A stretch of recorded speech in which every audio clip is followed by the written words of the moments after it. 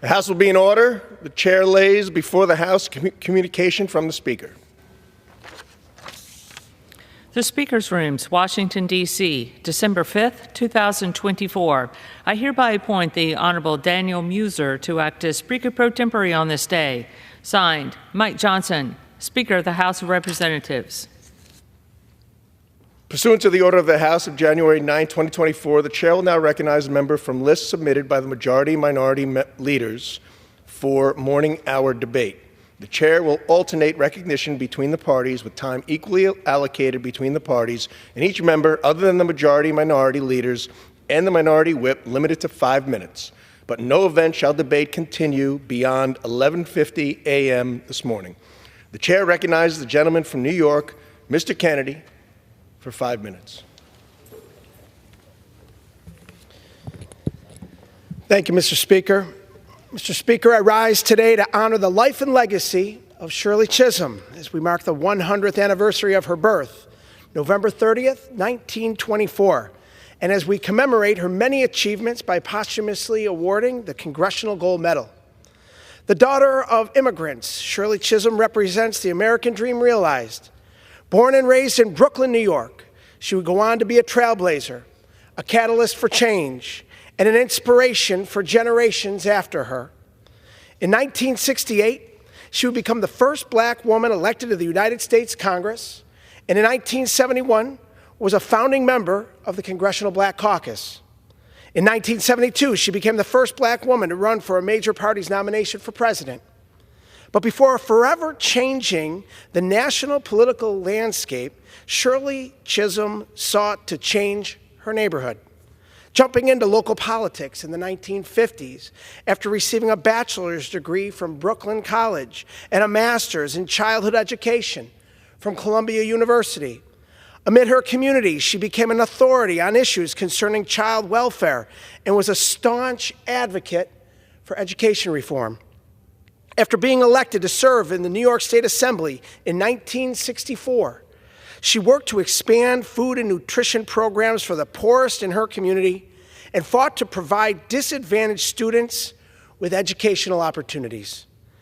She brought an unwavering commitment to justice, equality, and opportunity to Congress, serving New York's 12th district for 7 terms. It was here, in these halls, and in this very chamber, that Shirley Chisholm advanced policies that provided healthy food options for mothers and children, expanded child care, and strengthened health care coverage, and much, much more. Shirley Chisholm's famous declaration during historic presidential bid, "Unbut and unbossed," continues to resonate as a call for courage, authenticity, and integrity in public service. I'm deeply honored to represent the district that serves as her final resting place at Forest Lawn Cemetery in Buffalo, New York. It was in our community that she married her husband, the late Assemblyman Arthur Hardwick Jr., and it's here that the two of them made their home following her retirement from Congress. Her presence in our community is a powerful reminder of her enduring legacy. We are forever indebted to her for her service in advancing civil rights, women's rights, and making our nation more equitable for all. Yet, let us remember Shirley Chisholm not only for her achievements, but for the doors she opened and for others to follow. May she rest in peace and power. Mr. Speaker, I rise today in solemn remembrance of Private First Class Alan Gang, who passed away on November 10th, 2024. Born into a family with deep military roots, he entered the United States Army at the age of 19. He served in Vietnam in the 17th Cavalry Regiment of the 199th Infantry Brigade, where he sustained an injury while in combat in February of 1968. Upon his return to the United States, Private First Class Gang married his beloved wife, Kitty. Together, they raised 6 children. He received numerous awards honoring his dedication and valor displayed during his service, including the Good Conduct Medal, National Defense Service Medal, Vietnam Service Medal, as well as numerous badges and ribbons. In June, I had the distinct privilege of presenting Private First Class Gang with his Purple Heart Medal, awarded to service members who have been wounded or killed as a result of enemy action while serving in our military. A lifetime member of the Disabled American Veterans and a member of the American Legion Post 721 in his beloved South Buffalo, he exemplified the enduring spirit of camaraderie and service.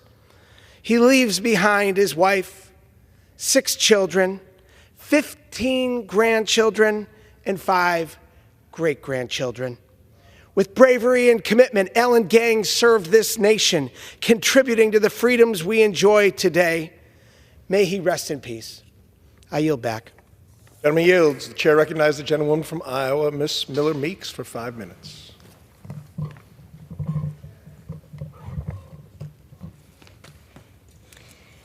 Thank you, Mr. Speaker.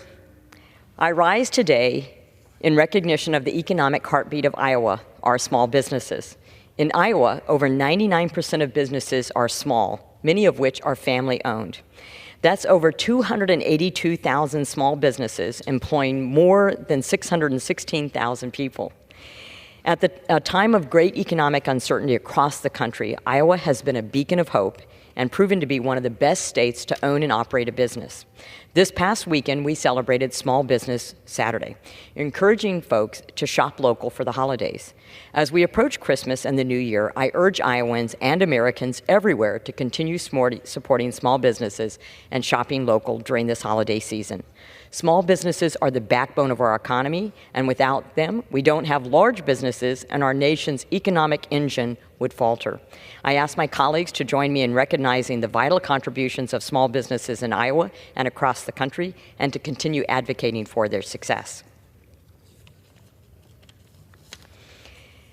Mr. Speaker, I rise today to recognize the first ever Iowa Regional Teacher of the Year, Ms. Caitlin Mahoney.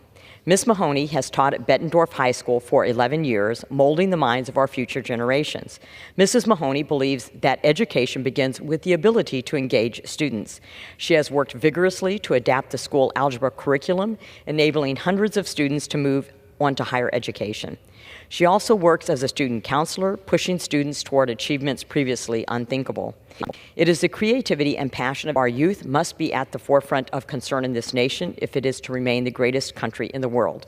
She will be competing against other finalists for the title of the 2025 Iowa Educator of the Year, the winner of which will be announced later this year. I wish her all the luck in the world. Mr. Speaker, I rise today in support of H.R. 5349, the Crucial Communism Teaching Act. This important bill directs the Victims of Communism Memorial Foundation to develop a curriculum that teach high school students about the dangers of communism and its conflict with the values of American democracy. As communist nations continue ramping up their aggression towards the U.S., it's crucial that we educate the next generation on the stark realities of totalitarian regimes and human suffering caused by communism. By providing students with these critical resources, we can help them understand the importance of liberty, individual rights, free markets, and the constitutional principles that define our nation. This bill will prepare our young people to be responsible citizens who can safeguard the freedoms we hold dear. I urge my colleagues to support H.R. 5349 and ensure that future generations are educated on the lessons of history. Mr. Speaker, I rise today to recognize the Iowa Computer Science Technology Association for helping Iowa rank amongst the top 10 states in the nation for providing access to high-quality computer science education. Iowa's top 10 ranking in the 2023-24 academic year of computer science class availability beats the national average by 24%, with 84% of reflected in the success of Iowa's youth as we set the standard in the workforce, on the world stage as well. This is a win for the people of Iowa and for America. The fight for educational success is never over, and we must continue to prioritize education, continually aiming for a brighter future for our students. Mr. Speaker, I rise today as Saturday, December 7th, will be the honoring and remembering of the 83rd anniversary of the attack on Pearl Harbor, a day that will live in infamy, a day that claimed the lives of 2,403 American heroes. On December 7th, 1941, a peaceful sunrise, and indeed there is the U.S. and an unshakable spirit of patriotism and resolve. Americans, ordinary men and women, answer the call to defend freedom and protect the ideals that make this country great and that continue democracy throughout the world. Let us honor those who sacrificed everything and remember their courage and dedication.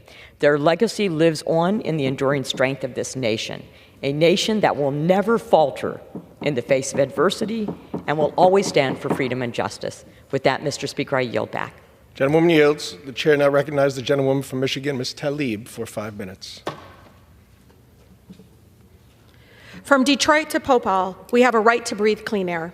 This week marks 40 years since the Bhopal chemical disaster in India, and the survivors are still sick and waiting for justice. Union Carbide, driven by corporate greed, caused one of the worst chemical disasters in history, poisoning the residents and the communities. I was honored to meet some of the survivors and proud to join them in their fight for justice. I joined Senator Merkley and Representative Jayapal to introduce a resolution reaffirming the need for stronger laws to prevent these tragedies and keep communities safe. Many of our communities in Michigan's 12th district live in shadows of corporate polluters. So this fight is personal to me. We are tired of greedy corporations poisoning our communities and getting away with it. In the Bhopal chemical disaster, around 20,000 people were killed when poison gas was released into the air. Nearly 500,000 people have suffered illnesses and premature death after the initial incident. And of course, the U.S. refused to extradite the CEO of Union Carbide, the company that owned and ran Bhopal facility, to face criminal charges. We need and deserve a better world, not a world where the color of your skin, your income, or your neighborhood where you were born puts you at a higher risk of being exposed to pollution that causes disease and death. And we see it in places like Detroit and Dearborn South End community, where there's higher rates of cancer and asthma. We cannot tolerate a world where corporations take all the profit and none of the liability. Dow Chemical knowingly took responsibility for this disaster when it bought the company, yet they still refuse to compensate the survivors. Dow is headquartered in Michigan, and if they think their actions are just going to be lost in history, well, I'm here to say that they've got another thing coming. Dow must pay what's owed to the people of Bhopal. Mr. Speaker, this is a plea on behalf of 182,000 families who will have students with disabilities in Michigan. Year after year, we continue to fall short on the promise to fully fund the Individuals with Disabilities Education Act, which many call IDEA. Failing to help our students to obtain the services they need to learn is, again, years that we cannot get back for our children. With this shortfall, we continue to undermine our students with disabilities. The education gap is continuing widening. There is currently 22% dropout rate for students with disabilities in Michigan, where for non-disabled students, it's only 8%. Students use assessments to measure student proficiency and achievement, and under the IDEA, students with disabilities are expected to participate in state assessments. However, every year between 2017 and 2022, the state of Michigan has requested the Department of Education to approve a waiver to increase the 1% gap required by the federal government for the number of students with disabilities who can take the Michigan's alternative assessment. It's because we're at double. We often don't do enough to support our kids who need to go through this, nor do we advise our parents properly. Budget cuts often shortchange individuals' learning plans that are crucial for students with disabilities. However, according to the Autism Alliance of Michigan, the dropout rate for students with disabilities is double the amount, but disparities are even worse for students of color with disabilities. We need to fully fund IDEA, and we know that will help Michigan serve our students. It will help reduce the amount of inappropriate assessments and improve access to information and support for our school districts. But it is disheartening to see the state of Michigan's Department of Education now before an administrative hearing judge because they are not in compliance with the federal laws. This is the first time in 27 years that our U.S. Department of Education had to drag a state through an administrative hearing process. And it's shameful that we're at this point after over a year of negotiations. We got to do better. These are our children. And again, we cannot get these years back for them. We have to do right. Mr. Speaker, Detroit is not only the most beautiful, blackest city in the country, but it also houses the most important trade corridor in the nation. 27% of trade comes through our amazing city. Tariffs are one tool, but they have costs and benefits that must be considered regarding trade. Used strategically, we know they can help new industries support resilient supply chain and even promote high road labor as well as environmental practices. However, the cost of Trump's tariffs proposal would be devastating for our families. Take our auto industry, for instance. The U.S. relies on $97 billion worth of auto parts and millions of unfinished vehicles from Canada and Mexico, of course. But Trump's tariffs, as it is now, would raise the price of new cars by $3,000. Our families cannot afford that cost.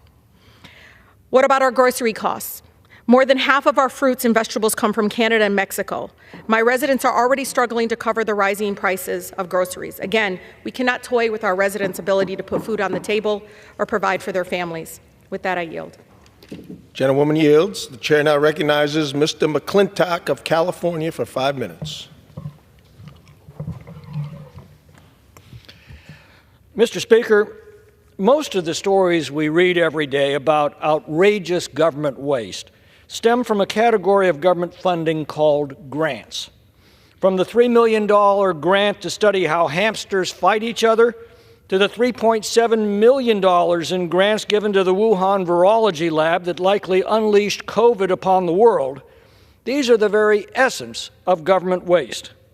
Government grants fall into two major varieties: gifts of public money for every cause under the sun, and grants for local projects of every variety. Now, they're all for good causes. They go to universities, companies, NGOs, civic groups, charities, local governments, state governments, and do-gooders of every kind, all promising some public benefit.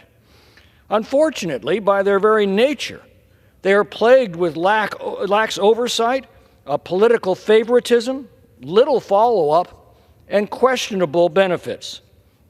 Indeed, much of the grant money doled out each year disappears into the salaries of various groups and agencies who will then write glowing reports of their work and apply for more grants next year in an ever-expanding litany of waste.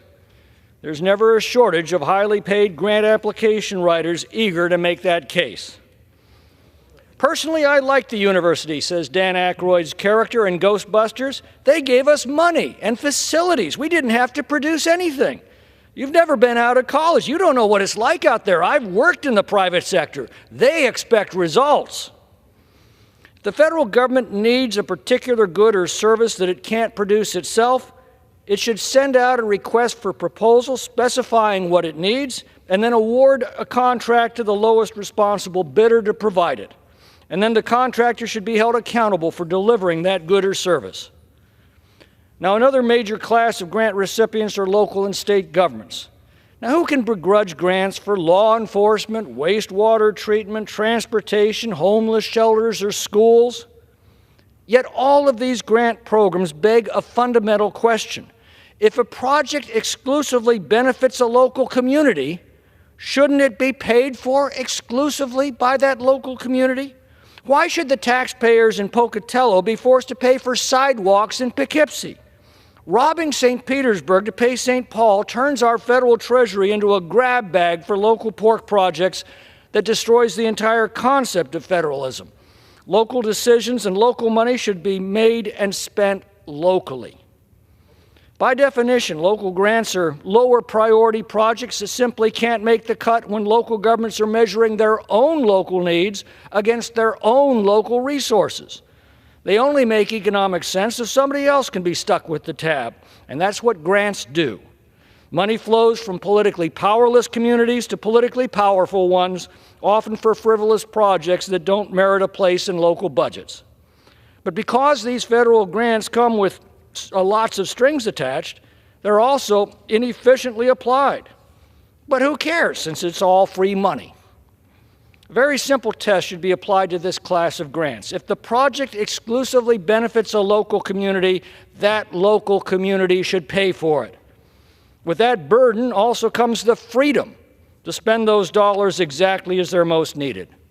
Federal resources should be reserved for projects that benefit the entire country. That's the difference between the federal interstate highway system and a local street. This is not a small matter. Between 2016 and 2020, federal grant spending ballooned from $675 billion to $972 billion, and that's exclusive of Medicaid grants to states. That's nearly half of the annual federal deficit right there. Now, weeding them out or reforming them is no easy task because a thriving political ecosystem of wealth and favor supports them. In last year's spending spree, both parties indulged themselves with 8,222 congressional earmarks, a particular subset of grant spending where individual congressmen handpick their recipients. So here's a modest proposal for the Doge boys. Stop the cash bonanza to every self-described deserving cause and influential community with a good grant writer. Budget writers and appropriators should look with extreme skepticism on every grant that awards money without results or that robs taxpayers in one community to pay for projects in another. It is time that we protected and reserved the federal treasury for the general welfare of the United States as our Constitution envisioned. I yield back. Gentleman yields. The chair now recognizes the gentlewoman from Ohio, Ms. Beatty, for 5 minutes. Mr. Speaker, today I rise with a heart full of pride to celebrate a little magic from my district in Columbus, Ohio, a place where innovation, creativity, and community come together. And today that magic has an exciting connection to the Capitol Christmas tree. What's the magic? The bright young mind of Cambridge Elder and the incredible work of COSI, the Center of Science and Industry. While I am also here, I want to encourage my colleagues to support the bipartisan National STEM Week because brighter futures don't happen by chance, they happen by choice. So let's start with the tree. This year's Capitol tree traveled over 4,000 miles from the breathtaking forests of Alaska to Washington, D.C., making 14 stops along the way. One of those special stops was in my congressional district, where the tree picked up an ornament designed by Cambridge Elder, a 7th grader in my district at the Arts Impact Middle School.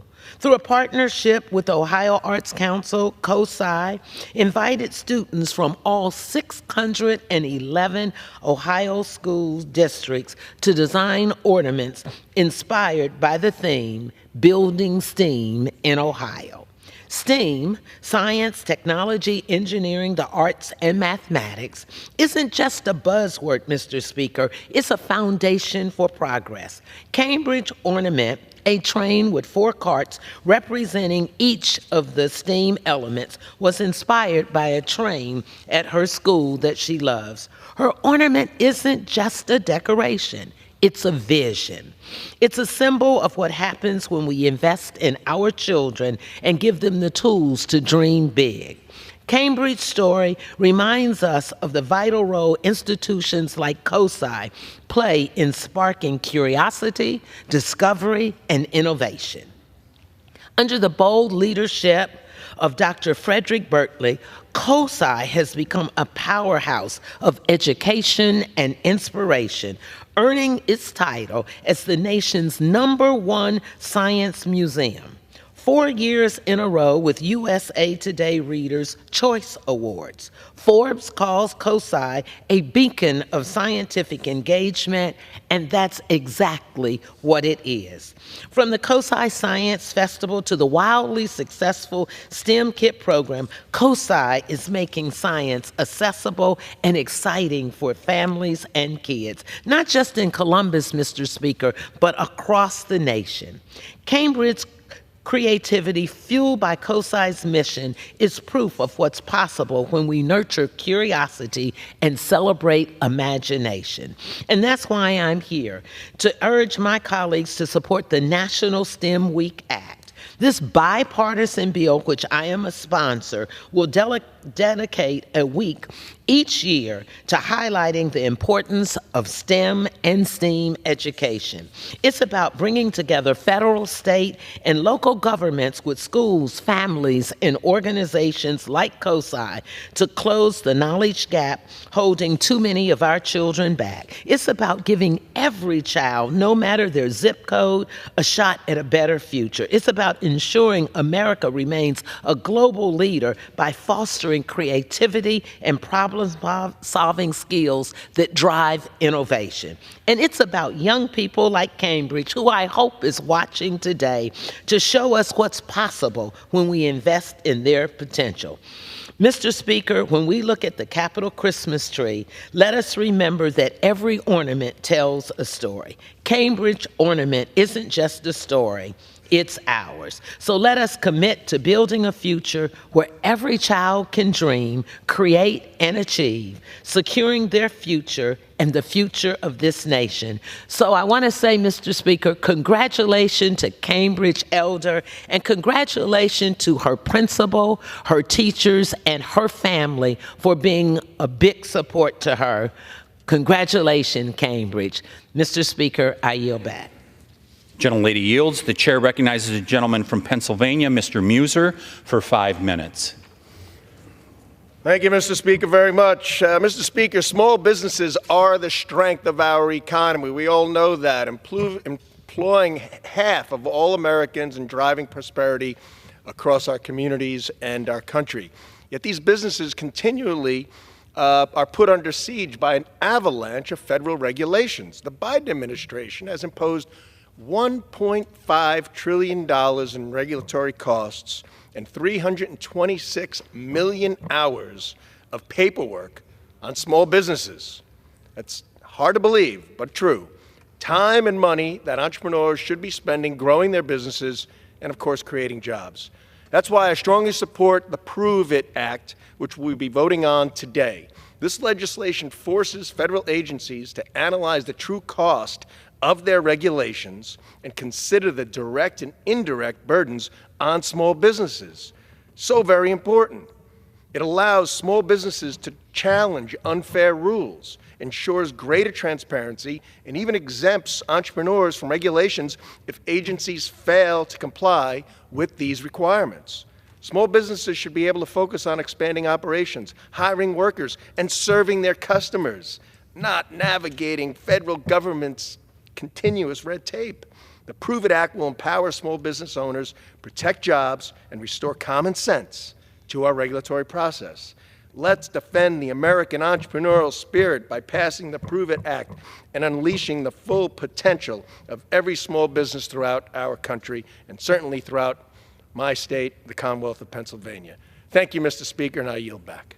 The gentleman yields. The chair recognizes the gentlewoman from Texas, Ms. Lee Carter, for 5 minutes. Thank you. Mr. Speaker, I rise to recognize National Influenza Vaccination Week and to emphasize the importance of protecting our communities through vaccination. Each year, the flu affects between 9 and 41 million Americans, leading to 12,000 to 52,000 deaths, depending on the severity of the season. In the 22-23 flu season alone, we saw approximately 360,000 hospitalizations and 21,000 deaths nationally.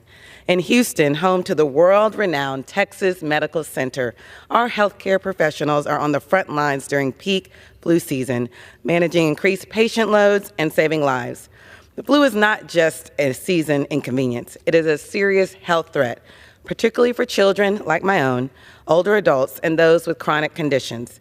Vaccination is our best defense, according to the CDC. Getting a flu shot reduces the risk of severe illness, hospitalizations, and death.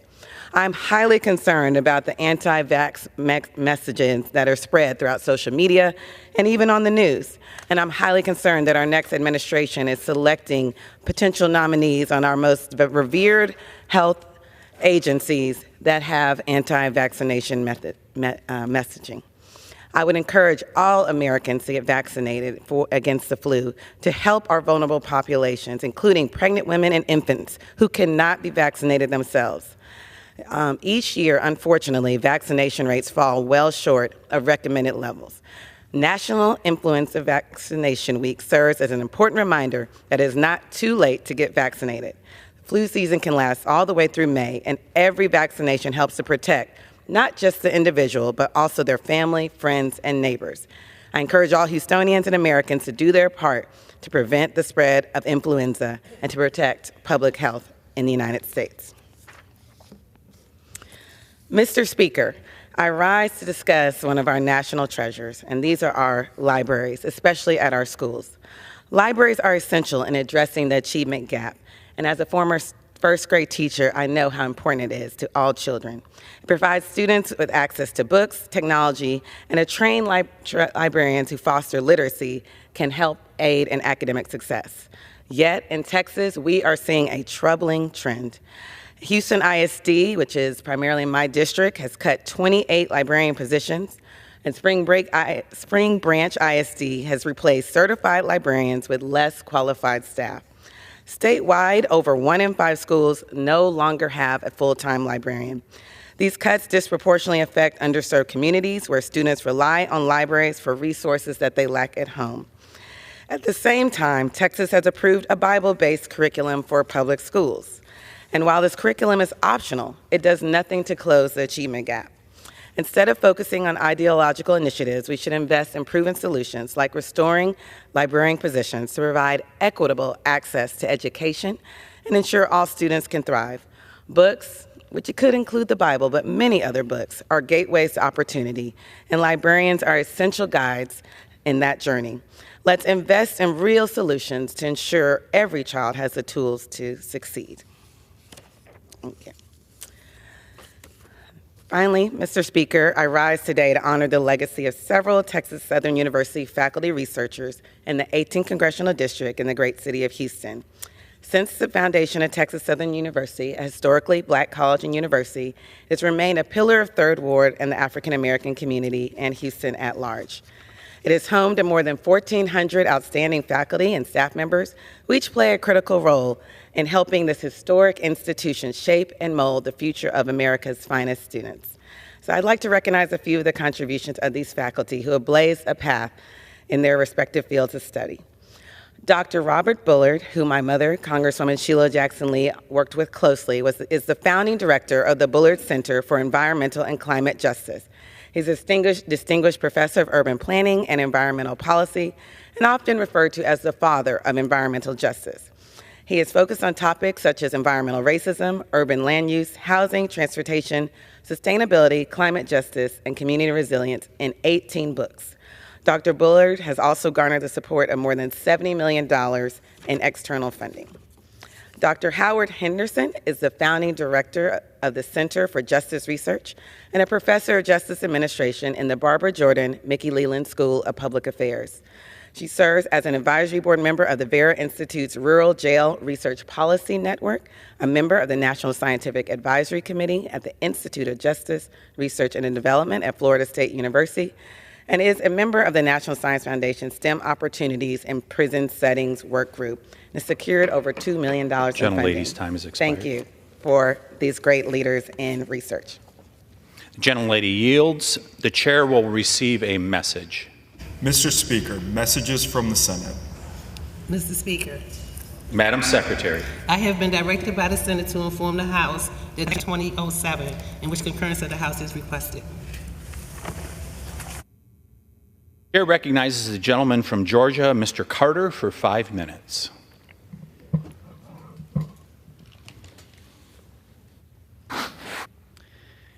Mr. Speaker, I rise today to mourn the loss of the former Georgia Department of Natural Resources Commissioner Joe Tanner, who sadly passed away on Sunday, November 24th.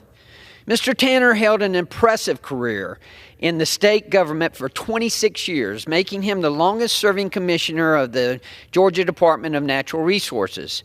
He was first appointed to the position of commissioner for the Georgia Department of Natural Resources in 1972. Mr. Tanner served as commissioner until 1984 and completed a second term of service from 1990 to 1995. Mr. Tanner accomplished many impressive achievements throughout his career into the DNR. Mr. Tanner was a dedicated servant to the environment and law. known for establishing the state's single-point environmental permitting system. Mr. Tanner will forever be remembered for his excellence and dedicated service to the state of Georgia.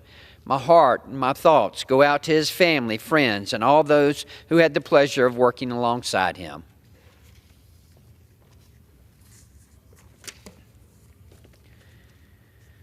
Mr. Speaker, I rise today to congratulate Cassandra Cannon for her placement in Inc.'s 2024 Female Founders 250 list.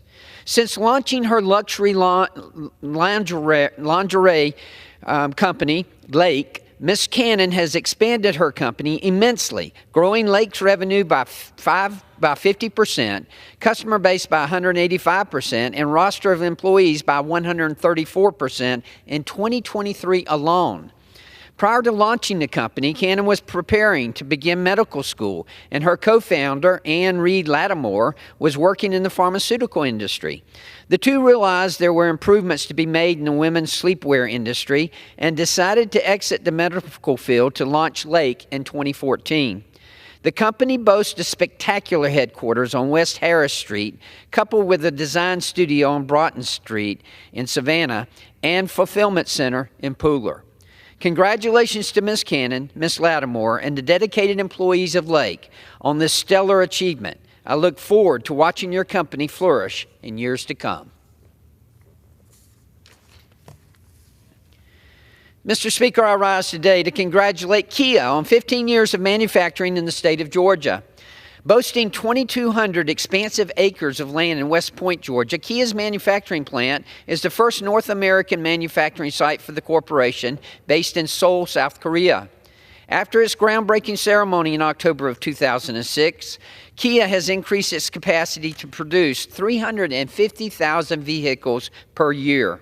Soon, Kia will complete its $217 million expansion to allow for the production of electric vehicles in addition to the plant's customary products.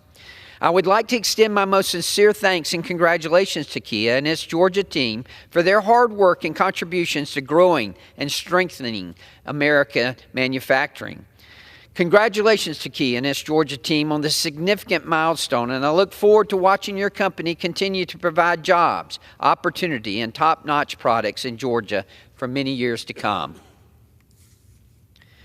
Mr. Speaker, I rise today to honor Georgia Tech for ranking #1 among public schools in the South.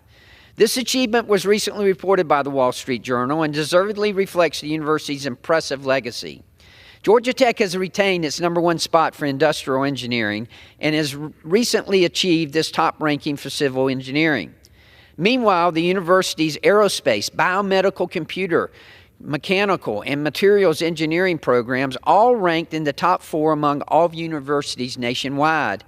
Georgia Tech is a leader in advanced research and preparing students for careers in technology and innovation.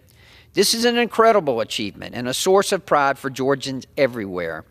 Our public universities are great options for young people to get a quality education, and Georgia Tech embodies this to the fullest. These well-deserved rankings highlight the commitment of students and staff alike to maintaining a culture of innovation and of excellence. Congratulations to the students, to the staff, and to the alumni of Georgia Tech. Thank you, Mr. Speaker, and I yield back. Gentleman yields. The chair recognizes a gentlewoman from North Carolina, Ms. Manning, for 5 minutes. Mr. Speaker, as I rise today, women's basic reproductive freedoms are under relentless attack by right-wing politicians and judges across the country. Over 2 years ago, Donald Trump's hand-picked MAGA Supreme Court justices overturned Roe v. Wade, dismantling 50 years of judicial precedent. This catastrophic decision has left 1 in 3 women living under outright abortion bans and unleashed a coordinated effort to undermine the full range of reproductive health care, including access to birth control. In his concurring opinion in the Dobbs case, Justice Clarence Thomas explicitly called for revisiting the right to contraception. Despite the fact that over 90% of women rely on contraception at some point in their lives, extremist Republicans have seized on this as a rallying cry to target birth control. In Oklahoma, Republican lawmakers have proposed radical legislation to outlaw widely used forms of contraception, including IUDs and the morning after pill. In states like Virginia, Arizona, Tennessee, and North Carolina, extremist Republicans have blocked efforts to protect access to contraception. Adding to this alarming trend, Trump's Project 2025 blueprint outlines a dangerous agenda to further dismantle reproductive health care, including targeting emergency contraception and insurance coverage for birth control.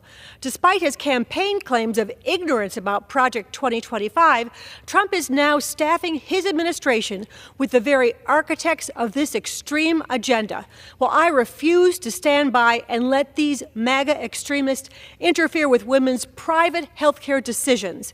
That's why I'm fighting to pass my Right to Contraception Act to ensure every American has the right to access the full range of FDA-approved birth control. This legislation is a safeguard against the growing threats to contraceptive rights. It ensures that every American can make crucial decisions about their health, their family planning, and their future. The Right to Contraception Act guarantees the right to access contraceptive services and protects healthcare providers' ability to deliver them. It also secures access to the full range of contraceptive methods, including birth control pills, IUDs, and emergency contraceptives like Plan B. In June, I was proud to announce a discharge petition to bring my bill to the House floor for a vote, and I invited my Republican colleagues who claim to support the right to contraception to join me in signing it. All these months later, not a single House Republican has signed that petition. This comes after 195 House Republicans voted against the right to obtain birth control in the last Congress, and the legislation was blocked by Republicans in the Senate. To quote award-winning poet and fellow North Carolinian Maya Angelou, when someone shows you who they are, believe them.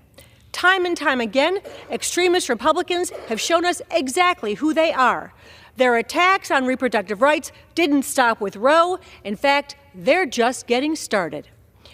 In contrast, we Democrats believe that every American has the right to decide whether, when, and with whom to have children. No politician or judge should have the power to take that right away. Republicans purport to believe in small government. Well, let them start by staying out of our bedrooms and our doctor's offices. While I may soon be departing Congress because of the outrageous gerrymandering by the Republican-controlled legislature in North Carolina, let me be clear. I will never stop fighting for women to receive the basic reproductive health care they need and deserve. And with that, Mr. Speaker, I yield back. The gentle lady yields. The chair recognizes the gentleman from Kansas, Mr. Mann, for 5 minutes. Thank you, Mr. Speaker. When I come to this floor, I often speak about how our brightest days are yet to come, about the next generation of Americans, about the future we should be working to build for them. Currently, the Biden administration and Washington's embrace of fiscal insanity is a stumbling block to reaching that future. In November, America's national debt climbed to $36 trillion. $36 trillion. This is not normal. Washington has a spending addiction and is just expected that Americans and future generations of Americans will pay for it. Our nation, our children, and our future grandchildren and future great-grandchildren cannot afford for us to continue kicking the can down the road. Last year, the U.S. Census revealed that the median household income was nearly $80,000. Today, if everyone decided to pitch in and tackle our debt, every American household would need to contribute almost $273,000 to bring our balance to zero. Compare that price tag to the average mortgage in the United States, which is about $245,000. 4 years ago, our national debt was nearly $28 trillion. Over the course of 1,400 days, the United States accumulated a debt of $68,352 per second. No American family could survive that way, yet year after year, this is the way our federal government acts. This is not sustainable. If any member of this body had a loved one who was racking up debt at this rate, none of us would encourage them to mindlessly continue their spending habits. We do what we could to help them evaluate their spending and get them back on the right track. Yet only about half of this body seems to care about how our federal government spends our tax dollars. Our fiscal house is an utter disaster, and we need to get serious and start finding solutions. Since I sworn to Congress, I've sounded the alarm on our national debt. I've opposed bloated spending packages that only focused on funding far-left wish lists. I fought to reduce and reprioritize our federal spending. I've challenged this body to think about the blank checks we are writing and ask ourselves, is there a way to do this more efficiently? This petition often has been ignored while Washington sticks to business as normal and spends. Enough is enough. This is not fiscal responsibility. This is fiscal insanity. On November 5th, 2024, America made it clear that we no longer want business as usual in this town. It's time to get our fiscal house in order and to get our country back on track. As America approaches its 250th birthday, President-elect Trump was spot on in creating the Department of Governmental Efficiency as a perfect gift to our nation and to the next generation of Americans. Mr. President, hear me loud and clear. We will work with you to make our government work for the people again, to make it efficient again, and to clean up our fiscal house. Let's work together to end the federal government's out-of-control spending once and for all. This challenge is not going to be easy, but America is worth it. The future of our country is worth it. The next generation of Americans are worth it. And I know that we can do it. We're going to have to do it together, and our brightest days truly are yet to come. Thank you, Mr. Speaker, and I yield back. Gentleman from Kansas yields. The chair recognizes the gentlewoman from California, Ms. Lee, for 5 minutes. Thank you, Mr. Speaker. I rise in support of strengthening United States relationships with Africa and the Caribbean. The history and culture of the United States is inextricably linked to Africa and the Caribbean. The brutal history of colonialism, slavery, and the Middle Passage has shaped our shared destinies. As people of African descent in the Americas and Africans on the continent, we commemorate all of our tragedies and triumphs of the last 4 centuries. We know that there is strength and comfort in celebrating our shared Black ancestry and identity. These vital historic ties are an opportunity for the United States. As I travel in Africa and the Caribbean, I hear from many people, business leaders and government leaders. They are actively seeking to partner with the United States. They specifically want to work with Americans to tackle global challenges that impact us all. And yet, Washington too often ignores or cannot hear these voices. We fail to invest the time, resources, and energy into building true partnerships. Now, we have entered a new era of global competition. Governments like those of China and Russia openly seek to be the partner of choice. There is a void, yes, thanks to our neglect, that they are filling. People in Africa and the Caribbean want to work with America as the partner of choice. But if their partner of choice is not listening to them as sovereign countries, they will make decisions on their bilateral and multilateral alliances which exclude those countries which all but have ignored them. America needs to step up our game if we want to build the true and deep partnerships that will advance our shared goals. In these countries, respect, development assistance, trade, and investments go a long way.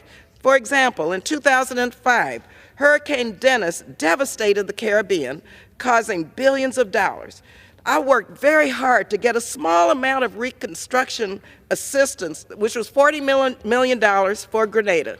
When I visited Grenada later, there were signs everywhere for the first time that said, "Thank you, USA." It's also important that members of Congress get out and visit African and Caribbean countries. China shows up, believe me, every day in Africa and the Caribbean. Members of the United States Congress need to show up. I remember once when I visited Grenada just a couple of years ago, I stopped by the United States State Department office there. I saw a picture on the wall of myself, the former chair of the Western Hemisphere Subcommittee, Congressman Elliot Engel, and several members of Congress from ACODEL when we visited Grenada in 2007. So I asked if that CODEL had made an impact, and I was told, in fact, 2007 was the last time there had been a congressional delegation to Grenada. outrageous. I believe that this work can and should be bipartisan. 2 decades ago, I worked with George Bush to create the Caribbean American Heritage Month designation as June. Today, that commemoration is still celebrated among people in the Caribbean and here in the United States, Caribbean Americans, and it's a useful tool for building bridges with our Caribbean neighbors.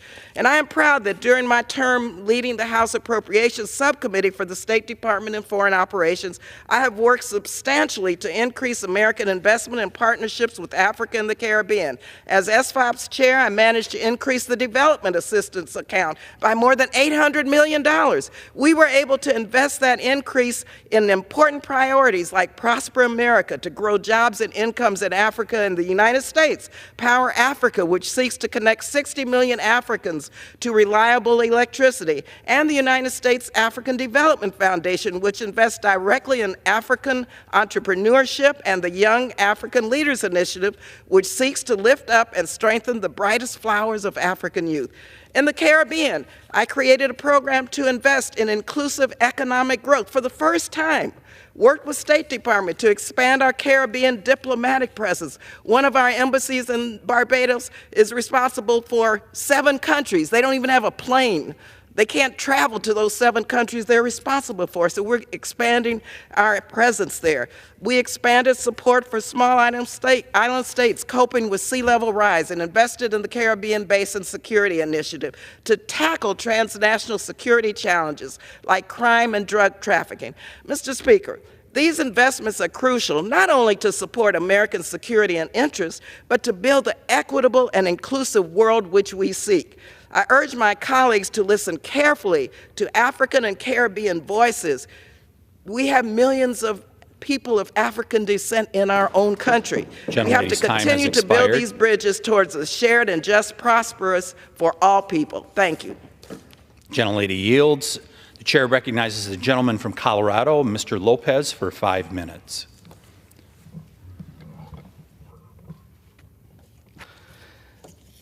Thank you, Mr. Speaker. I rise today to address an issue that affects all of us deeply, the safety of our roads and the lives of those who travel on them. Each year, preventable tragedies unfold on our highways. Families are shattered, lives are cut short, and dreams are lost, not because of chance, but because of somewhere along the way, safety standards were neglected, corners were cut, and human lives were undervalued. This isn't just about statistics or regulations. It's about people, fathers, mothers, daughters, sons, friends, and neighbors, people who trust a system in place to protect them. Systems like the Federal Highway Safety Standards, which exist for one purpose, to save lives. These guidelines are not arbitrary. They are the result of decades of research, real-world testing, and collaboration among safety experts, engineers, and policymakers. We know what works to prevent accidents, protect construction zones, and keep our roads safe. And yet, in Colorado, time and time again, we see these safeguards disregarded with devastating consequences. Think about the mother driving home from her night shift who never made it to her kids because her car was rear-ended in an improperly managed construction zone. Think about the newlyweds, full of hope and plans for the future, killed when a semi overturned due to inadequate lane shifts and insufficient traffic controls. These are not just accidents, they are preventable failures. Failures to prioritize safety, failures to honor the trust of those who use our roads, failures to follow the very standards designed to prevent these tragedies. Federal highway safety standards are not optional. There are essential safeguards meant to ensure that every person who steps onto a highway has the best chance of getting where they're going, alive and uninjured. Cutting corners on these standards isn't just irresponsible, it's unacceptable. Every poorly designed lane shift, every missing warning sign, every unfunded safety measure represents a choice to put cost or convenience above human life. The Colorado Department of Transportation has a responsibility, a moral and professional duty to follow these standards without compromise. This is not about bureaucracy. This is about humanity. Their failure to adhere to these safety guidelines is a failure to uphold the sacred trust we place in them every time we step onto the highway. It is a failure to protect the workers in construction zones who deserve to go home to their families at the end of the day.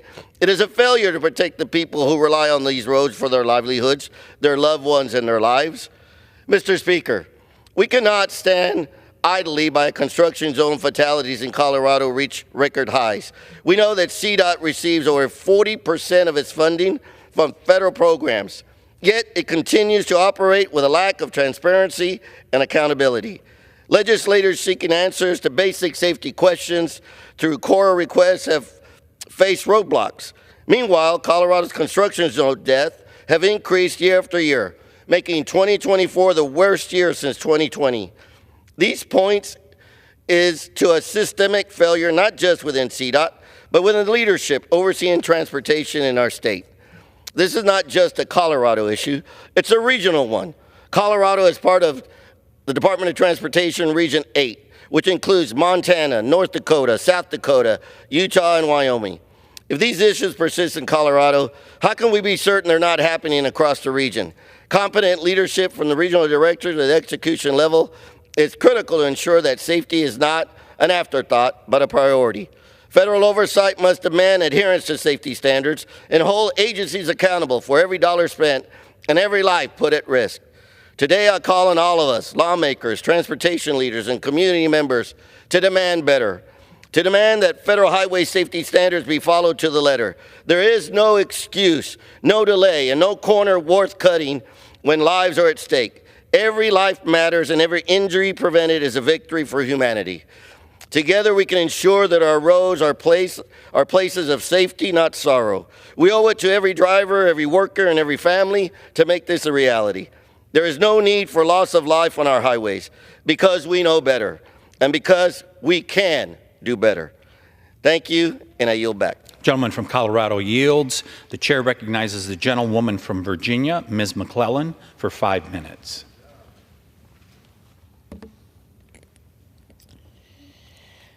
Mr. Speaker, I rise today in support of the millions of Americans across the nation who depend on SNAP benefits.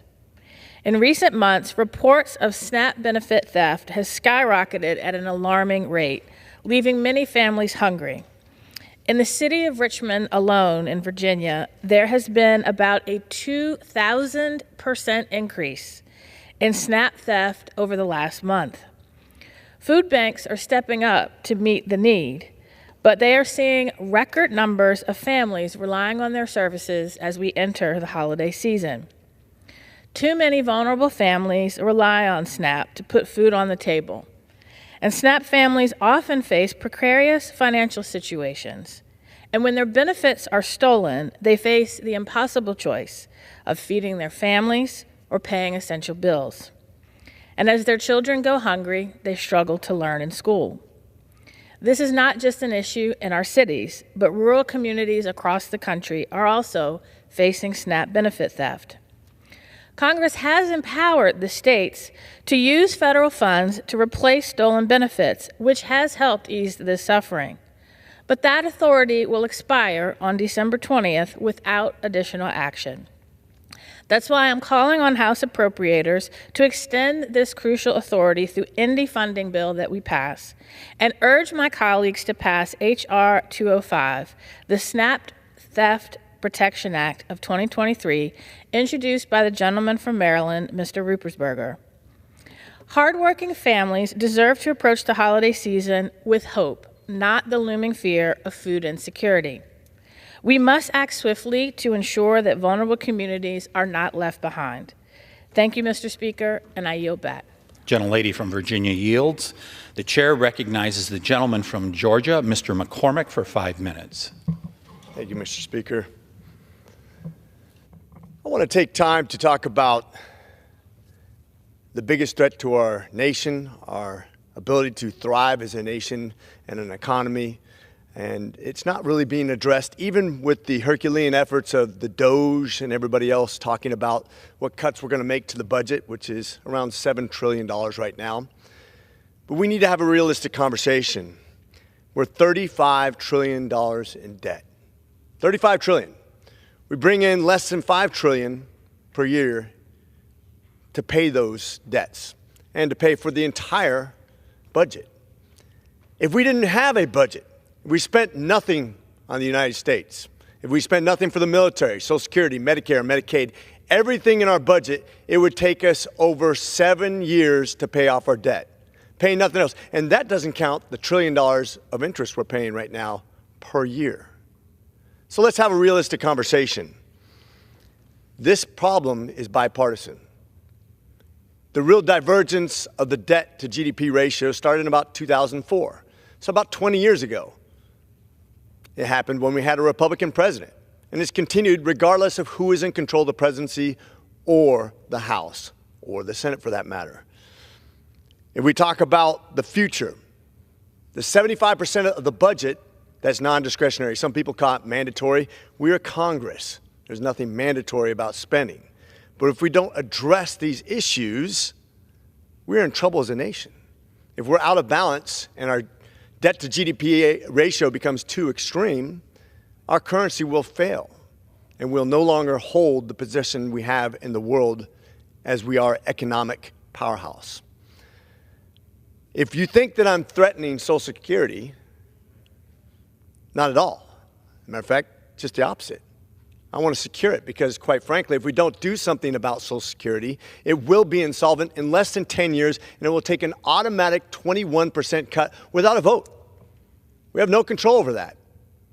Or we can, as Congress say, no, we're just going to print a whole bunch more money and saddle our children and our grandchildren with that burden into the future and increase our debt ratio again, threatening our currency. If you think I'm here to threaten Medicare, again, you're mistaken, greatly mistaken. If we do nothing within about a decade, it will be cut automatically by 11%, or we'll have to make the emergency standard to print more money and again saddle our future generations with debt they cannot pay. Debt that will saddle our economy, saddle our ability to function as a government, debt that will disrupt everything we know in America to be good. Our abilities, our opportunities, all the things that make us thrive as a nation. As Coolidge famously said, the business of America is business. Business cannot thrive if we don't have an American currency as the standard of the world. So therefore, I want us to have those serious conversations. I want us to not have those automatic cuts. And I want to make sure that we do what we can do to cut as much of the deficit spending as possible. Remember, 30% deficit per year cannot be conquered just by one budget. But we have about 2 years to take this opportunity because, quite frankly, so many times I keep on hearing my peers in this Congress talk about the things we need to give away. That comes at a cost to all Americans. Doesn't matter if you're Republican or Democrat. We have to have real reform and not just our discretionary budget, which is only 25% of what we discuss. 25%. We have to have an entire budgetary process that's bipartisan, so we can have a solution for all Americans going forward. And with that, I yield.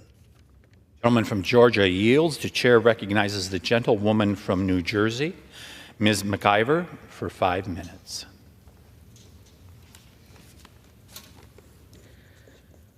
Thank you, Mr. Speaker. Today, I rise to celebrate the life of Honorable Mildred C. Crump, a visionary leader and trailblazer from my beloved city of Newark, New Jersey, who passed away this past Sunday, December 1st, 2024.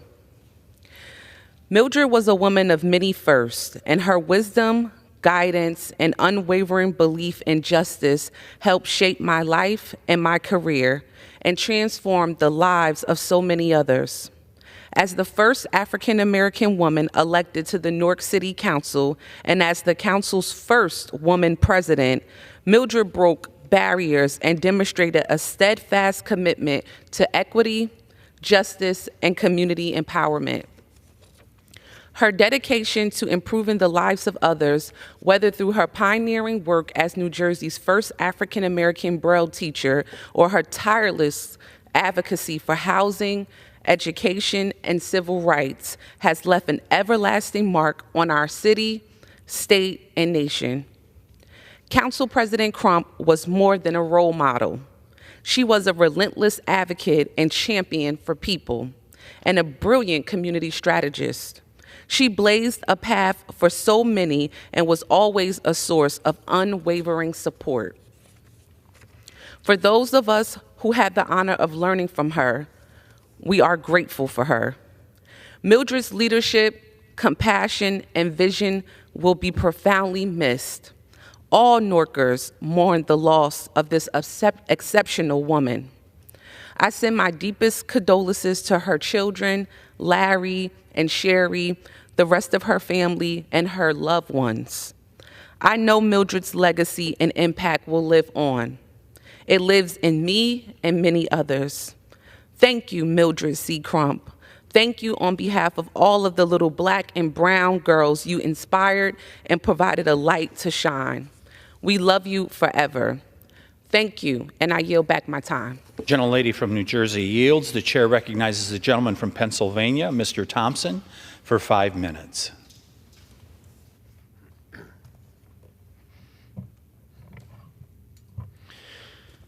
Well, thank you, Mr. Speaker.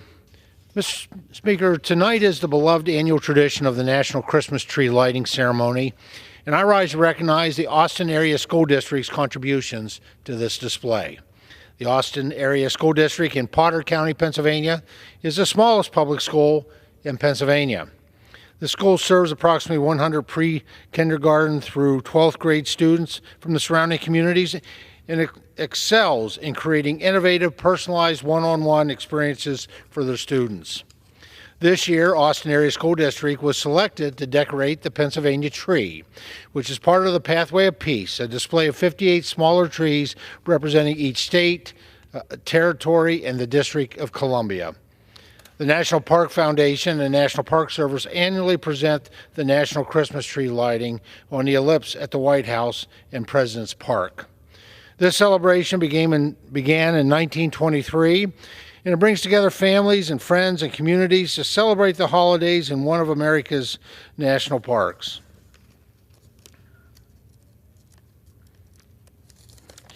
With the collaboration from the National Park Service, Department of Education, and National Park Foundation, local schools from each state decorate their trees with ornaments honoring their unique traditions and heritage.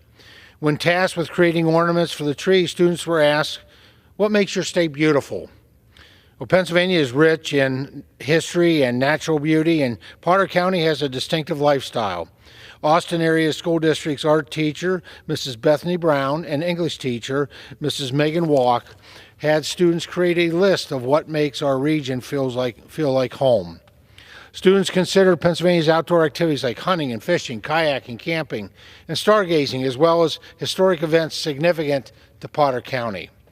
This attraction is open December 7th through January 1st, and visitors viewing the Pennsylvania tree will see that our students showcase many unique attributes of Potter County.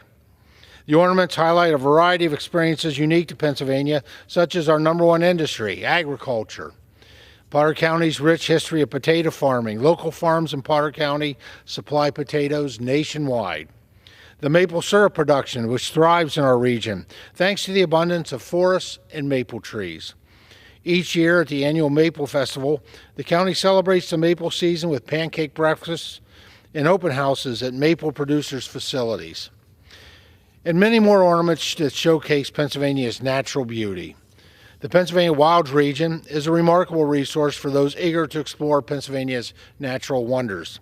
Unique attractions like the Countersport Ice Mine, which produces ice even during the summer heat, add to the area's charm and are reflected in the students' ornament designs. Potter County serves as the source of major river systems, including the Allegheny River, which is also represented on the Pennsylvania state tree. Visitors will see that students also incorporated our state tree, flower, and various native animals into their designs. The ornaments made by the Austin Area School District students promote some of Potter County and Pennsylvania's proudest attractions. When reflecting on this experience, Austin Area School District student Brianna G. said, quote, "Having the opportunity to create a design that not only symbolizes me, but my school and the area around me is so special. I feel so proud to have been given this chance, and I hope that someone will see this ornament and agree with the beauty of Pennsylvania's land. I am also thankful to my teacher, Mrs. Brown, for introducing us to this idea and letting us be as creative as we want. This is a project that I will remember for a very long time." End quotes. Participation in the arts is wonderful for a young person's development. It can inspire confidence that often extends far beyond the classroom. Teachers like Mrs. Brown and Mrs. Walk nurture creativity and play an invaluable role in shaping curious minds. Mr. Speaker, I'd like to thank the Austin Area School District students and staff and faculty for bringing Pennsylvania's Christmas spirit to our nation's capital and highlighting what makes Potter County such a special place to live and to visit. As Brianna G. so nicely quoted, it is an experience we will all remember for a very long time. I'm incredibly proud of our students and their contributions to this cherished national tradition. Thank you, Mr. Speaker, and I yield back the balance of my time. Gentleman from Pennsylvania yields. The chair now recognizes the gentleman from California, Mr. Khanna. Mr. Speaker, I'd like unanimous consent to address the House for 5 minutes. Gentleman's recognized.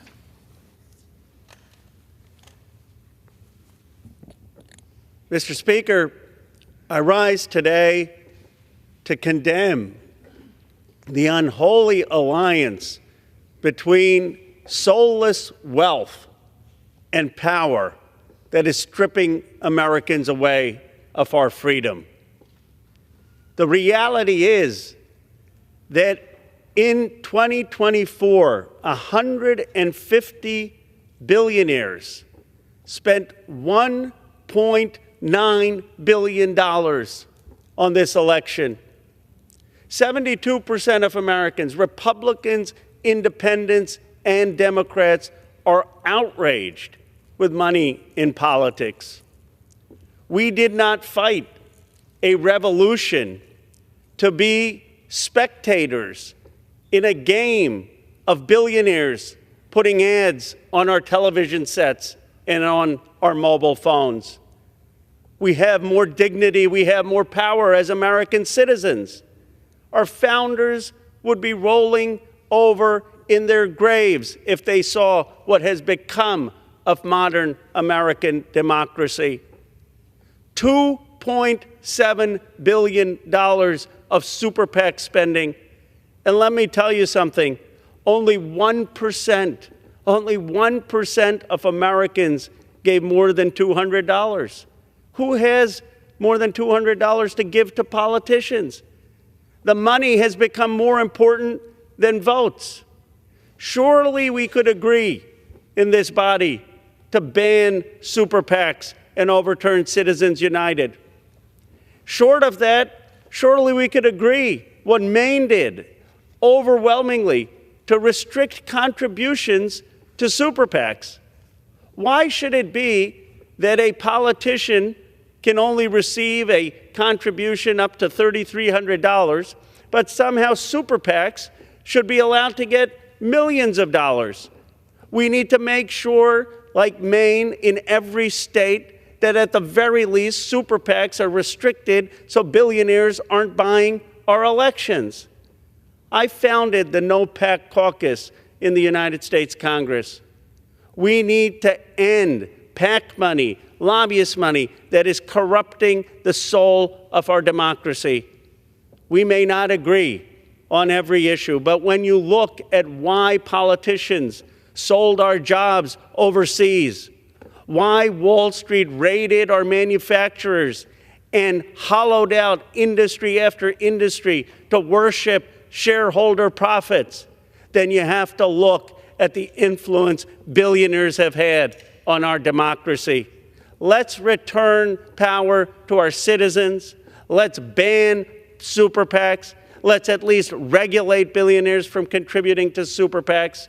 Let's ban members from accepting PAC and lobbyist money. That will be worthy of our time in Congress. I yield back, Mr. Speaker. The gentleman yields. The chair recognizes the gentleman from Arizona, Mr. Ciscomani, for 5 minutes.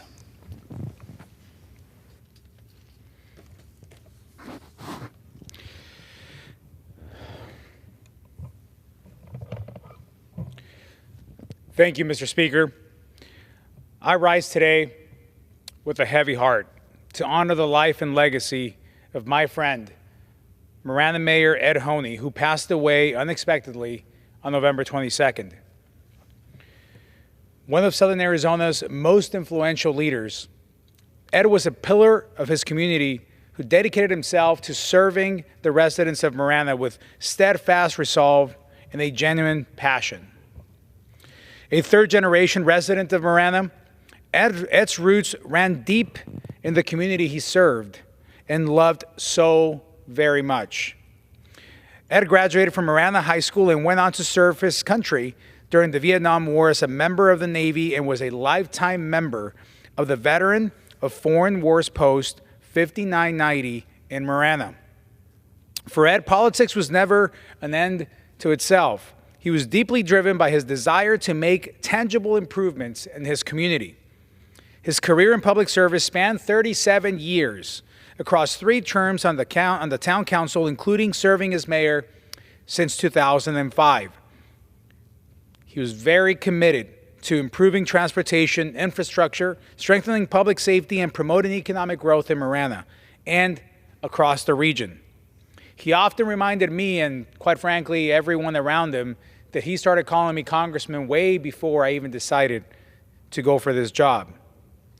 I'm deeply proud of the strong federal-local partnership Ed and I built to benefit our constituents. In total, we worked together to preliminary direct over $4 million in federal funding in Marana. But it was more than just a mayor-congressman relationship. To both of us, it was just 2 friends working together for our communities. Ed's legacy of servant leadership will have a positive impact in his community long into the future. Laura and I will continue to keep his family, friends, and loved ones in our thoughts and prayers. As we remember Mayor Ed Honey, let us honor his memory by continuing the work he was so passionate about, building stronger communities and helping each other succeed. I will sure miss you, my friend. With that, I yield back. The gentleman from Arizona yields. The chair now recognizes the gentlewoman from Ohio, Ms. Kaptur, for 5 minutes.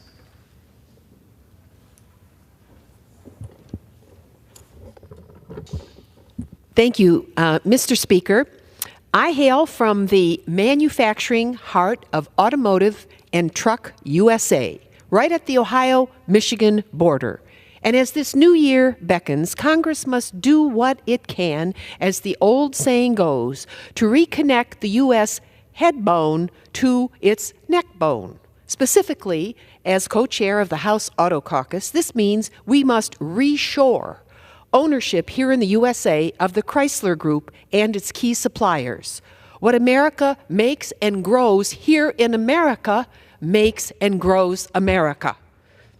The popular Jeep Wrangler, Ram truck, and the American steel that should go into them create 2 of the most popular purchased vehicles in our country and world. Just these 2 vehicles represent a major manufacturing sector for our heartland that was traded away by Wall Street to Europe. As a result, thousands upon thousands of skilled workers at production platforms in Toledo, Ohio, Sterling Heights, Michigan, and Pittsburgh, Pennsylvania, are now being idled before the holidays. Why is it always right before the holidays? Meanwhile, the purveyors of vast wealth actually harm the workers that create the very wealth that benefit those billionaires. And the production was moved, the ownership of the production was moved to Europe, and their billionaire enablers and buddies on Wall Street from the world of high finance keep trading away their livelihoods. America's truck, automobile, steel, and auto parts manufacturing workers have had enough. They deserve respect. Wouldn't the holiday season be happier if Congress could reassure thousands and thousands of Jeep and Ram workers a better future? The current Jeep Stellantis CEO, Carlos Tavares, is stepping down. He lives in Europe. And after his dreadful 10 years as leader of this Lodestar automobile company that was created in this country, are you ready?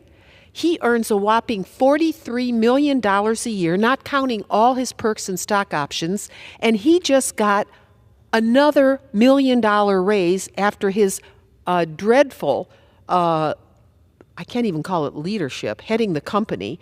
He just got rewarded that additional $1 million. Meanwhile, workers in Toledo and Sterling Heights get pink-slipped and hit the unemployment lines. How cruel. This has to stop. Production pauses were announced just before Thanksgiving as we head into the holiday season. That is downright un-American. It's long overdue for America to be American again. Wall Street traders should bring back ownership of Chrysler, Jeep, Dodge to the United States of America. It's overdue to put real car builders in charge, not Wall Street traders nor hapless CEOs from another country. The outgoing Biden administration and the incoming Trump administration must direct attention to what is occurring right at the Ohio-Michigan border. This region is the heart of the industrial Midwest, where people make and build our real wealth, not just trade it away. Our people don't live in virtual reality or stock options. We live in places where iron sharpens iron. Some might say the agony and the ecstasy of producing America's wealth. Yet we have seen it traded away time and again, decade after decade, as oligarchs and billionaires who could care less about America get richer off the sweat of our people. So this is a wake-up call for the current and future President of the United States. Hear our call. Reshore ownership of our Chrysler, Jeep, Dodge platform, both in the automotive and trucking industry. Lift up the industrial heartland of America. As we reshore the ownership and production of our nation's most popular vehicles, we also ensure that those who own the means of production have to live in the same reality as those who build these cars and trucks. Both Presidents Trump and Biden have said America should stop the sale of U.S. steel to Japanese Nippon Steel. I agree with that.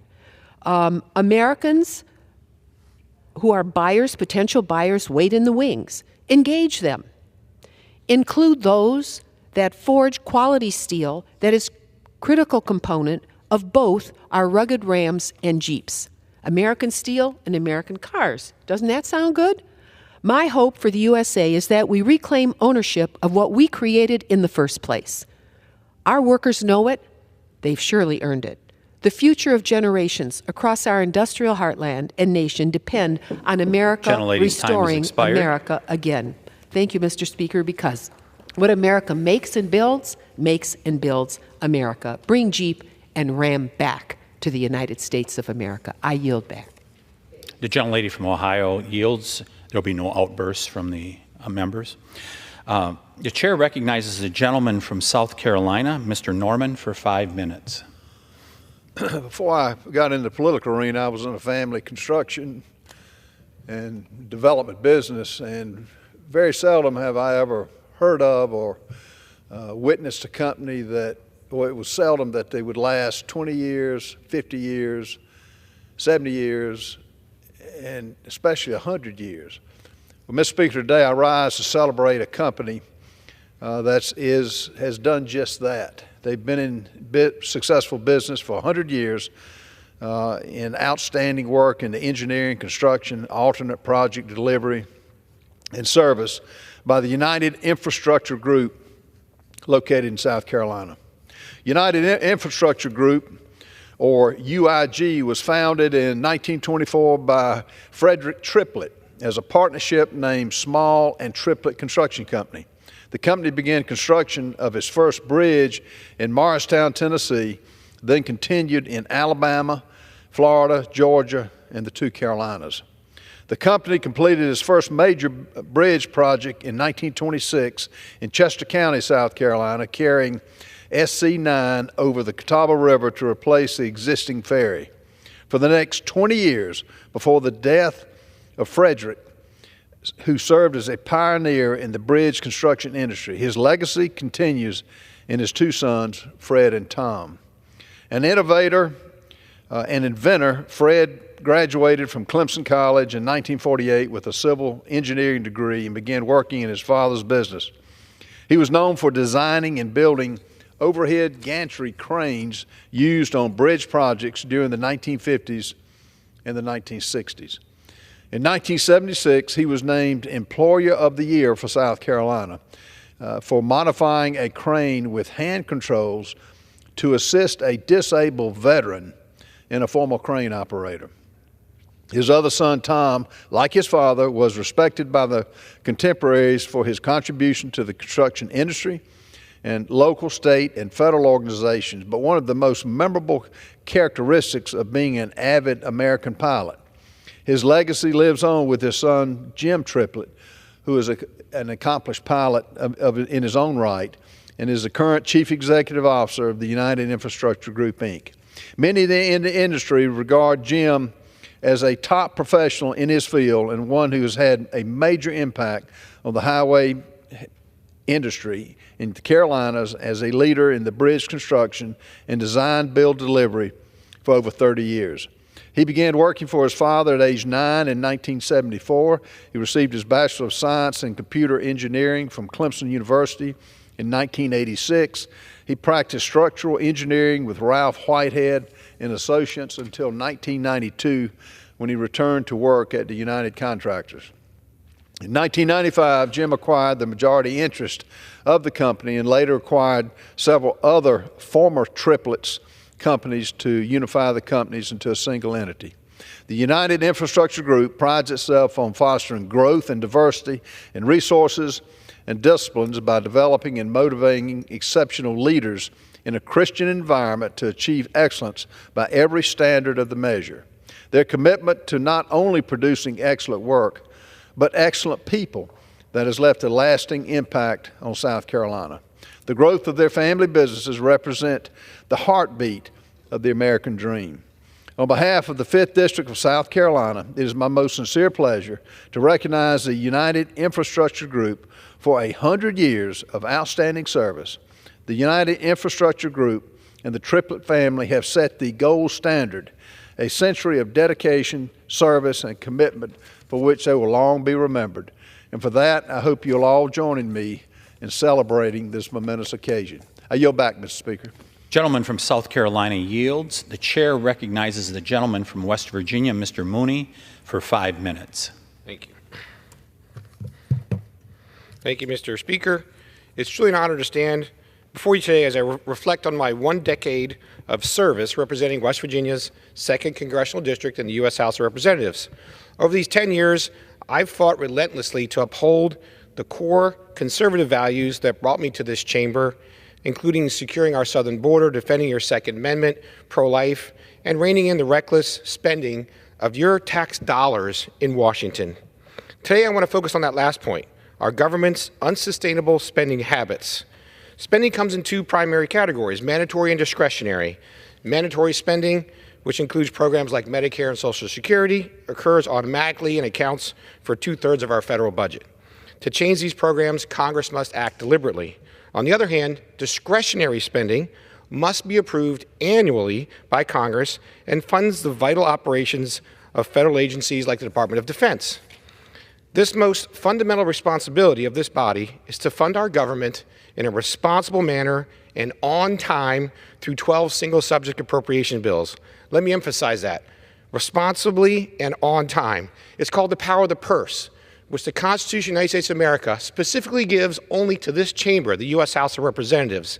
It's designed to protect the separation of powers, so the president and the administration doesn't just do whatever they want with out-of-control regulations. In my state, it was a war on coal, a war on guns, onerous regulations that go after farmers and the construction industry. By passing these discretionary appropriations bills like we're supposed to, we can rein that in and stop it. That is our job. We should not delegate that or give that up. As I wrap up my 10th year here in Congress, let's take a hard look at how we've handled spending over that time. When I was sworn in January of 2015, the national debt stood at about $18 trillion. Today it stands double that at $36 trillion.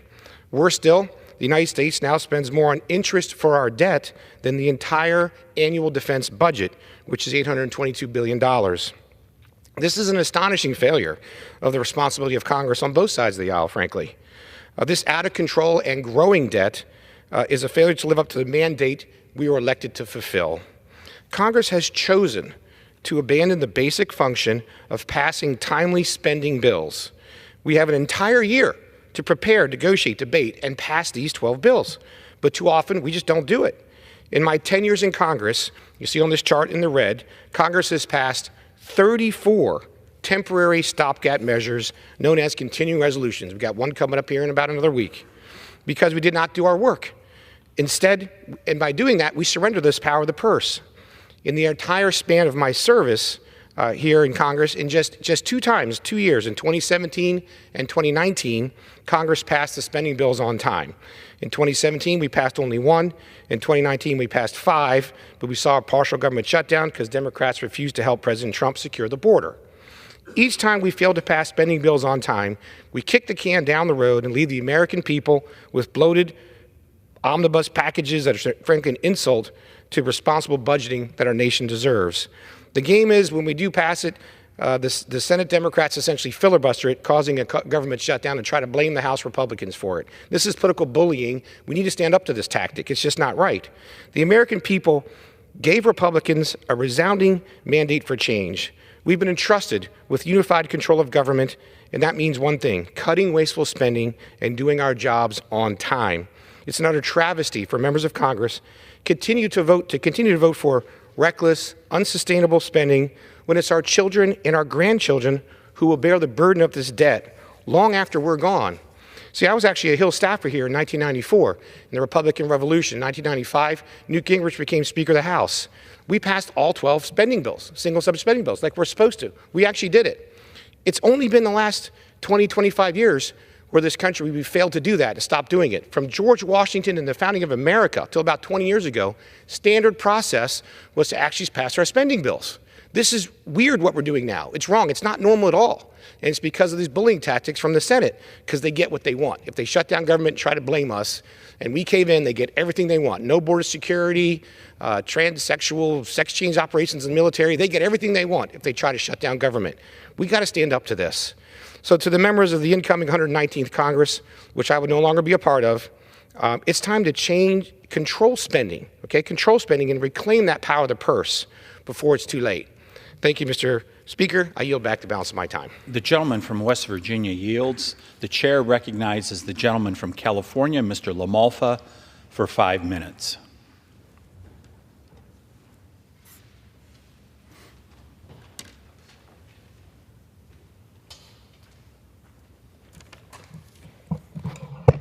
Thank you, Mr. Speaker. We know that small businesses are really the cornerstone of the American economy. Entry-level jobs, the corner mom and pop stores, those things that really make a town, a small town, or a neighborhood work well. Yet, the regulations that are being heaped upon them make it just about impossible for them to go much farther to remain in business. Year after year, more costs, more paperwork, more things that just make that more enticing to retire or go out of business. Federal regulations play a big part of that. In my home state of California, state regulations heaped upon them play a big role as well. So what do we get? Well, some of the bad ideas that come out of California, they bring and emulate here. We had a bill called AB 5, also known as the ABC, Worker Classification Rules. So what happens? That starts affecting what they call gig workers, or people that are really not contractors, but that are contractors, but they're trying to corral them into being employees, mainly so they can be unionized or such. And that isn't it at all. So what happens? AB 5 passes in California. It messes things up for a while. They have to pass another law to straighten out some part of it, including things like Uber rides and Lyft and things like that. And so they got an exemption for them, but there's a lot of other people who have not got that exemption. And so in Congress, in D.C., after watching that mess, after having something that didn't work well, had to be at least partially corrected, they want to emulate that with something called the PRO Act here last Congress. And they want to keep on adding more and more to that burden. So what we see, again, in my home state, the California Air Resources Board. They come up with more and more emissions rules on vehicles. Now, we're not talking about being against clean air and having more efficient vehicles, but that comes from the marketplace. It comes from technology advancing as it can, instead of state mandates saying, oh, we will just force you to electrify all vehicles by 2035 or 2040 or 2045 or whatever round number fits the narrative that day for a date and time. So we see that CARB is just choking off so much for small businesses, for trucking, and trucking is essential to get finished products to the store shelves and so much of the inputs to, for example, a farm or to a factory like that.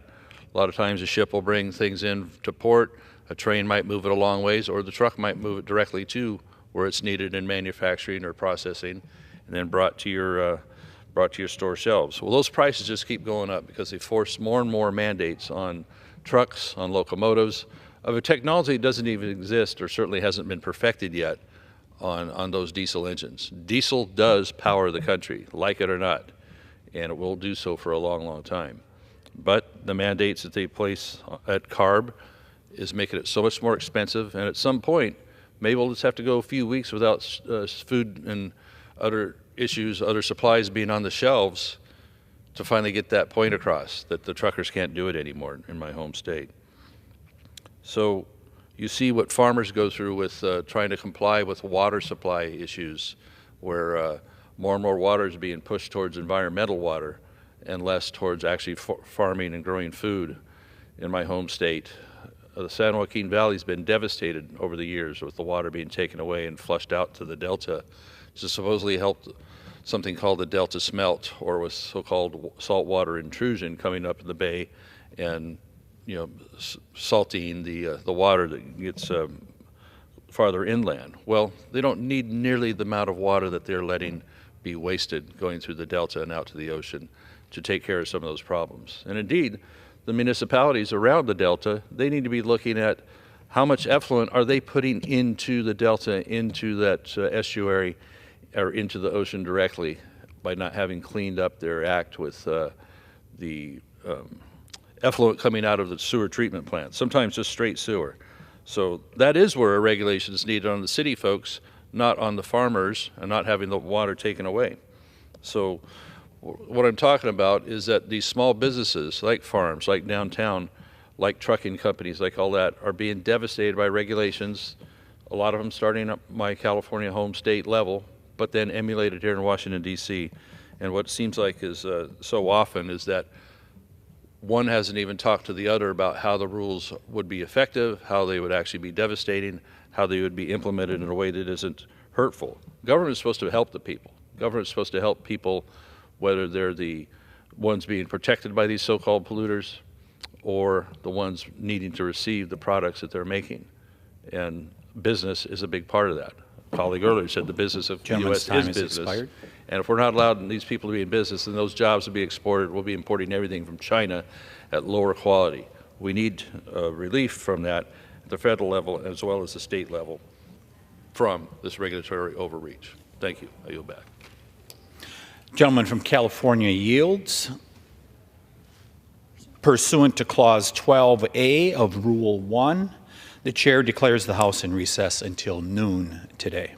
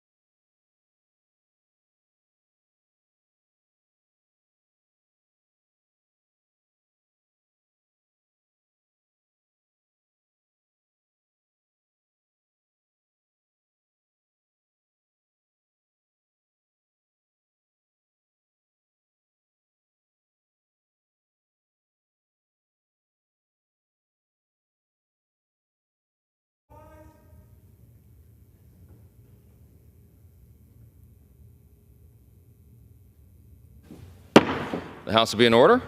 The prayer will be offered by Chaplain Kibben. Would you pray with me?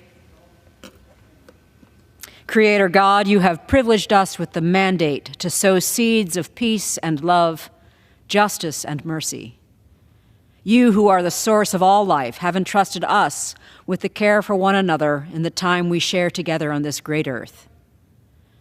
On these men and women in these chambers, you have laid the mantle of governance and leadership, calling on them to be wise in the sowing of wisdom, careful in the establishment of laws, discerning when making choices which will direct the future of our nation. As they bear the concerns of their constituents, give them both clarity and conscientiousness. May they aim for civility and not division. And may all of us who gather in this place, who labor for both the welfare of our country and the common good of its citizens, reap the joy of our labors and the fruit of our faithfulness as we each seek to be good stewards of your generous bounty. With the guidance of your Spirit to lead us this day, we offer our prayers in your sovereign name. Amen. Amen. The chair has examined the journal of the last day's proceedings and announces to the House the approval thereof. Pursuant to Clause 1 of Rule 1, the journal stands approved. The Pledge of Allegiance will be led by the gentlewoman from the Virgin Islands, Ms. Plaskett. I pledge allegiance to the flag of the United States of America and to the republic for which it stands, one nation, under God, indivisible, with liberty and justice for all. The chair will entertain up to 15 requests for 1-minute speeches on each side of the aisle. For what purposes does the gentleman from Wisconsin seek recognition? Mr. Speaker, I seek recognition to address the House for 1 minute and revise and extend my remarks. Without objection, the gentleman is recognized for 1 minute.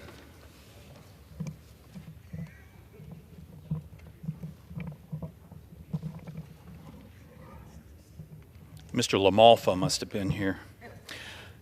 Mr. Speaker, I rise today to recognize all the young athletes from Wisconsin's 7th District who competed in the 2024 Wisconsin Football State Championships. Congratulations to the Owen Withee Blackhawks on winning the program's first ever state championship, the Edgar Wildcats and Coach Jerry Sins on winning the Division 7 state championship title for the second year in a row, and the Stratford Tigers on winning the Division 5 state championship title for the third year in a row, setting a WIAA state record with their 10th state football title in school history. I also want to wish Stratford's head coach Jason Tubbs all the best in retirement after 13 seasons with the Tigers. Congratulations to all these athletes and their coaches on an incredible season. And I yield back. Gentleman yields back. For what purpose does the gentlewoman from the Virgin Islands seek recognition? I ask unanimous consent to address the House for 1 minute and to revise and extend my remarks. Without objection, the gentlewoman is recognized for 1 minute. Thank you, Mr. Speaker. Today I rise to acknowledge International Day for Persons with Disabilities, which is observed annually on December 3rd. 1 in 4, approximately 70 million adults in the United States report having a disability. In the Virgin Islands, my home, approximately 10,000 people report that disability. Despite significant progress within the disability rights movement, in December of 2022, 40% of adults with disabilities reported experiencing unfair treatment and discrimination. As elected officials and legislators, we have special responsibility to advocate for the rights of persons with disabilities. We must pass legislation that supports their right to affordable, accessible, and quality housing, educational opportunities, healthcare, technology services, transportation, rights of work. We must continuously champion policies that improve and make the world a more equitable place for all Americans.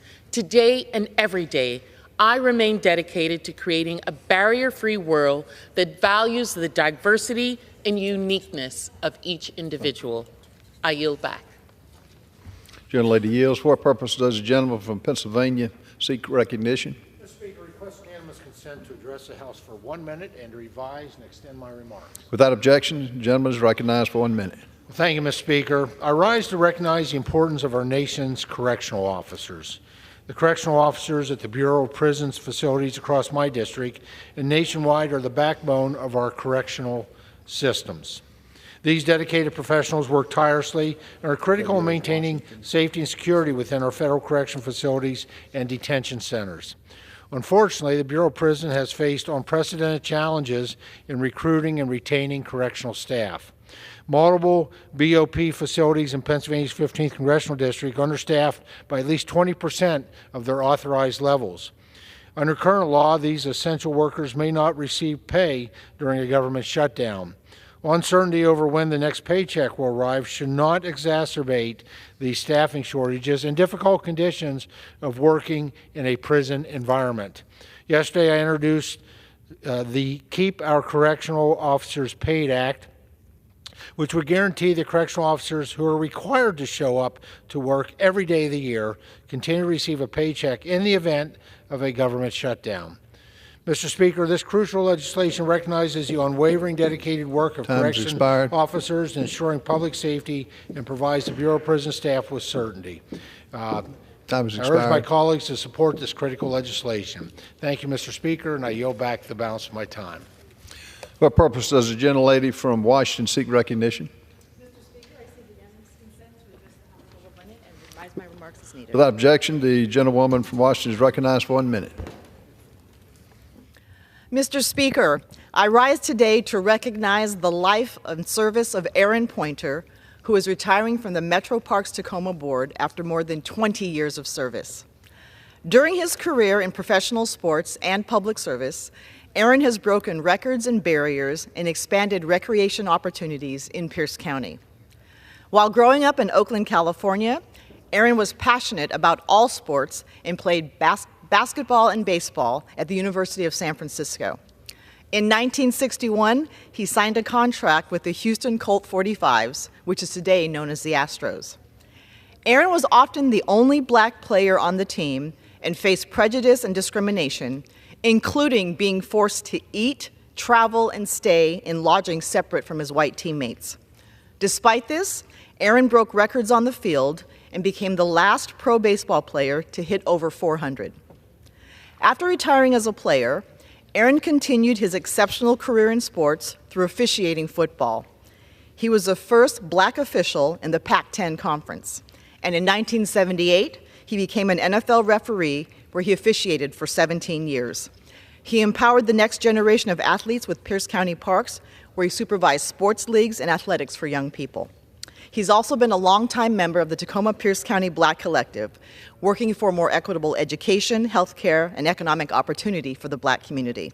I am so proud to recognize Aaron for his impactful career at the highest levels of professional sports, and I thank him for his years of service to our community. I yield back, Mr. Speaker. What purpose does the gentlelady from North Carolina seek recognition? Ask unanimous consent to address the House for 1 minute, Mr. Speaker. Without objection, the gentlewoman is recognized. Thank you, Mr. Speaker. Mr. Speaker, the Biden-Harris Education Department has once again failed America's hardworking taxpayers. For 3 years in a row, the Education Department failed its audit. In other words, the Education Department has been unable to manage effectively, efficiently, or with any sense of accuracy the resources entrusted to it. Accuracy, transparency, and consistency are critical when it comes to managing finances. The Education Department has taken a different approach. Its student loan data was full of errors, and it made up estimates it could not defend to its auditor. Bungling and bad budgeting appear to be the Education Department's blueprint. I can't tell if this is due to general ineptness or deliberate wasteful spending of taxpayer dollars, but I can tell you it's an embarrassment. The American people deserve better. I yield back. What purpose does the gentlewoman from Washington seek recognition? Permission to address the House for 1 minute and revise and extend my remarks. Without objection, the gentlewoman is recognized for 1 minute. Thank you, Mr. Speaker. I rise today to thank and celebrate the leadership and commitment of my good friend, Congresswoman Debbie Lesko from the great state of Arizona for her 16 years of public service in the Arizona House of Representatives, Arizona Senate, and now the United States House of Representatives. As chair of the House Energy and Commerce Committee, I've witnessed Congresswoman Debbie Lesko as a fierce advocate for her district and a real ally in advocating for American technological and energy leadership. She's also served as our Oversight and Investigations Subcommittee Vice Chair. Her spirit and determination have made our committee and the House of Representatives as a whole a better place.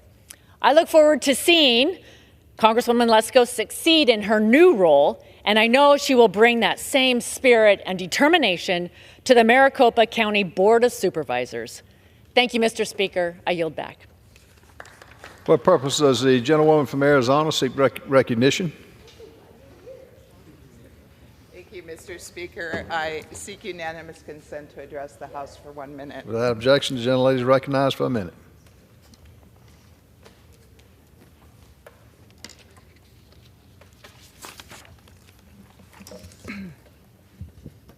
Thank you, Mr. Speaker.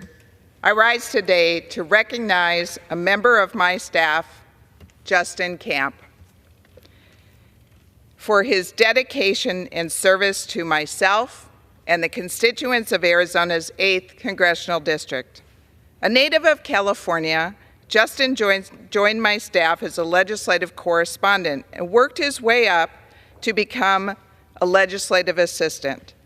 Justin is a committed team member who has the important job of communicating our work to our constituents and overseeing a legislative portfolio that includes education and social issues. I thank Justin for his hard work and dedication to me, our team, and the constituents in Arizona. As I leave Congress, I have no doubt Justin will go on to do great things as he continues his public service. I wish him nothing but the best in all of his future endeavors. I appreciate you, Justin. Mr. Speaker, I yield back. What purpose does the gentleman from California seek recognition?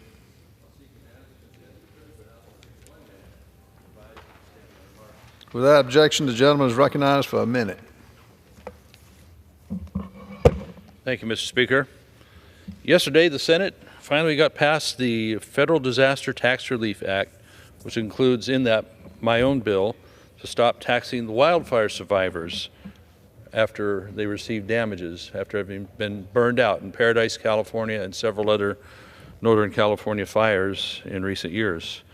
The IRS has treated disaster relief like a payday for themselves, taking from the survivors who've already lost so much. Now that ends.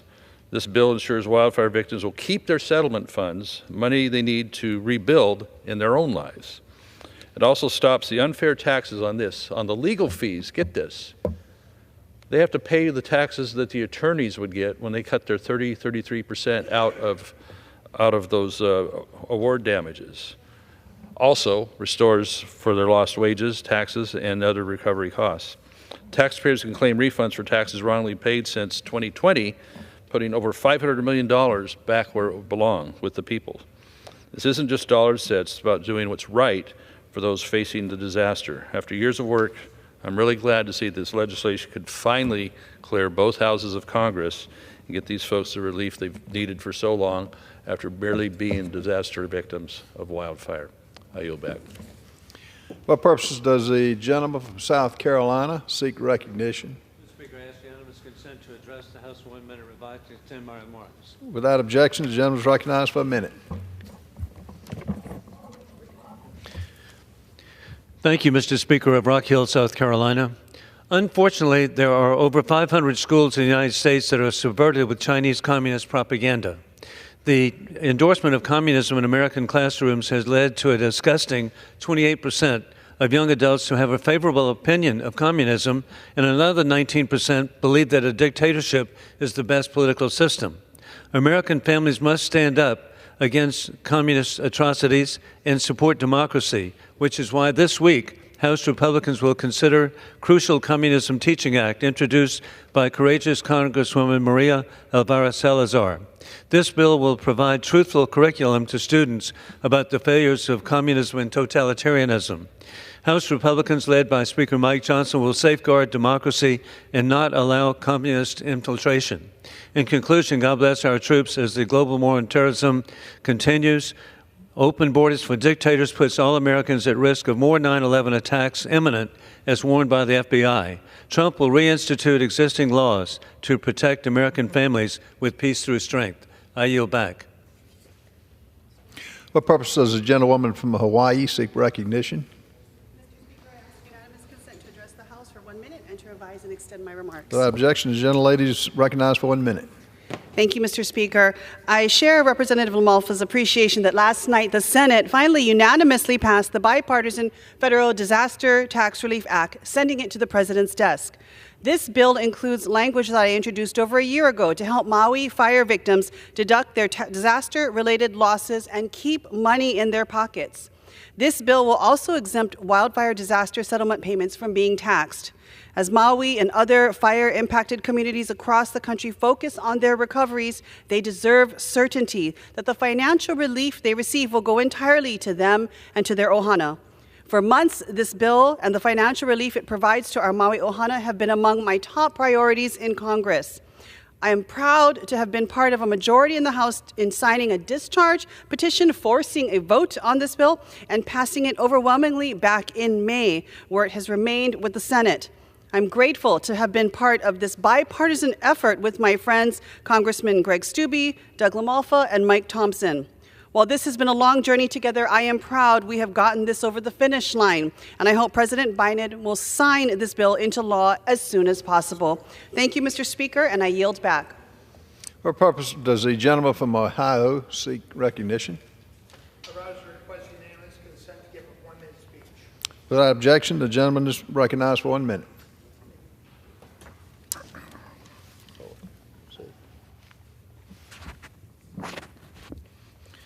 Mr. Speaker, I rise today before you to shine light on a recent passing of a dear friend, a mentor, and a colleague, Kurt Schering, a true great amongst men and known in the state as a legislator's legislator. He passed away on November 22nd, 2024, from a courageous battle with cancer. Kurt Schering was my mentor. He was the finest thing that ever came from Ohio. Being green, getting into the Ohio Senate, he mentored me as my chair of the small business, and then I became chair for 4 years of government. And when I was chair, he taught me how to really do policy. He said every voice in Ohio must have a voice. So his pride was doing hard work in policy and doing amendments so all of Ohioans can be represented. That was the point of focus, to do policy work, the hard, heavy lifting that most people will never see. Some of his accomplishments were he allocated $7 million for the jumpstart of the expansion of the Pro Football Hall of Fame in Canton, Ohio. He was instrumental in getting $50 million in the brand new movie of Superman that was filmed in Cleveland, Ohio. He is an advocate of Canton Urban League, the Stark County Young Republicans, the Canton JCs, and a lot more than that. Kurt Schering will be missed. He was a dear friend, and Ohio is better that he existed. Thank you, Mr. Speaker. With that opportunity to speak to the public, and that I yield back. Of what purpose does the gentleman from Kentucky seek recognition?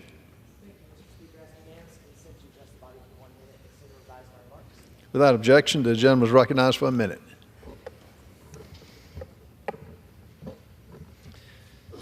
Mr. Speaker, I rise today to honor the life and legacy and service of Mr. Thomas Cork Sr., a United States Marine Corps veteran from my hometown of Louisville, Kentucky, who recently passed away at 95 years old. In 1948, Thomas Cork left Louisville to serve our country as a Montford Point Marine, making history as part of the first group of black men to enlist in the Marine Corps. As part of the famous 1st Marine Division, his bravery and service directly helped lead to the end of the Korean War. But like many other black veterans, when he returned home, he wasn't given the reverence he earned.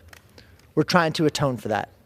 So today, as we honor his life and service, I want to express our gratitude on behalf of all those who didn't and should have. Thomas Cork Sr. is an American hero who fought 2 battles, in the Pacific and on the home front. His legacy will live on for generations to come, and we thank him for his service. I yield back. What purpose does the Ohio seek recognition? Mr. Speaker, ask unanimous consent to address the House for 1 minute and to revise and extend my remarks. Without objection, the gentleman is recognized for a minute. Thank you, Mr. Speaker. Thank you, Mr. Speaker. I rise today to recognize Kevin Boyle of Broadview Heights, Ohio. Kevin came to America through adoption from El Salvador after his mom met him there while she did mission work. Kevin was very sick and had significant disabilities. The Boyles already had another child, Courtney, who herself had disabilities and significant medical needs. With great faith, they pursued adopting Kevin from a country that adopts out of less than 10 kids per year. After 4 years of waiting in 2013, Kevin came home to Cleveland as an 18-pound 9-year-old. Yes, 18 pounds at 9 years old. With great American medical care, he very quickly became chubby, silly, and full of life. As an upstanding citizen of Northeast Ohio, Kevin exercised his right to vote for the first time in the 24 presidential election. Today, I celebrate Kevin for this milestone event, and this is an incredible story that should be shared throughout the country, and what a victory. Thank you, Mr. Speaker, and I yield back. What purpose does the gentleman from New York seek recognition? Without objection, the gentleman is recognized for a minute.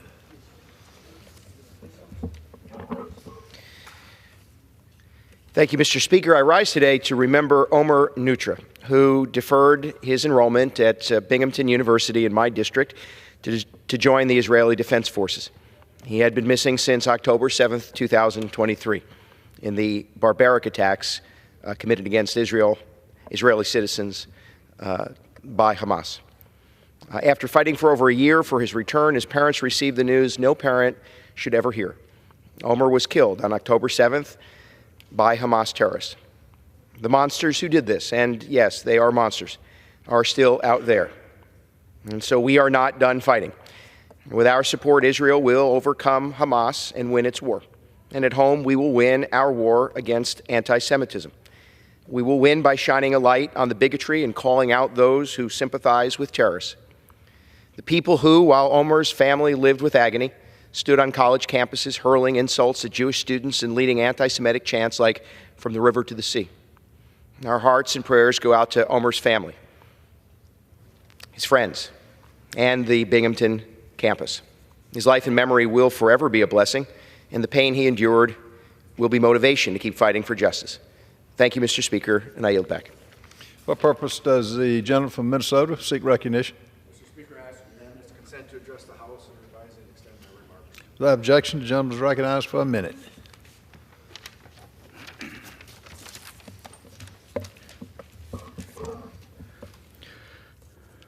Mr. Speaker, I rise today with a heavy heart to pay my respects to Red Lake Police Officer Jesse Branch, who was killed in a car crash last week while responding to a call for service.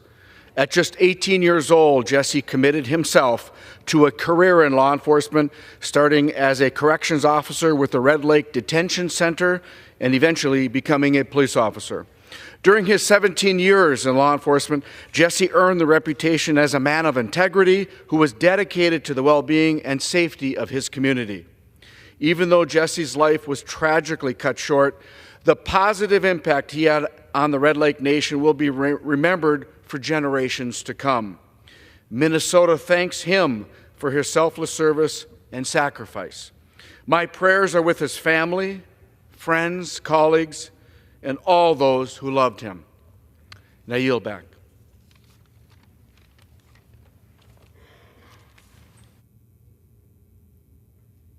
For the House, following rules bill.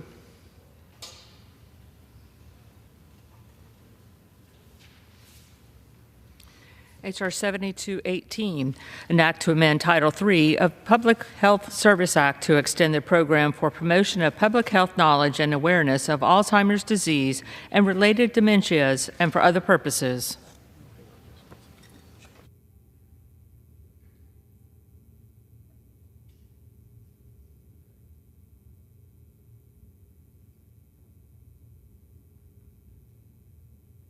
What purpose does the gentlewoman from Wyoming seek recognition?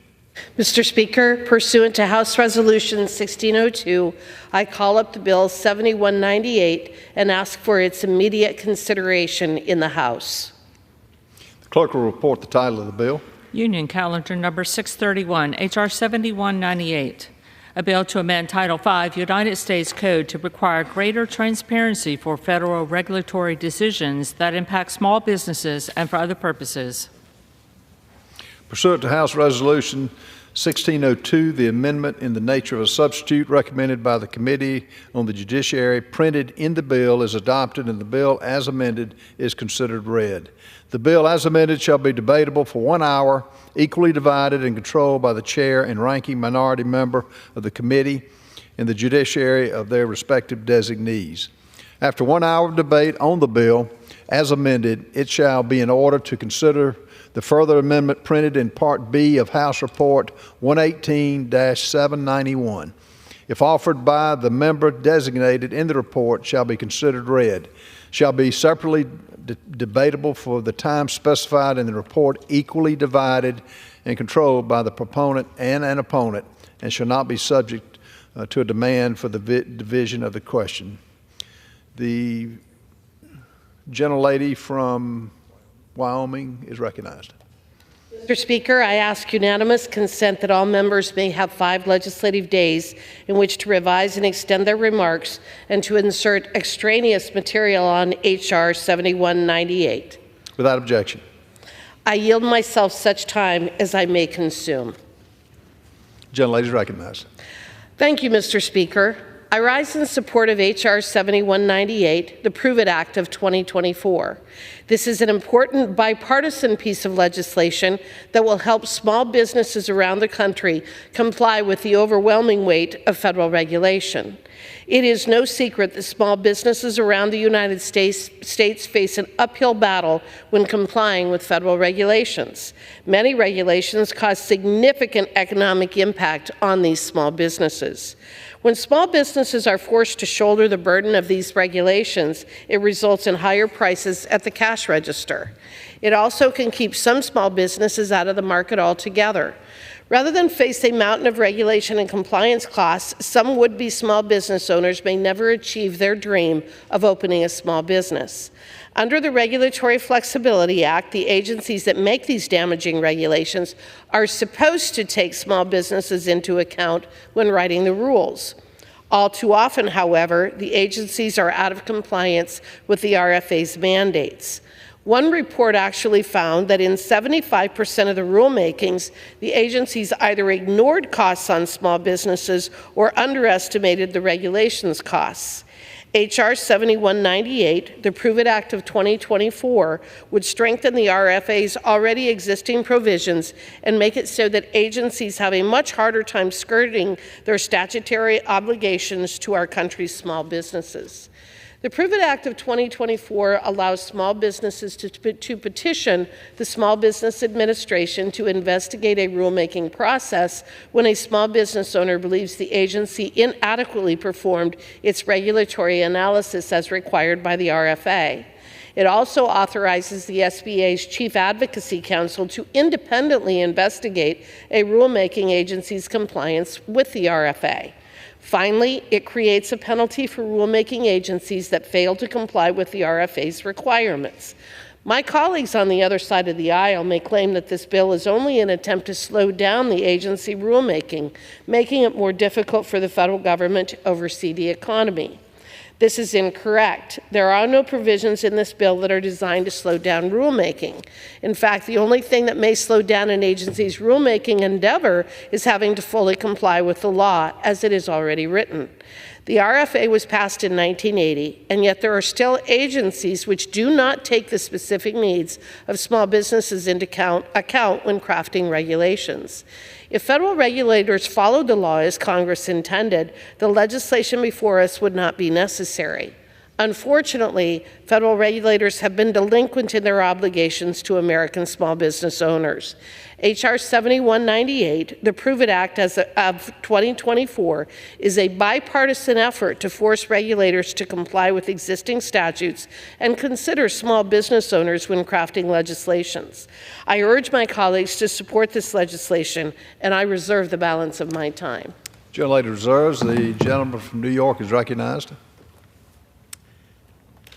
Mr. Speaker, H.R. 7198, the Prove It Act, represents the latest effort by Republicans to dismantle the regulatory process, giving well-resourced special interests a powerful new cudgel to wield against regulations, while causing harm to the very small entities the bill purports to help.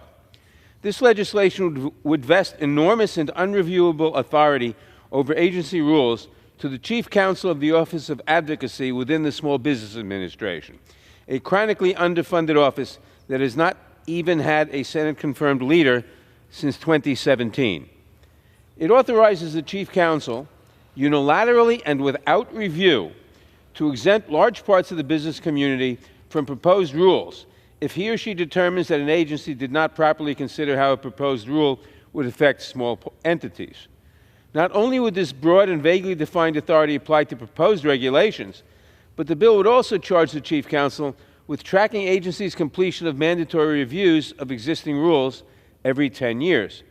If they find that an agency failed to conduct a required review of a rule, they can simply suspend operation of the rule.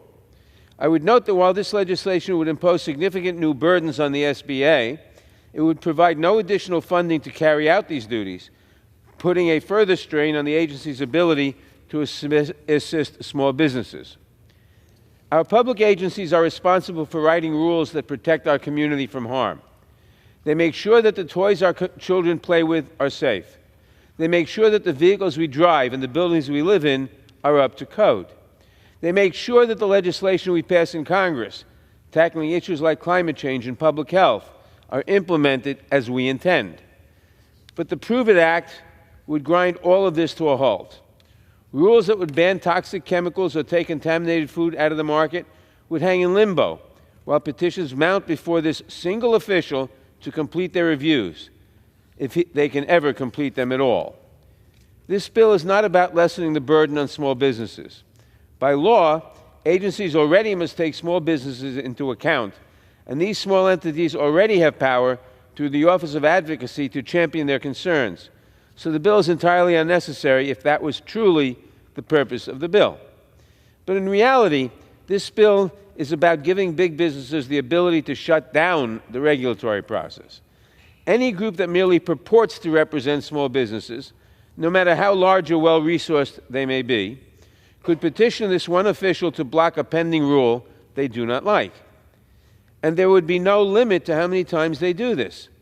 This is a recipe for chaos and dysfunction. And that, of course, is the point.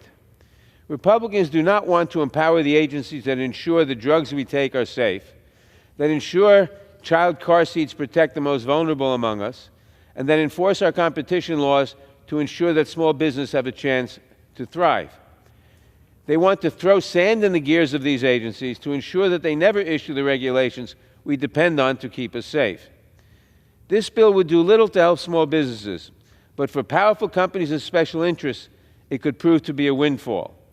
It is no surprise, therefore, that this legislation is right out of the Project 2025 playbook, which calls for, quote, supercharging, unquote, the Office of Advocacy at the SBA so the entity can, quote, dismantle extreme regulatory policies and advance limited government reforms, close quote.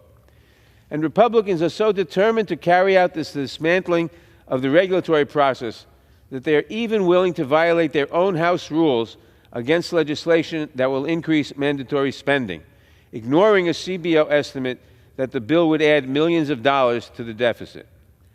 We all want to ensure that small businesses can thrive, but this bill would not help them. Instead, it would create uncertainty and chaos while giving big businesses a new tool to dismantle the regulatory process that protects public health and safety and that protects consumers from rising costs. I urge all members to oppose this legislation, and I reserve the balance of my time. Reserves, the gentlelady from Wyoming is recognized. First, Mr. Speaker, I ask unanimous consent to insert the CBO score for this bill into the record. Without objection. I also yield 4 minutes to the gentleman from Minnesota, Mr. Finstad. The gentleman is recognized. I thank the gentlewoman for yielding. Thank you, Mr. Speaker. I rise in support today of my bipartisan legislation, the Prove It Act, which gives small businesses a seat at the table during the regulatory process and shields them from the most heavy-handed, one-size-fits-all regulations. Government red tape has made it harder and more costly for Americans to start a business, for many, hindering their opportunity to achieve the American dream. For too long, D.C. bureaucrats have abused their power, trampling over the small businesses that are the backbone of our communities. Simply put, the Prove It Act gives teeth to the already existing law, the Regulatory Flexibility Act, which is often ignored by federal agencies in pursuit of their own political agenda. Under RFA, agencies are required to complete an initial and final analysis of their regulations and certify that they will not have a significant impact on a substantial number of small entities. Unfortunately, in many cases, agencies have failed to meet the standards set out by the RFA, and in turn have left our small business owners with the short end of the stick. Throughout the last 4 years, the Biden-Harris administration has improperly certified dozens of regulations as not having a significant impact on a substantial number of small businesses. Moreover, according to the American Action Forum, since 2009, federal regulations have cost American taxpayers and business owners $2.3 trillion to comply with and have added 985 million hours of paperwork for our small businesses to shoulder. The Biden administration alone has accounted for $1.8 trillion of these costs and over 340 million paperwork hours. With these compliance costs and paperwork hours skyrocketing, the Prove It Act is more important now than ever. Specifically, the Prove It Act will require federal agencies to analyze both the direct and indirect costs their regulations would have on our small entities, create a way for small businesses to petition their chief advocate in government to review agencies' work and to make them prove they are fully compliant with already existing laws. If agencies fail to comply with their review process, small businesses would be exempt from the regulations in question. Moreover, the bill ensures that small businesses can easily access pre-existing guidance documents via regulations.gov, and if agencies fail to perform an already required 10-year retrospective review, the regulation would be nullified, giving teeth to this requirement that currently is in statute. I seek unanimous consent to enter into the record letters of support from the National Federation of Independent Business, Job Creators Network, National Stone, Sand, and Gravel Association, National Association of Insurance and Financial Advisors, and a coalition letter on Regulatory Flexibility Act reform by signed over 45 national associations and numerous state and local groups. Without objection. The Prove It Act gives our hardworking American small businesses a voice in the regulatory process. It's time that we strengthen and empower our small business community rather than force them to comply with unnecessary and burdensome regulations. I'd like to thank Representative Caraveo, Representative Moran, and Chairman Rogers for partnering with me on this important legislation, and I urge all my colleagues to vote in support of the Prove It Act. I yield back. Mr. Speaker, I reserve the balance of my time. Gentlelady yields. Recognized. Mr. Speaker, I now yield to the newest member of the Judiciary Committee, proudly carrying on her mother's legacy, the distinguished gentlewoman from Texas, Erica Lee Carter, for 3 minutes. Thank you. Gentlelady is recognized. Yes, thank you, Ranking Member Nadler. Thank you, Mr. Speaker. I rise in opposition to H.R. 7198, the Prove It Act of 2024, a bill that would vest the Chief Counsel of the Office of Advocacy within the Small Business Administration, which has been chronically underfunded, and which I wish we were spending time on that instead of this bill. It would invest it with enormous and unreviewable authority over agency rules. More specifically, H.R. 7198 authorizes the Chief Counsel unilaterally and without review to exempt large parts of the business community from proposed rules if he or she determines that an agency did not properly consider how a proposed rule could affect small entities. In doing so, this bill would empower large companies and undermine the regulatory process that keeps Americans safe by imposing a series of requirements on regulatory agencies. As we all know, regulatory agencies play a critical role in our safety and well-being by writing rules designed to protect our food supply, environment, physical infrastructure, and more. These regulations safeguard the freedoms that all Americans enjoy. While efforts to ease burdens on small businesses can be useful, they should not prevent regulators from doing their jobs in the public interest. The Prove It Act, under the guise of helping all small businesses, would actually allow an unelected administrator within the SBA to circumvent congressional and agency intent with little oversight. It is simply unacceptable that we would task a single official in the SBA with unilateral and unreviewable authority to suspend new and existing protections and safeguards for large swaths of the economy. Not to mention that it would also require agencies to jump through new, vaguely defined, and untransparent bureaucratic hoops, which would cause delays and uncertainty, all the while doing nothing to actually help small businesses. In fact, the Coalition for Sensible Safeguards, consisting of over 200 labor, consumer, and environmental organizations, opposed this bill, including the AFL-CIO, Economic Policy Institute, and National Women's Law Center. It is important to convey to the American people that this bill is also simply unnecessary. By law, agencies already take small businesses into account, and these small entities already have power through the Office of Advocacy to champion their concerns. Rules and protections are critical to ensuring the safety and soundness of virtually every facet of our lives, including clean air, clean water, safe toys that my children might use, safe cars where I drive my children to school, and safe workplaces for all of us. And so we should reject any effort that would prevent agencies from issuing these life-saving regulations. Therefore, I urge my colleagues to vote against H.R. 7198, the Prove It Act. Thank you. I yield back. I reserve. Gentleman from New York reserves. Gentlelady from Wyoming is recognized. I yield 3 minutes to the gentleman from Texas, Mr. Moran. Without objection. Thank you, Mr. Speaker. I rise today to support H.R. 7198, the Prove It Act, a bipartisan piece of legislation to protect small businesses from the burdens of federal regulations. I was proud to join Congressman Finstad and Congresswoman Caraveo in introducing this bill and to vote for it in the House Judiciary Committee. This legislation puts teeth into the Regulatory Flexibility Act, which has been discussed today, but it in 1980 required federal agencies to take into consideration the direct and indirect impacts of their regulations on small and family businesses, but it is not being enforced today.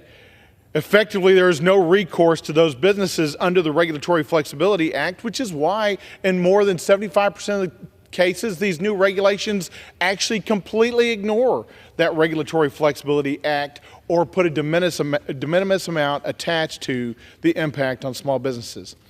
We need teeth to that 1980 Regulatory Flexibility Act, and the Prove It Act will do just that. It'll change what has not been done in the past, and it will restore power to small businesses today to push back against new regulations. Today, small businesses pay 7 times more per employee than medium-sized businesses to stay compliant with federal regulations. And they don't have the resources to keep pace with the ever-growing burdens imposed by the heavy hand of the government. I'm amazed I'm hearing from the opposition words like delay and burden and uncertainty as it relates to the federal government. I'm more concerned with the delays, the burden, the uncertainty, and the inadequate resources that exist for small businesses to respond to these new regulations. Federal agencies seem to ignore the reality and the harm that these regulations cause, which only further discourages American innovation and small business growth. The Prove It Act empowers small businesses to petition the Small Business Administration to review proposed federal regulations and gives them the tools to challenge unnecessary regulation imposed upon them, which they do not have today. It brings more accountability and transparency to the work of government agencies and reaffirms our commitment to stand with small business. If we are going to stand on the side of government or small business, I choose to stand on the side of small business. Small businesses are, in fact, the backbone of our economy, and their innovation keeps the spirit of the American dream alive. I urge my colleagues to vote yes on the legislation to support this crucial role small businesses play as drivers of the economic growth and job creation. I urge my colleagues to support H.R. 7198, the Prove It Act. I yield back. I reserve. Gentlelady reserves. Gentleman from New York is recognized. Mr. Speaker, I now yield 3 minutes to the gentlelady from Colorado, Representative Caraveo. The gentlelady is recognized. Thank you, Ranking Member Nadler. Mr. Speaker, I rise today in support of H.R. 7198, the Prove It Act. I would like to thank my colleagues, Congressman Finstad and Congressman Moran, for working with me to run this bipartisan legislation. Colorado has more than 600,000 small businesses owned by men and women who work hard day in and day out to provide for their families and serve our communities. Small business owners already face innumerable hurdles in pursuit of the American dream, and burdensome regulations only add to their challenges. The repercussions of overregulation are long-lasting, impacting our economy and communities from the moment they are implemented, particularly in the Front Range and northern Colorado. Unfortunately, the requirement for analyzing both the direct and indirect costs imposed on small businesses has often not been satisfied by various federal agencies. That is where our bill comes in. This bill would allow small business owners to be heard when they feel the federal government is imposing expensive roadblocks on them. It will shield small businesses from undue regulatory burdens and improve communication between small entities and federal agencies. Throughout my time in Congress, I have made it a point to engage with local small businesses directly through a series of roundtables throughout the Front Range and northern Colorado. These discussions highlighted the most pressing issues facing these small businesses, particularly the disproportionate impact excessive regulations have on their operations. With the already razor-thin margins under which these small businesses operate, they need more of our help to thrive. As their representative, I believe it is my duty to give a voice in Congress to our small businesses and ensure that they have a seat at the table in the regulatory process. Their views and priorities must be taken into consideration if we hope to foster a dynamic and robust economy. Passing the Prove It Act means we can continue to support the small businesses that are driving our economy. I would like to again thank Representatives Finstad and Moran for their work on this bipartisan legislation and for their diligent efforts to support our small businesses. With that, I would urge my colleagues to support this effort, and I yield back. Gentleman from New York reserves. The gentlelady from Wyoming is recognized. I yield 3 minutes to the gentleman from Texas, Mr. Williams. Thank you, Madam Chair. Mr. Speaker. Gentleman is recognized. Mr. Speaker, I rise today of H.R. 7198 in support of the Prove It Act of 2024 introduced by Representative Finstad, and in full disclosure, I am a small business owner. Now, the Prove It Act is an important piece of legislation which will give small business owners the ability to petition the government when an agency fails to accurately account for regulations impacting on their operations. Over the past 4 years, the Biden administration has created an unbelievable amount of $1.7 trillion in new regulations. The Committee on Small Business, of which I chair, conducted a thorough investigation into how it was possible to achieve this unfortunate milestone. We discovered that many agencies are treating the Regulatory Flexibility Act, a law that is supposed to protect small businesses from the most costly regulations, like a check-the-box exercise. They do not uphold the spirit of the law, which is an important check on the administrative state.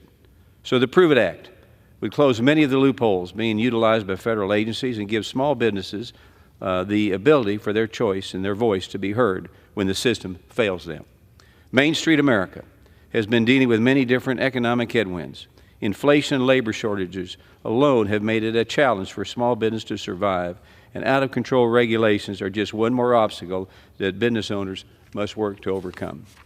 My committee held over 13 hearings where we brought in real small business owners to discuss the impact regulations on having the regulations had on their operations. Every one of our witnesses said that taking time to understand and comply with the new mandates prevents them from focusing on their core operations, giving service and selling product. These small businesses are the economic engines of the country, and we must do all we can to support their continued success. The Prove It Act takes important steps in ensuring that agencies comply with the intent of the RFA and fully consider small businesses in the rulemaking process. I urge my colleagues strongly to support H.R. 7198. Thank you, and I yield the balance of my time. Gentlelady reserves. The gentleman from New York is recognized. Mr. Speaker, over 200 labor, consumer protection, and environmental organizations oppose H.R. 7198, the Prove It Act. I seek unanimous consent to enter letters of opposition from the Coalition of Sensible Safeguards, Earth Justice, and Public Citizen into the record. Without objection. And thank you. And I now yield 3 minutes to the distinguished gentleman from Ohio, Mr. Landsman. Recognized. Thank you, Mr. Speaker. Thank you, Mr. Nadler. I rise today to oppose the bill, not because I don't want to see a whole host of reforms as it relates to helping our small businesses, but because it does not exclude the big corporations from exploiting this bill to seize more and more of our power and wealth. I think people are very frustrated with just how much wealth and power has been consolidated among a sliver of Americans and a few big corporations. For that reason, at the appropriate time, I'll offer a motion to recommit this bill back to committee. If the House rules had permitted, I would have offered this motion as an amendment to focus the same kind of thinking on our veterans as part of the VA committee and working with our veterans and our VA back home. I've become increasingly frustrated with the layers of bureaucracy that slow down care for our veterans or prevent care for our veterans. And so my amendment would provide an exemption to this bill for rules that are determined to have substantial beneficial effects on veterans and veteran programs. So I ask unanimous consent to insert into the record the text of this amendment. I hope my colleagues will join me in voting for the motion to recommit, and I yield back. Without objection, the gentleman from New York reserves. Gentlelady from Wyoming is recognized. I yield 2 minutes to the gentleman from Minnesota, Mr. Gentleman is recognized. Mr. Speaker, I rise to speak in favor of H.R. 7198. I'd like to start by thanking my good friend and colleague from Minnesota, Representative Brad Finstead, for his leadership with this legislation. Small businesses are the lifeblood of our economy. They are the innovators, the job creators, and the backbone of our communities. In my home state of Minnesota, small businesses account for over 99% of all businesses and employ more than half of all of our workforce. When small businesses succeed, America succeeds. Unfortunately, we have seen time and time again how the Biden-Harris administration has failed to prioritize these small businesses. Instead, it has burdened them with an avalanche of costly and unnecessary regulations, leaving business owners to navigate a maze of red tape with little regard for their challenges. These regulations have a real and negative impact on entrepreneurs, making it harder for them to succeed and grow. It's clear small businesses need a stronger voice in the regulatory process. We have the tools to stop overregulation, but those tools need to be accessible, especially for the smallest of businesses. We must provide clear and accessible pathways for small businesses to hold federal agencies accountable for the regulations they impose. That's why I'm proud to co-sponsor my fellow Minnesotans' bill.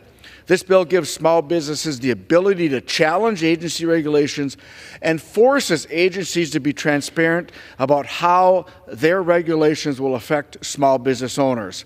By holding agencies accountable and requiring transparency, we ensure that small businesses aren't left behind when new regulations are created. This is a critical step in ensuring that any regulation created in Washington is shaped with a clear understanding of the real-world impact. By supporting this legislation, we can help small businesses thrive and continue to drive our economic growth. I urge my colleagues to vote yes on H.R. 7198, and let's ensure small businesses are heard and their concerns are addressed. And I yield back. I reserve.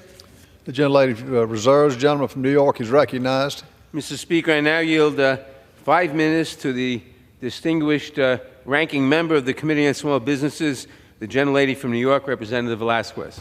Gentlelady is recognized. Thank you. And thank you to the gentleman from New York, Ranking Member Nadler. Mr. Speaker, I rise in opposition to the H.R. 7198, the Prove It Act. Part of the role of the Small Business Committee is to recognize the impact regulations have on small businesses and work to find ways to balance the shared goal of minimizing the burdens and achieving the intended effects of regulations. Throughout our committee hearings, we have heard that agencies have been better about considering the impact of their rules on small entities since the passage of the Regulatory Flexibility Act. Another tool at our disposal is the ability of advocacy to convene SUBRIFA panels to give small businesses an opportunity to provide input at the beginning of the rulemaking process and when it's most important.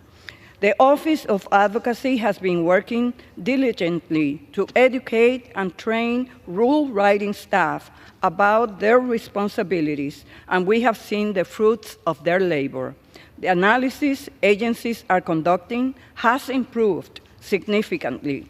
Yet, this bill ignores the current process, and instead of strengthening it to serve the interests of small employers, the bill we are considering today would bring our rulemaking process to a grinding halt. It will also give big corporations a powerful new tool to delay and weaken rules, causing uncertainty and harm to small employers. By creating an unworkable quasi-judicial process within the SBA's Office of Advocacy for reviewing agency certifications, it allows any group that claims to represent small businesses to petition advocacy to block rules that it doesn't like. The Prove It Act also requires agencies to conduct retrospective reviews based on the indirect costs identified in the initial analysis, without recognizing that agencies may have modified the rule during the rulemaking process. But most concerning is the broad and unchecked authority of the Chief Counsel to announce that a rule is no longer effective if an agency fails to conduct a retrospective review. This means a small employer that came into compliance with an existing rule could see it eliminated and then possibly reinstated sometime in the future. This is counterproductive to what my colleagues state they are trying to achieve. Finally, today's bill implements another lengthy process without providing additional assistance to an under-resourced Office of Advocacy. If enacted, advocacy will need to double its staff, and, no surprise, this bill provides no additional resources. CBOs estimate that agencies and advocacy will need an additional $40 million over the next 5 years to implement this act, and that doesn't include the $17 million added to the federal deficit. Small employers need certainty, and this bill fails to provide it. It will only serve to cause undue chaos and confusion while achieving very little to help and support our nation's small employers. That is why I urge my colleagues to vote no. Thank you, and I yield back the balance of my time. Yeah, from New York Reserves, the gentlelady from Wyoming is recognized. I yield 2 minutes to the gentleman from Texas, Mr. Elsie. Gentleman's recognized. Thank you, Mr. Speaker. Thank you to my colleague from Wyoming. Small businesses have been hit hard in the last 4 years by rising costs, supply chain problems, and heavy regulations. These businesses, which make up a large part of America's economy, often bear the brunt of new federal rules and regulations implemented by the Biden administration. The Prove It Act, H.R. 7198, is designed to help small businesses push back when federal agencies don't follow the rules laid out in the Regulatory Flexibility Act, or the RFA. This bill gives small businesses the power to challenge proposed regulations if an agency hasn't fully or accurately considered how those rules would affect them. It also requires agencies to consider indirect costs when conducting a regulatory flexibility analysis, publish any follow-up guidance to the rule online, and periodically review the rule to ensure it still makes sense. If the agency does not adhere to these requirements, small entities are exempt from complying with the rule, and it's about time. While agencies are already required by the RFA to do this type of analysis, they're not required to make it public. The Prove It Act changes that, adding transparency and accountability to the process. If they're doing this analysis correctly, then there should be very little additional burden and no concern in making it public. This legislation gives small businesses a greater say in the regulatory process and will help ensure that agencies do their due diligence when considering how harmful their regulations are to Main Street. Thank you, and I yield back. Gentlelady reserves. The gentleman from New York is recognized. I have no further speakers. I'm prepared to close. I have additional points to make, but if you'd like to close. I'll close. Yes. Gentleman is recognized. Mr. Speaker, the Prove It Act is just the latest in a long line of Republican bills meant to undermine or block agency rulemaking. If this legislation is enacted, every single rule, past, present, and future, would be funneled for review through a single official in a chronically underfunded office within the Small Business Administration. This one person would be granted unreviewable and unilateral power to block or suspend life-saving regulations that ensure that we have clean air to breathe, clean water to drink, and safe food to eat. I urge members to oppose this dangerous legislation, and I yield back the balance of my time. Gentleman yields back. Gentlelady from Wyoming is recognized. So there are several points that I think need to be made in relation to this bill, but also into the obvious misunderstanding not only of what the bill does, but of the rulemaking process and procedure that occurs under the Administrative Procedure Act in this country right now.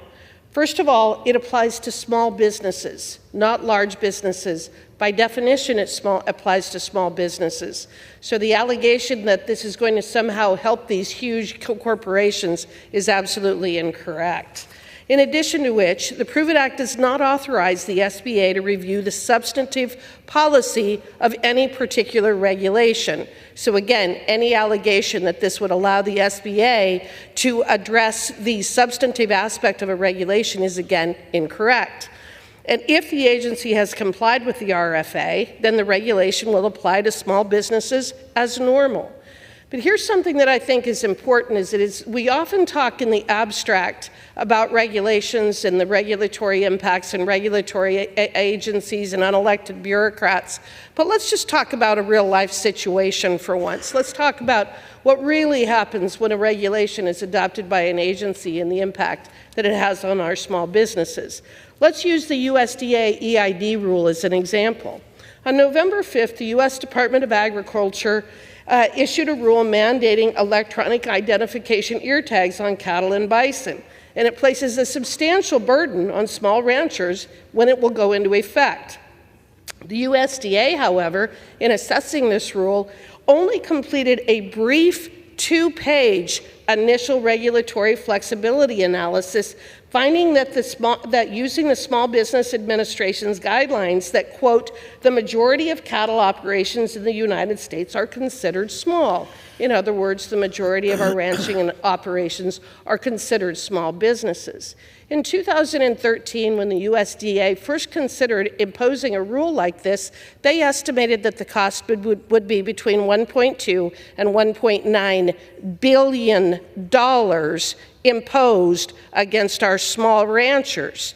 Yet in this latest analysis, they did a 2-page RFA analysis. I can't imagine that anyone on the other side of the aisle would actually believe that that is adequate considering the circumstances and the fact that so many of our ranchers will be financially broken by such a rule. After acknowledging that the proposed rule would have a substantial impact on small businesses, the agency then conducted an insufficient analysis based upon outdated and incorrect information. This entire analysis relies on a cost estimate created by APHIS. This estimate undervalues the cost to ranchers, and it has not even publicly disclosed how it calculated those costs. This example of avoiding the RFA requirements resulted in the USDA ignoring the true cost of the rule and how the burden is shouldered by our small businesses. The USDA and the ear tag manufacturers are also wholly unprepared to alleviate the harm caused by the rule. In fact, many states have run out of the ear tags for even being able to provide them to the ranchers.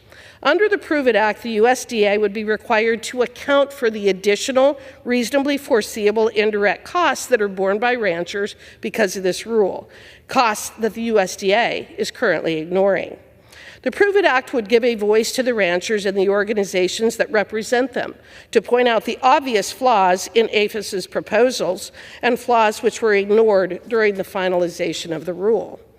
I think it's also incredibly important to understand that we're passing this bill today to help small businesses understand the true cost of compliance with regulations and to force regulators to be transparent when crafting their regulations.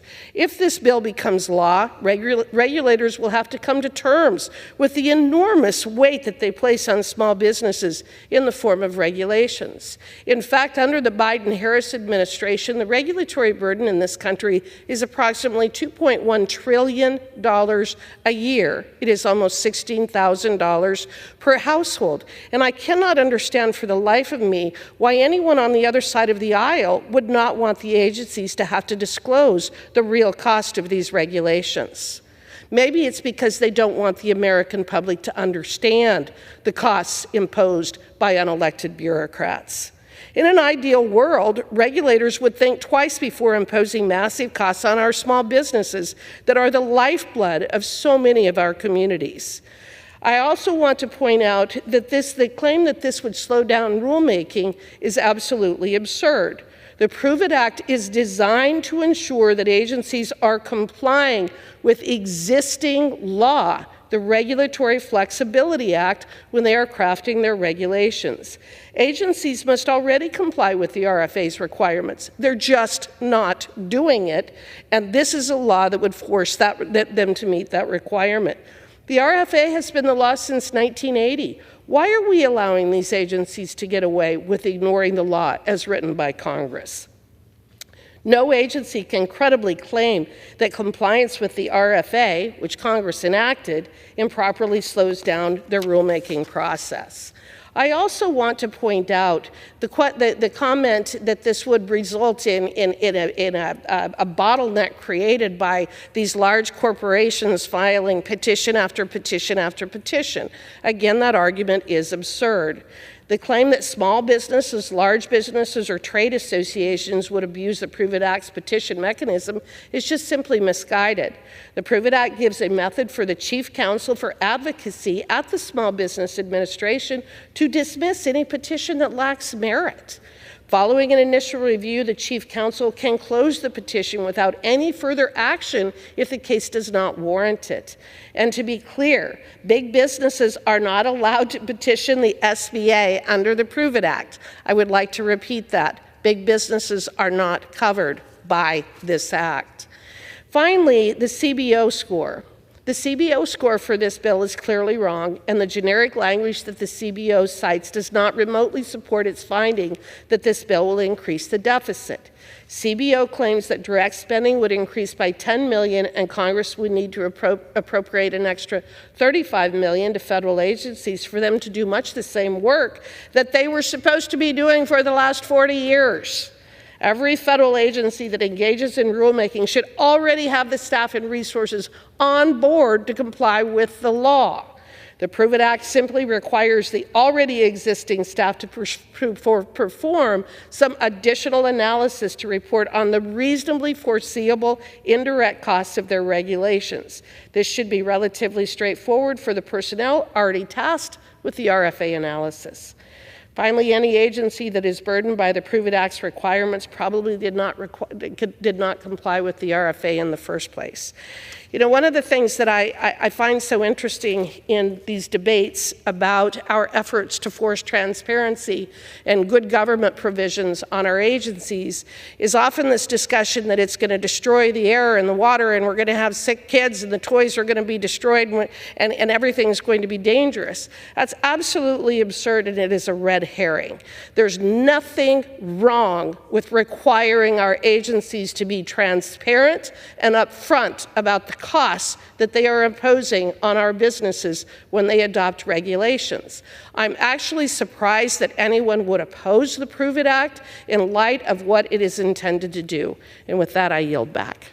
Gentlelady yields back. All time for debate on the bill has expired. It is now in order to consider the amendment printed in Part B of House Report 118-791. For what purposes, the gentleman from New York seek recognition? The gentlewoman from New York. Mr. Speaker, I have an amendment at the desk. The clerk will designate the amendment. Amendment printed in Part B of House Report number 118-791, offered by Ms. Velasquez of New York.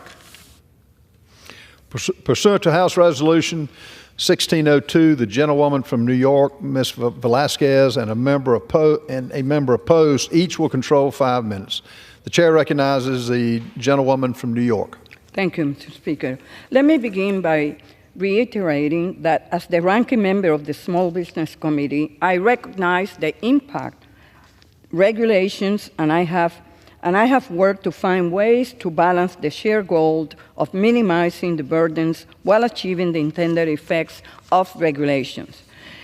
The Prove It Act doesn't strike that appropriate balance. It allows big corporations to block, delay, and weaken rules. Yes, the Chamber of Commerce, or NFIB, could file a petition and doesn't have to identify the business that they are representing, causing uncertainty and harm small employers. It also gives unchecked authority to the SBA's chief counsel and tasks an understaffed and under-resourced Office of Advocacy with a cumbersome and lengthy review process.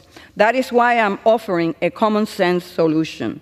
My amendment will require the Office of Advocacy to train agencies on how to comply with the Regulatory Flexibility Act.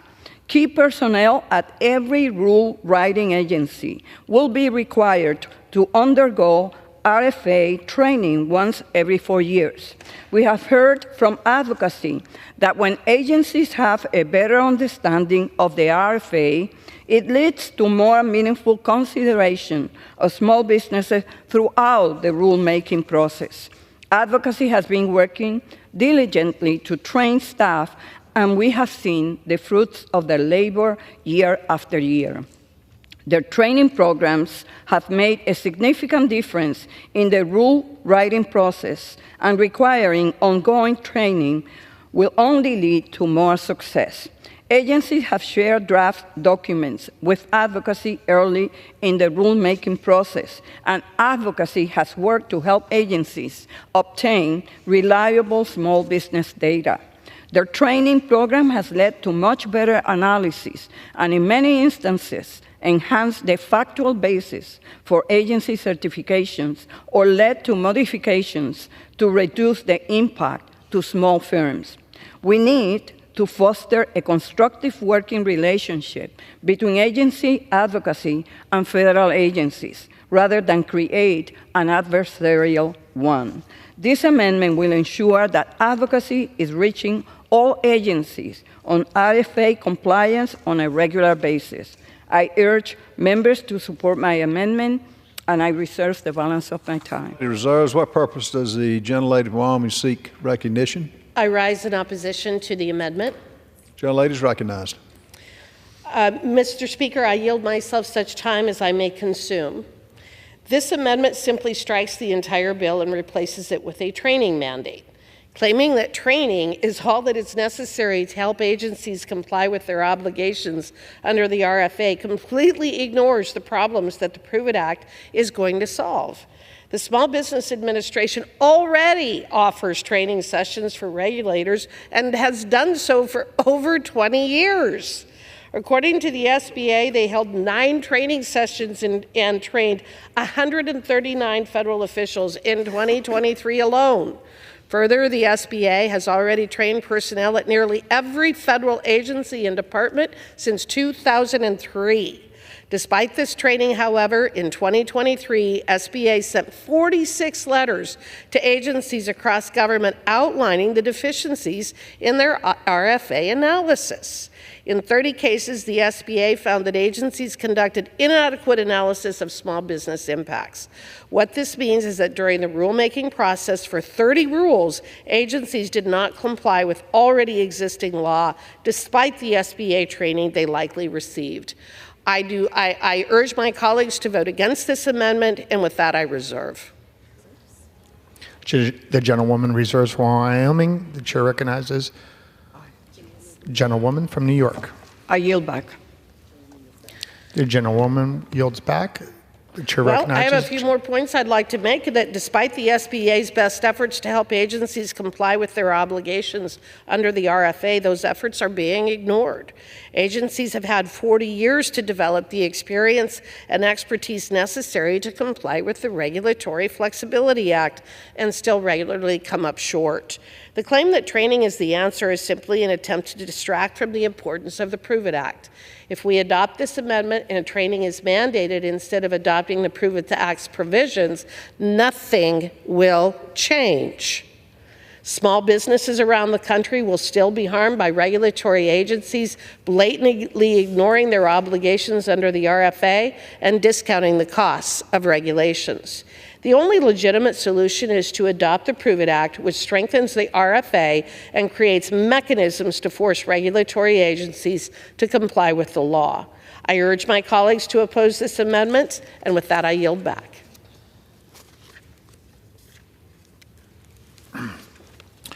Pursuant to the rule, the previous question is ordered on the bill on the amendment by the gentlewoman from New York.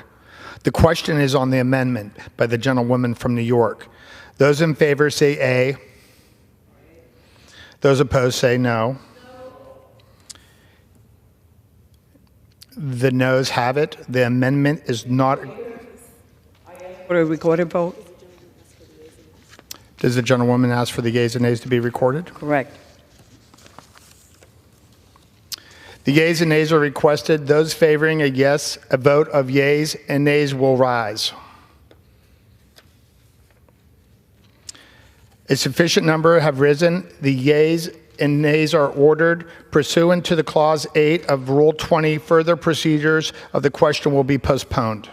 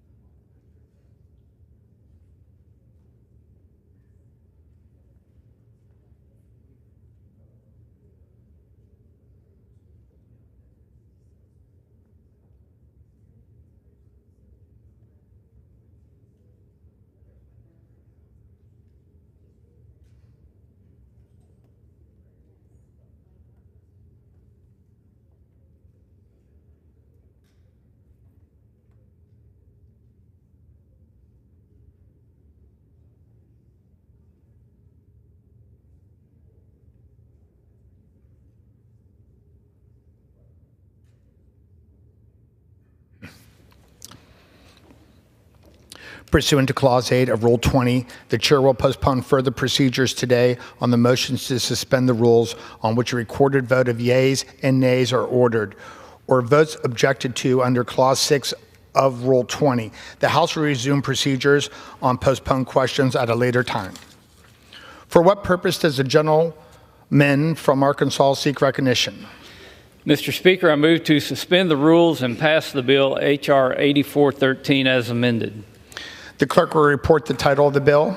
H.R. 8413, a bill to provide for the conveyance of certain federal land at Swanson Reservoir and Hugh Butler Reservoir in the state of Nebraska and for other purposes. Pursuant to the rule, the gentleman from Arkansas, Mr. Westerman, and the gentlewoman from California, Kim Lager-Dove, will control for 20 minutes. The chair recognizes the gentleman from Arkansas. Mr. Speaker, I ask unanimous consent that all members have 5 legislative days to revise and extend their remarks and to include extraneous material on H.R. 8413, the bill now under consideration. Without objection. Mr. Speaker, I yield myself such time as I may consume. The gentleman is recognized. I rise in support of Representative Smith's legislation, which would initiate a transfer of federal lands under the jurisdiction of the Bureau of Reclamation to Frontier and Hitchcock counties in southern Nebraska. This legislation was introduced at the county's request with the hopes of gaining local control after disagreements arose between local stakeholders and Reclamation. The disagreement stemmed from Reclamation's decision to require the removal of mobile homes surrounding the reservoirs, an action that would significantly impact the local economy. The cost of this transfer has not yet been determined. However, an appraisal will be conducted, and the counties will be responsible for providing fair market value compensation for these lands. I urge my colleagues to support the bill, and I reserve the balance of my time. Gentleman from Arkansas reserves. The gentlewoman from California is recognized. Thank you, Mr. Speaker. I rise in support of the Swanson and Hugh Butler Reservoirs Land Conveyances Act. This bill would authorize the Secretary of the Interior to enter into good faith negotiations with Hitchcock County and Frontier County in southern Nebraska to establish a title transfer agreement for certain lands within the Swanson Reservoir and Red Willow Reservoir lands. The Swanson and Hugh Butler reservoirs serve as home to several communities and popular recreation sites. Transferring ownership of these lands from the Bureau of Reclamation to the counties will allow the counties to manage and develop the land for recreational use and conservation in alignment with the community's needs. It is worth noting that there are some health and safety concerns at the concession areas that need to be met to increase public safety and access to recreation facilities.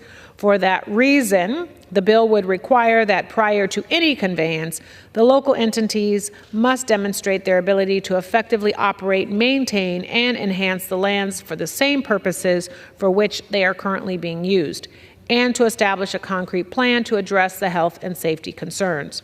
This legislation will help improve the management of these sites for the surrounding communities. And with that, I urge my colleagues to vote yes on the bill, and I reserve the balance of my time. The gentlewoman from California reserves. The gentleman from Arkansas is recognized. Mr. Speaker, I yield 5 minutes to the bill sponsor, the gentleman from Nebraska, Mr. Smith. Gentleman from Nebraska is recognized. Thank you, Mr. Speaker, and thank you to my colleagues on the Natural Resources Committee. I appreciate this opportunity, appreciate your support of H.R. 8413. The Swanson and Hugh Butler Reservoirs Land Conveyances Act would begin the process of transferring ownership of roughly 77 acres of land from the Bureau of Reclamation to the counties of Hitchcock and Frontier together. Importantly, this land does not include any water or power assets. I'm proud to represent the 3rd District of Nebraska, which is home to both reservoirs impacted by this legislation. Over the last few years, working closely with impacted stakeholders as well as Senator Deb Fischer, it is clear how important this transfer is to the local communities. The current management of the land supports local marinas, housing communities, and areas for local economic activity. However, should the Bureau of Reclamation maintain ownership, impending changes to land use policies would force the removal of these businesses and communities from the land. When the Bureau announced the planned management changes, it spawned extensive collaboration between the local communities, businesses, and housing owners. This collaboration generated outstanding support for a land transfer, which will allow for increased local control of the recreational areas. Further, this would provide long-term certainty for the businesses which depend on revenue brought in by tourism, the locals who enjoy recreational activities at the reservoirs, and the some 180 housing owners from 3 states. These owners and their families have spent generations creating these homes away from home. Tourism cultivated by current land use arrangements is vital for the local economies. Both counties are highly rural, with Frontier County covering over 700 square miles with just 2,600 residents. There are 3 restaurants in the entire county, one of which is the marina included in this transfer. The 110 leaseholders at Swanson Reservoir bring in approximately 500 people multiple times throughout the year who support other local businesses in the area as well. So to put this into perspective, small businesses throughout Frontier and Hitchcock counties estimate they would lose nearly $1.5 million in revenue if these leases are terminated. Additionally, the marinas facilitate community activities and drive economic development, which would not occur if not for the patronage generated from the broader communities. When the public and the federal government disagree on how land intended for public access should be used, the reasonable solution is to empower local control, which best suits the local community and visitors, especially considering all the discussion here this morning, or this afternoon, excuse me. Additionally, the transfer comes at no cost to the federal government, as the legislation ensures taxpayers are reimbursed at fair market value and public access is maintained. I thank the chair and ranking member for their work to move this bill forward, and certainly Senator Fisher for her partnership in the Senate. I urge passage of H.R. 8413 and yield back the balance of my time. The gentleman from Nebraska yields back. The gentlewoman from California is recognized. Mr. Speaker, I have no further requests for time. We are prepared to close. I reserve. Gentlewoman from California reserves. The gentleman from Arkansas is recognized. And Mr. Speaker, I also have no further requests for time, and I'm prepared to close. Gentleman reserves. Gentlewoman from California is recognized. Mr. Speaker, I urge my colleagues to support the legislation, and I yield back the balance of my time. The gentlewoman from California reserves. Yields back. The gentleman from Arkansas is recognized. Mr. Speaker, H.R. 8413 provides a solution to the dispute between Frontier and Hitchcock counties and the Bureau of Reclamation. These reservoirs, among other benefits, provide valuable recreational access to over 5,000 acres available for public hunting and fishing. I want to thank Representative Smith and all of Nebraska's congressional delegation members for their leadership on this issue. I encourage all members to support this common sense bipartisan legislation, and I yield back the balance of my time. The question is, will the House suspend the rules and pass Bill H.R. 8413 as amendment? Those in favor say aye. Aye. Those opposed, no. In the opinion of the chair, 2/3 being in the affirmative, the rules are suspended. The bill is passed, and without objection, the motion to reconsider is laid on the table.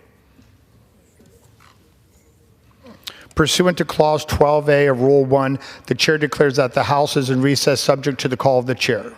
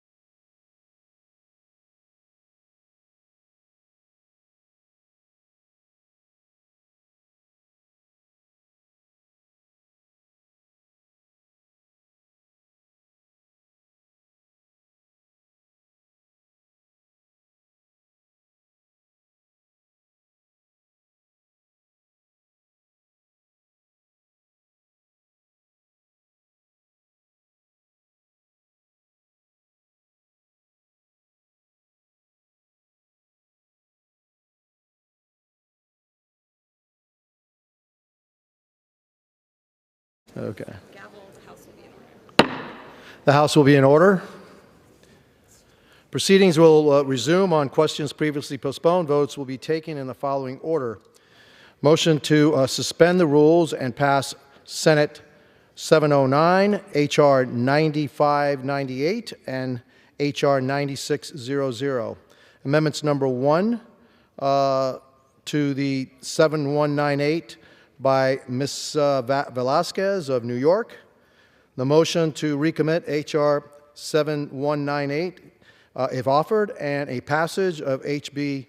7198 if ordered. The first electronic vote will be conducted as a 15-minute vote pursuant to Clause 9 of Rule 20. Remaining electronic votes will be conducted as 5-minute or 2-minute intervals. Pursuant to Clause 8 of Rule 20, the unfinished business is the vote on the motion of the gentleman from Tennessee, Mr. Burkett, to suspend the rules and pass Senate 709 as amended, on which the yeas and nays were ordered. The clerk will report the title. Senate 709, an act to improve performance and accountability in the federal government and for other purposes.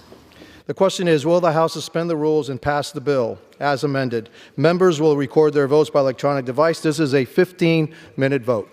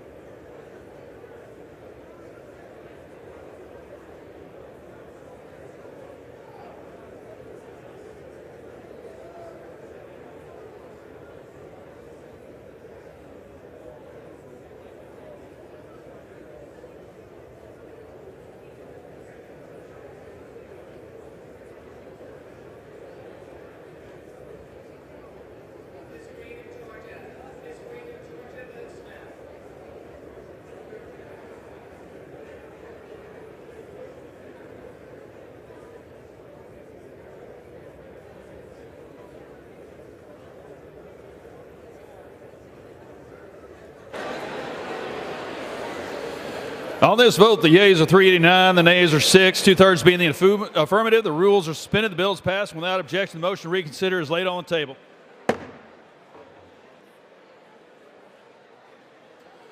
Pursuant to Clause 8 of Rule 20, the unfinished business is the vote on the motion from the gentleman from Kentucky, Mr. Comer, to suspend the rules and pass H.R. 9598 as amended, on which the yeas and nays are ordered. The clerk will report the title.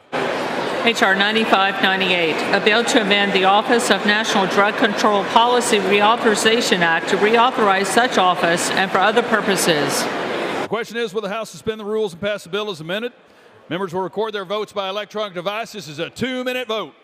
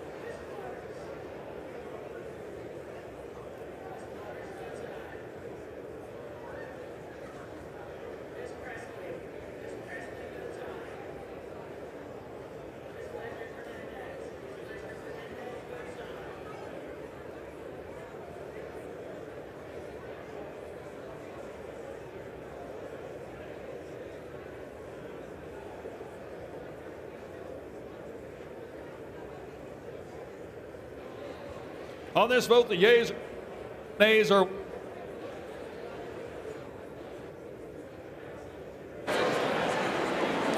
Mr. Burleson.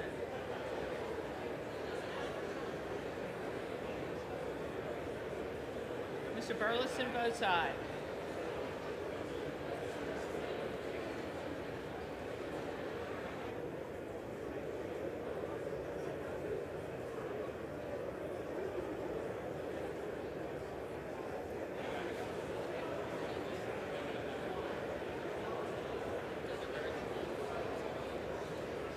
Mr. Burgess. Mr. Burgess votes aye.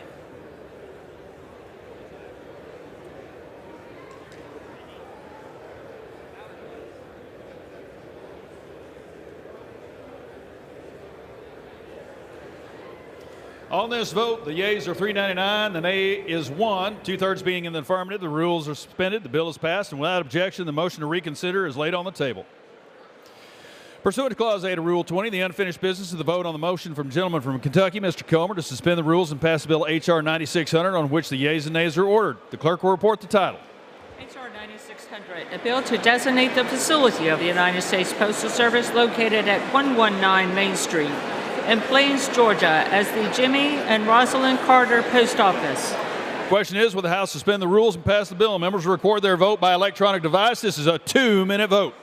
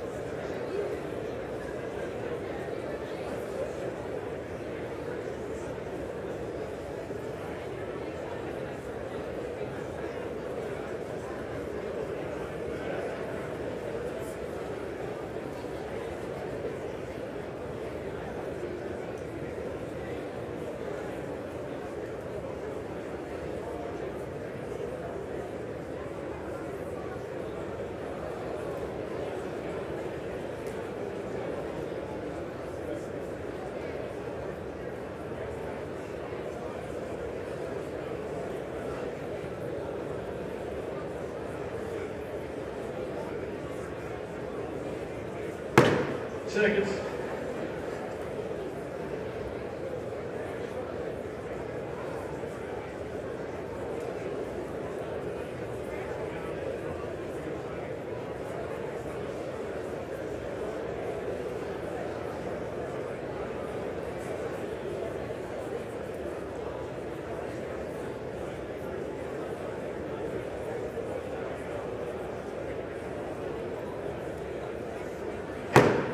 All members voted.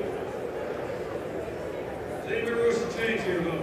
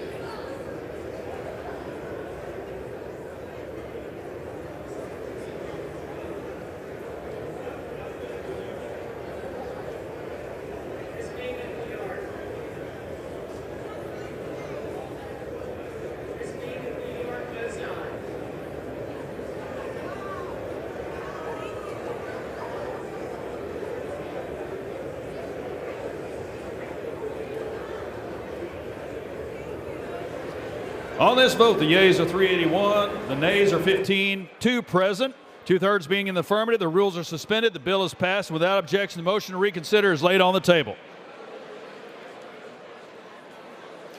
Pursuant to Clause 8 of Rule 20, the unfinished business is the question on Amendment Number 1 of H.R. 7198, printed in Part B of House Report 118, Tax 791, offered by the gentlewoman from New York, Ms. Velasquez, on which the yeas and nays are ordered. The clerk will redesignate the amendment.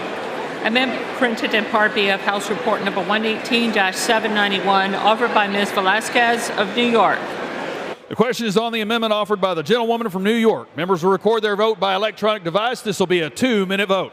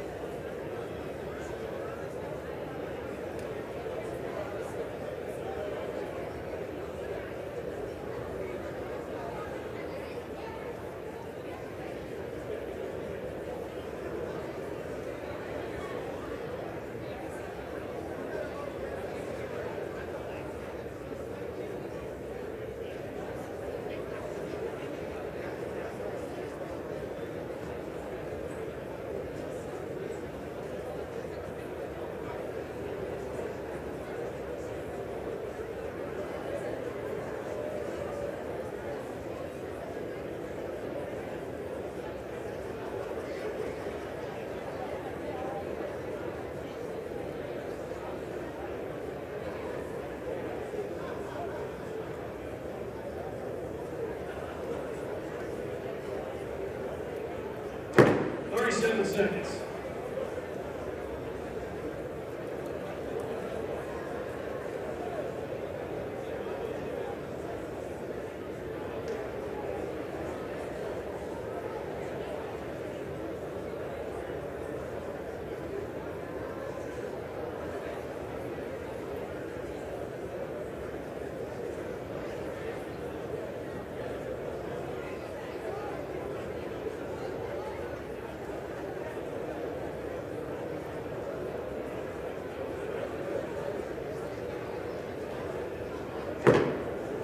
All members voted. Does any member wish to change their vote?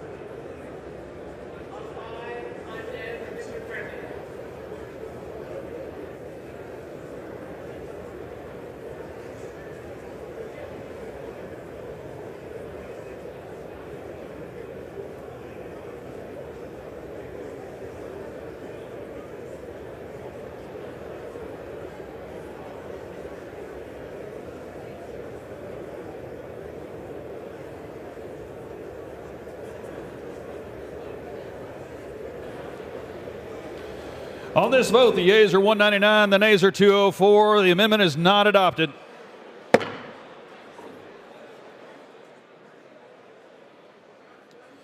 Question is on the engrossment, third reading of the bill as amended. Those in favor say aye. Those opposed, no. The ayes have it, third reading. Bill to amend Title V United States Code to require greater transparency for federal regulatory decisions that impact small businesses and for other purposes.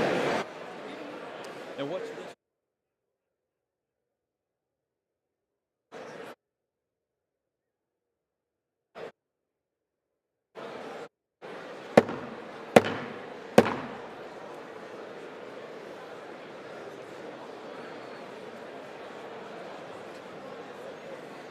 House will be in order.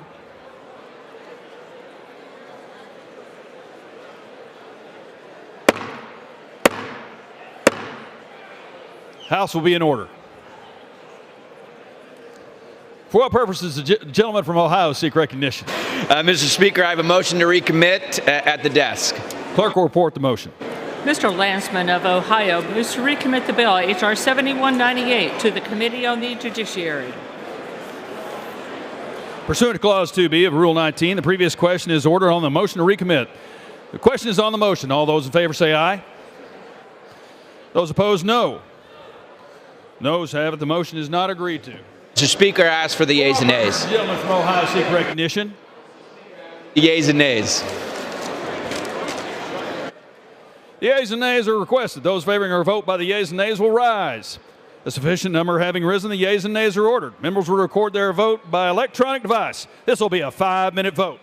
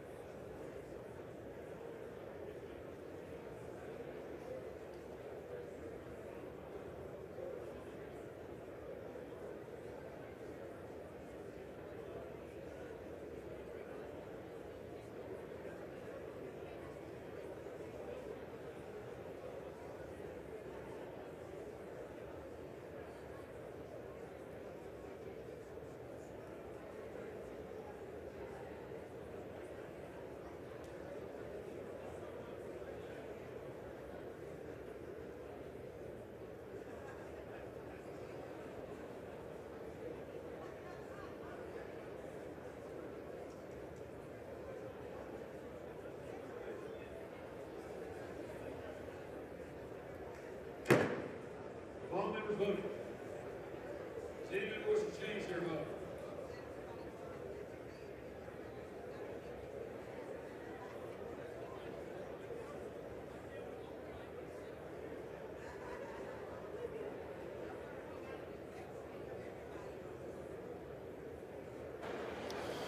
On this vote, the yeas are 197, the nays are 206. The motion is not adopted. The question is on passage of the bill. Those in favor, please say aye.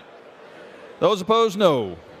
The ayes have it. The bill is passed. But for what purposes, gentlemen from New York seek recognition? On that vote, I ask for the ayes and nays. The yeas and nays are requested. Those favoring a vote by the yeas and nays will rise. A sufficient number having risen, the yeas and nays are ordered. Members will record their vote by electronic device. This will be a 5-minute vote.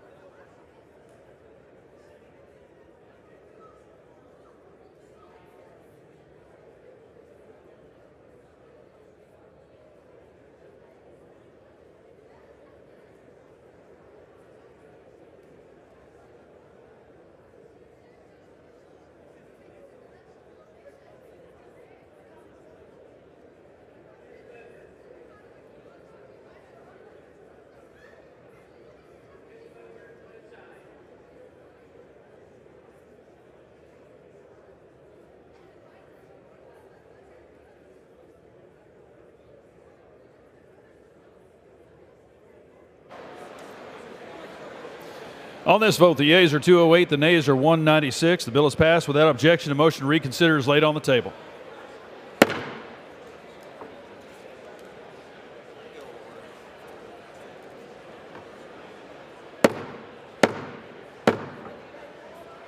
House will be in order.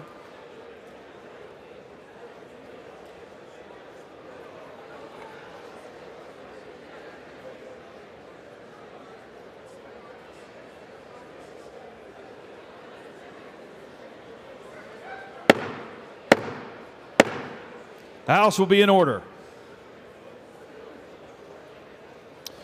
For what purpose does the gentleman from Illinois seek recognition? Mr. Speaker, I rise to raise a question of the privileges of the House and offer a resolution previously noticed. Clerk will report the resolution. Whereas on April 9, 2021, the Committee on Ethics of the House of Representatives announced that it had begun to investigate allegations that Representative Matt Gaetz may have engaged in sexual misconduct and/or illicit drug use, shared inappropriate images or videos on the House floor, misused state identification records, converted campaign funds for personal use, and/or accepted a bribe, improper gratuity, or impermissible gift in violation of the rules of the House, laws, or other standards of conduct. Whereas over 3 years, the Committee on Ethics of the House of Representatives compiled an extensive investigative record pursuant to Committee Rules 14A3 and 18A into allegations that Representative Gaetz may have engaged in sexual misconduct and illicit drug use, accepted improper gifts, dispensed special privileges and favors to individuals with whom he had a personal relationship.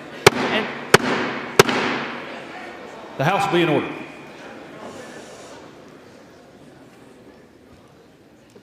Clerk will resume.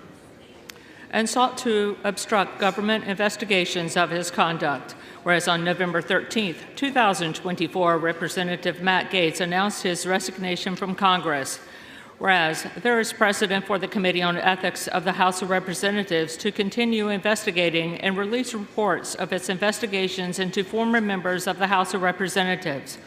Whereas in 1987, the Committee on Ethics of the House of Representatives released a report on its investigation into allegations of the misuse of campaign funds, improper gifts, the failure to reveal business interest on his financial disclosure, and the acceptance of a bribe by former Representative Bill Boner following his resignation from Congress. Whereas in 1990, the Committee on Ethics of the House of Representatives released a report on its investigations of sexual misconduct allegations, which included having sexual intercourse with a minor and making sexual advances towards a congressional employee against former Representative Don Lukens following his resignation from Congress.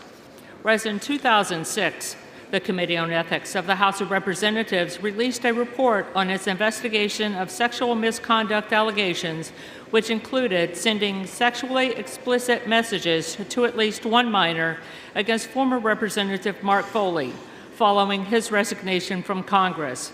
Whereas in 2011, the Committee on Ethics of the House of Representatives continued its investigation into allegations of sexual misconduct against former Representative Eric Massa following his resignation from Congress.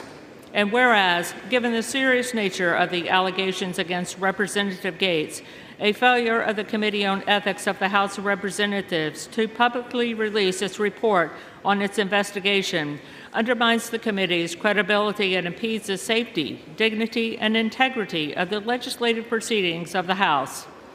Now therefore be it resolved that the Committee on Ethics of the House of Representatives shall immediately release the latest draft of its report and a summary of its findings to the public, including any conclusions, draft, reports, recommendations, attachments, exhibits, and accompanying materials with such redactions as may be necessary and appropriate to protect sensitive information, including witness identities, related to its investigation into allegations against former Representative Matt Gaetz.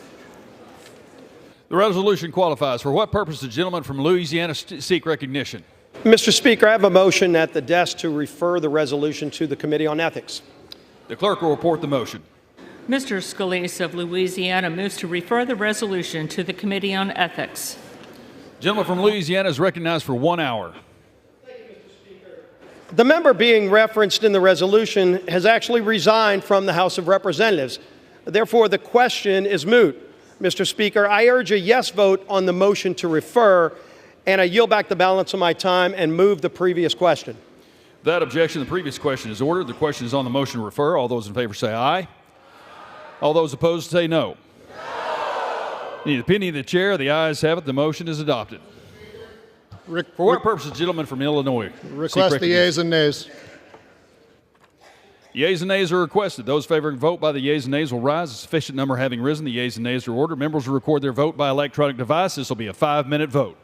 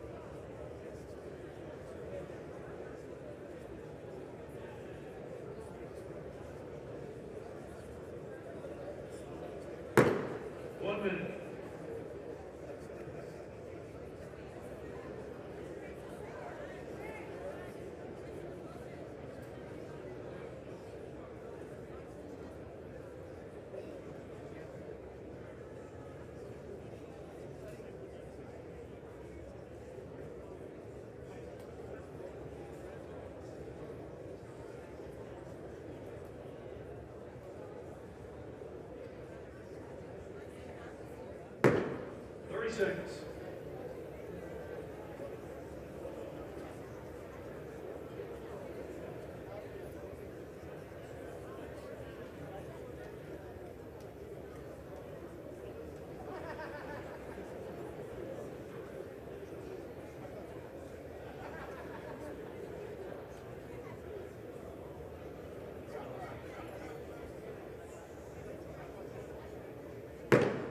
All members voted.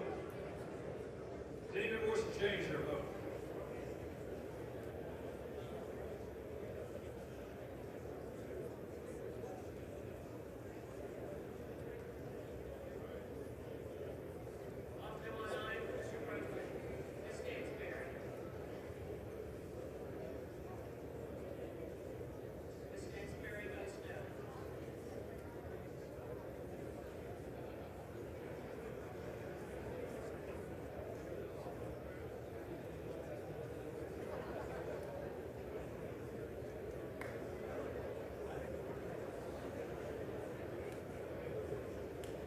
On this vote, the yeas are 206, the nays are 188. The motion is adopted without objection. The motion to reconsider is laid on the table.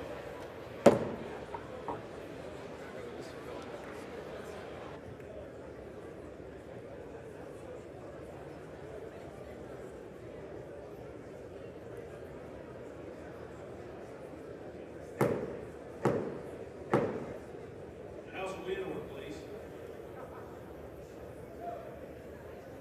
The House will be in order, please.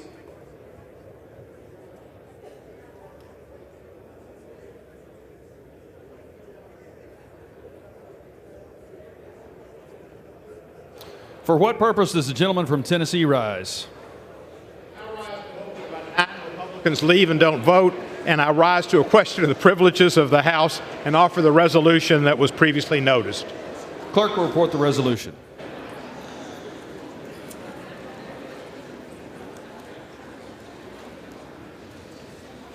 Whereas Matthew Lewis Gates II of Florida served in the House of Representatives from January 3, 2017 through November 13, 2024, whereas Clause 2 of Section 5 of Article 1 of the Constitution of the United States establishes that each House may determine the rules of its proceedings and punish its members for disorderly behavior.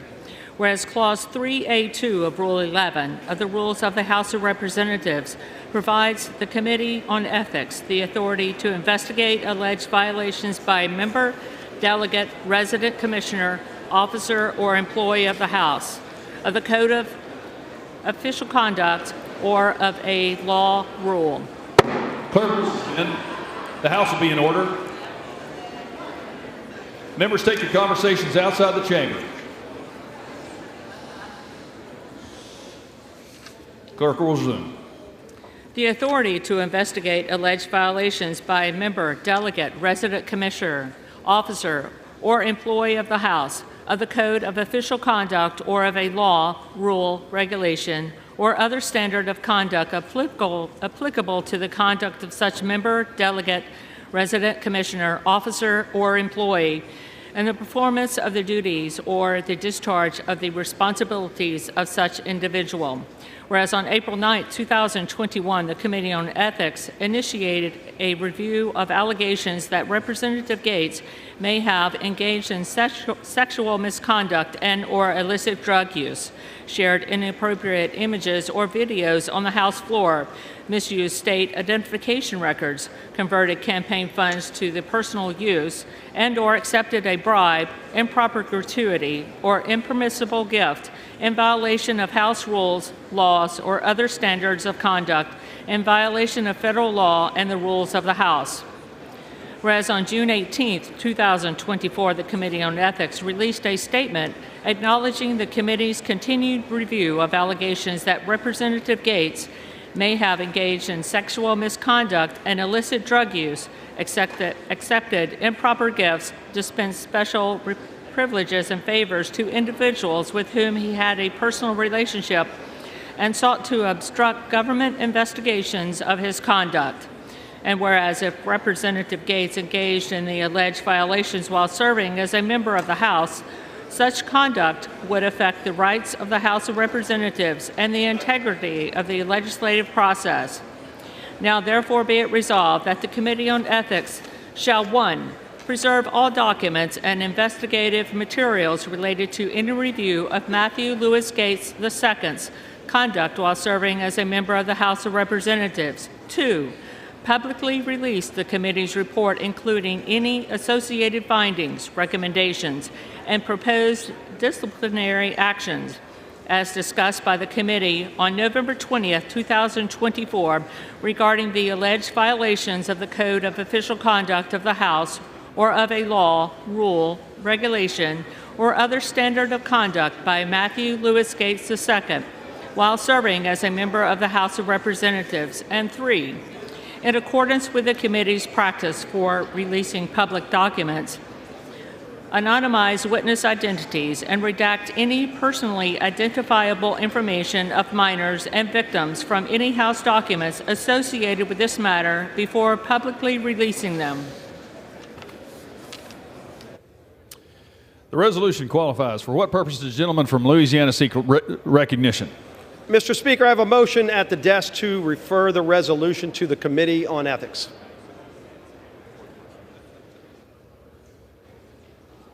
The clerk will report the motion.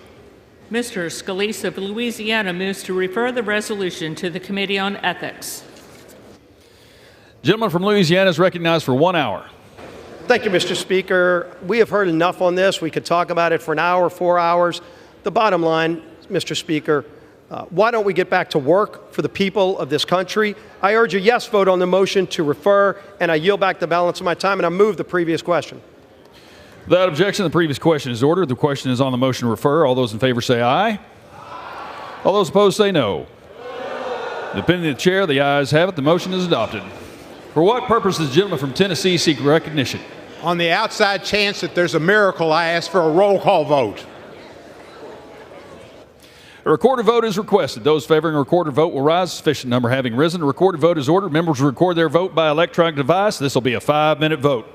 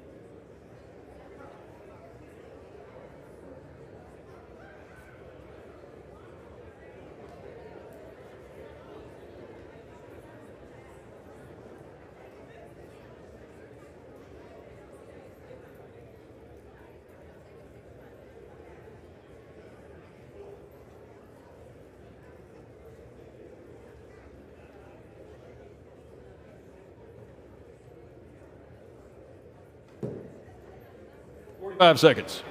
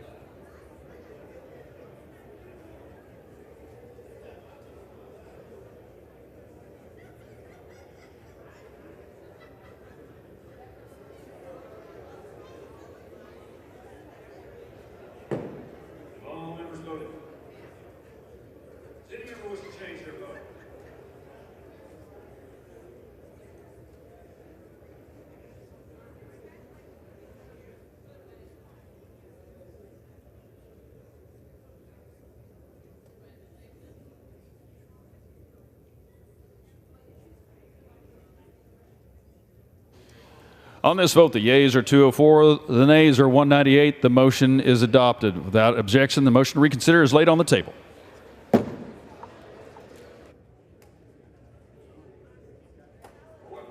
Gentleman from Missouri seek recognition. Mr. Speaker, I ask unanimous consent that I may hereafter be considered as the first sponsor of H.R. 374, a bill originally introduced by Representative Gates of Florida for the purpose of adding co-sponsors and requesting reprintings pursuant to Clause 7 of Rule 12. Without objection, so ordered.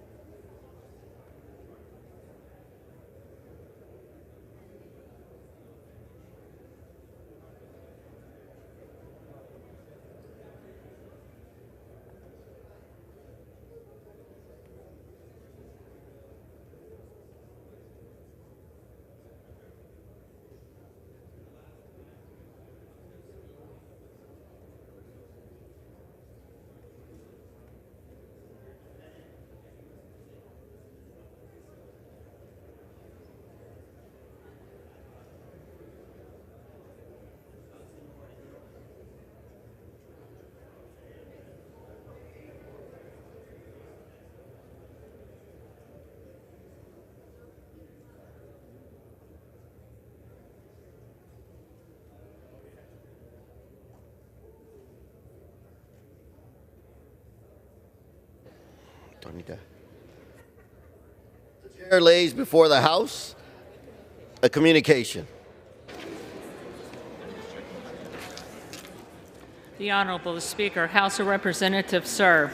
Enclosed is my resignation letter to New Jersey Governor Phil Murphy, effective December 8, 2024. It has been the honor of my life to serve New Jersey's 3rd Congressional District. I'm grateful to the people of New Jersey for entrusting me with the great honor of representing them in the United States Senate, and I hope to do so with humility and integrity.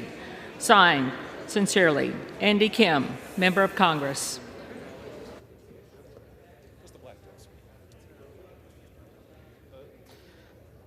The chair will now entertain requests for 1-minute speeches. For what purpose does the gentleman from Pennsylvania seek recognition?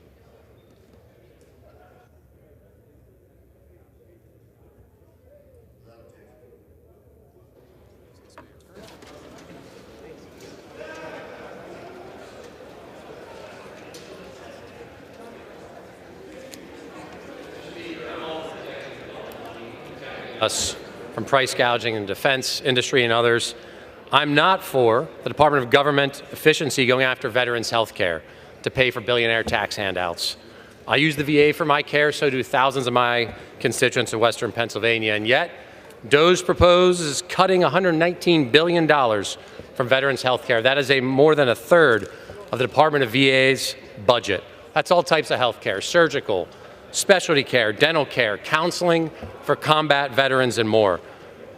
It's ridiculous. My question to my friends on the other side of the aisle, to President-elect Trump and others, is this. Do you want to cut health care for veterans who risk their lives for this country?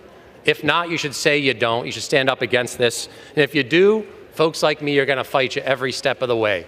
This is the cost of war, and this country expects us to pay it. Mr. Speaker, I yield back. For what purpose does the gentleman from Georgia seek recognition? Without objection, the gentleman is recognized for 1 minute. Mr. Speaker, I rise today to honor the life of Bryce A. Johnson, who passed away suddenly this week at the age of 52. Husband to Erica, father to Will, son to Terry, and a friend to me. He was a dedicated public servant and served as the Tifton Judicial Circuit District Attorney.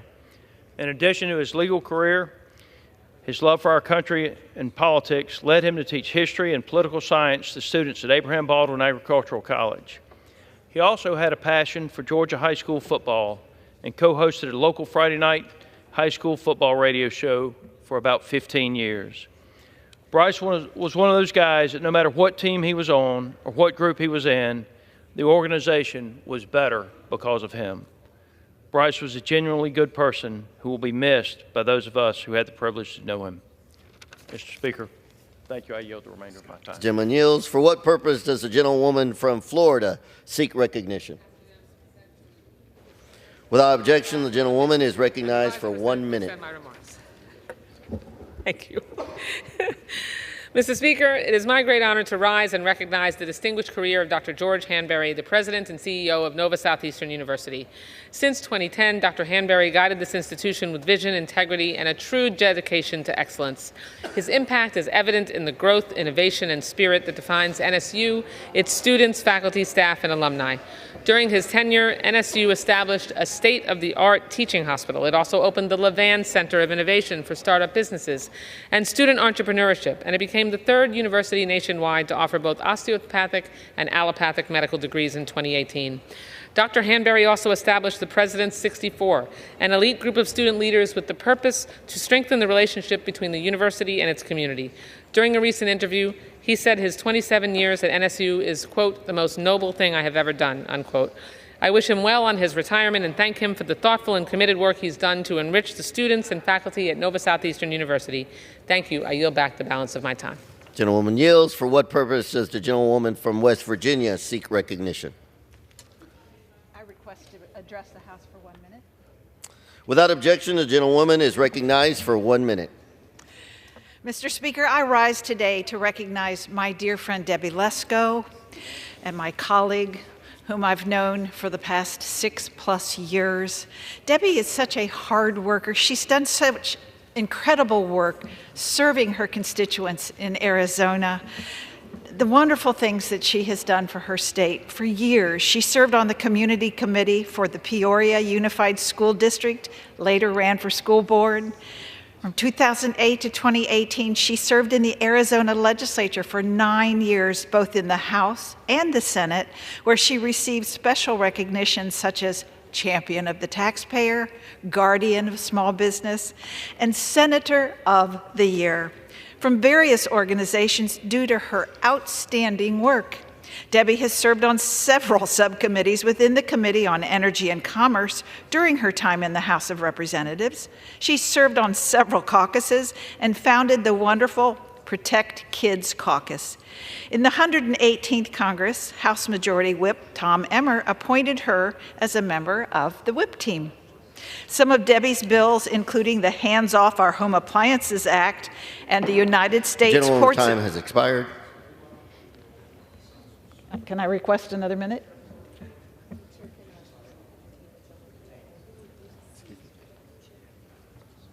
I guess not.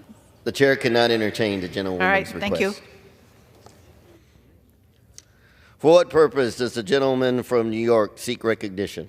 I ask unanimous consent to address the House for 1 minute and revise the consent. Without objection, the gentleman is recognized for 1 minute. Mr. Speaker, I rise today to express my heartfelt gratitude to Joanne Yu for her lifetime of public service on behalf of the AAPI community in my district and the entire city of New York. This year, Joanne will retire after 13 years as Executive Director of the Asian American Federation, an organization dedicated to supporting the 1.5 million Asian American community members in New York City.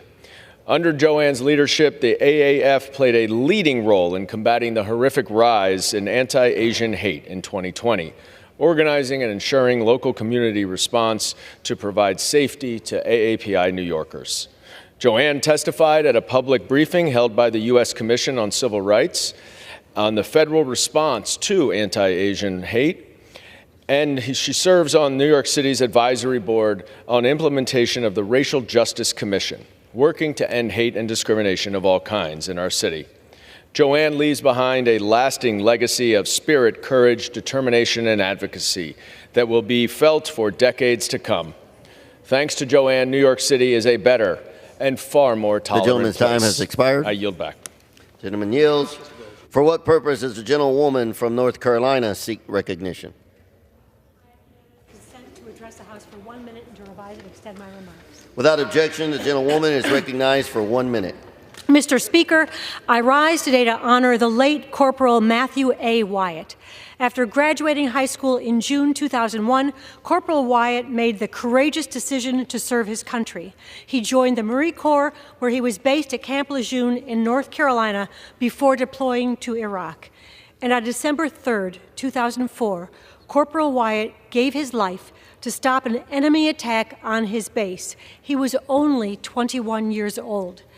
Corporal Wyatt bravely acted without hesitation to save the lives of his fellow service members, and today his memory is carried forward by his father, Marine Gunnery Sergeant Alan Wyatt, his mother Verlene, and the entire family who proudly uphold the three-generation legacy of military service.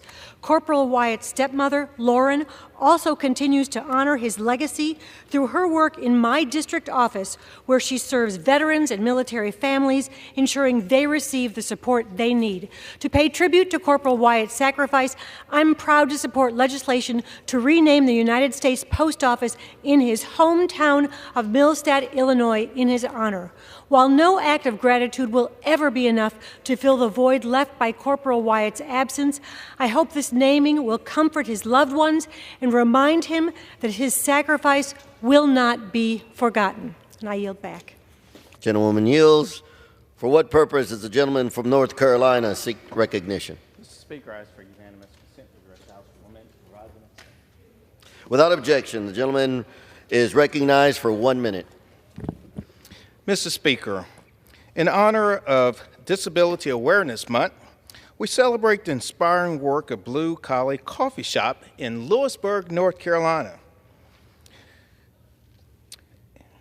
Since creating Blue Collie Coffee Shop, Al and Paige Sells have provided meaningful employment opportunities for individuals with intellectual and developmental disabilities. Blue Collie has employed over 16 individuals, helping them gain meaningful skills and confidence while fostering an inclusive work environment where everyone has a chance to thrive. Al and Paige's dedication to creating opportunities and building a more inclusive community is nothing short of remarkable. Their work transforms lives, opening doors and breaking down barriers, one cup of coffee at a time. Thank you, Al and Paige, and thank you, Mr. Speaker. I yield back. Gentleman yields. Under the Speaker's announced policy of January 9th, 2023, the gentlewoman from Arizona, Ms. Lesko, is recognized for 60 minutes as the designee of the Majority Leader. Thank you, Mr. Speaker. I ask unanimous consent that all members have 5 legislative days to revise and extend their remarks and to submit extraneous materials on the topic of this special order. Without objection. Mr. Speaker, it has been an honor of my lifetime to serve in these sacred halls of the U.S. House of Representatives. And part of that great honor is to serve with fantastic colleagues, members of the U.S. House of Representatives. And I'd like to yield time to my great colleague, Paul Gosar from Arizona.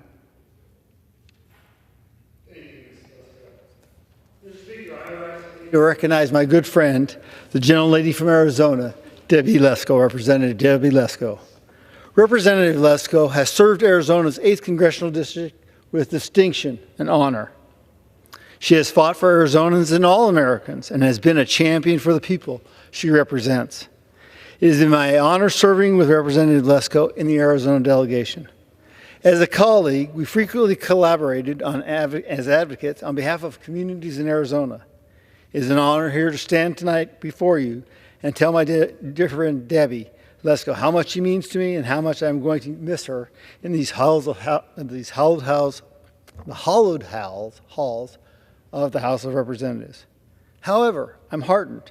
I know she won't be too far away, and you can bet I'm going to continue to phone her whenever I need her advice and just to talk. More importantly, I'm confident her character, demeanor, and principles will continue to serve her well in Maricopa County, where she has been recently elected to the Board of Supervisors. But I'm worried about it. Debbie's in Congress. You know you represented 800,000 people with full-time staff. But now you will represent over 1 million people with just one full-time employee. DOJ should learn something from you. Congress's loss is Maricopa's gain. I'm grateful to have had the opportunity to serve with you. I applaud you for your service and I wish you all the best. Arizona is a better place because of you, Debbie Lesko. God bless you and your husband, Joe. I yield back. Thank you, Representative Gosar. It means so much to me. And now I'd like to yield to my other colleague from Arizona, Representative Greg Stanton. Thank you, Congresswoman. I rise tonight to send off my colleague, Debbie Lesko, and honor her long career in public service. I first got to know Debbie when she was working on pension reform as a state senator, and I was working on pension reform as mayor of the city of Phoenix. We were elected to Congress both in the year 2018, and over the last 6 years, we've probably canceled each other's votes out more often than not. But you know what? We've developed a really great friendship, spending so many hours together talking about our families and politics at Sky Harbor Airport and DCA as we wait to board our weekly flights back and forth to Washington. And I want to say something about Debbie. She inspires me. She is a survivor of domestic violence, and she got out of an abusive marriage. And you know what she did? She poured herself into our community on the Peoria School Board, at the state legislature, and now as a member of the United States Congress. That's a great American success story. And over her years in public office, she's shown immense courage in sharing her story as a domestic violence survivor and using her office to fight for other survivors to receive the care and attention they deserve. And to Debbie's husband, Joe, I see you on those weekly flights. It's not easy being a congressional spouse, and I see the long hours you put in to supporting Debbie. Thank you for sharing her with us. I'm going to miss Debbie in Congress, but she's continuing her work in public service as a newly elected Maricopa County supervisor. And Debbie, I have one request in your new role. Don't ever let the cyber ninjas back to Maricopa County, please. All right, in all seriousness, I'm wishing you all the very best. Godspeed, Congresswoman Lesko. Thank you so much, Representative Stanton. Greatly appreciate the words, and I'll tell Joe as well. Next, I'd like to yield to my friend and colleague, Andy Biggs from the great state of Arizona, who I've known for many years. Thank you. You didn't have to put the mini in front of that there, Debbie. It's true. Yes, she was a young child when we first met. No, I would say that it's an honor to speak on and recognize my good friend Debbie. When I was when I was serving from the east side of the valley, and Debbie was in the school board. And actually, right when you were getting elected on the school board, I started hearing about Debbie Lesko is going to be this great conservative Politico. And I did not know you. I did not know Debbie at that time, but I got to observe her. And then we ended up serving in the state legislature together.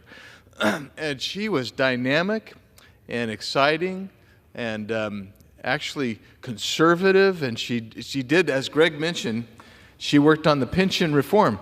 Now, the bulk of that took place after I left, thankfully, because pension reform, as anybody who's ever done it, is one ugly thing, and it takes a lot of courage. And Debbie exhibited courage, and I would get reports on how you were doing that. And she brought in people with very disparate interests. She worked with them. She got them on board, and she would tell them where the rubber met the road. So that was really awesome. And then I'm here, and then next thing I know, Debbie's here with me. And so the bad news for me is that she's going home to Maricopa County, and she's going to do a great job there. Great news for Maricopa County, which, by the way, is one of the largest counties in the country, and about, 5.5 million people, I think, in the county, something like that, with only 5 supervisors. And Debbie has told me this, and I know that she's told Paul this, and I know she's told Greg this, and I know she's told David and Juan this. She only has 1.5 staffers. And that's really bugging her, I can tell you that. But she's going to do a great job. She's been a great friend. And I will also pay homage to Joe and Debbie's family, who've been so supportive, literally for many years. So, with that,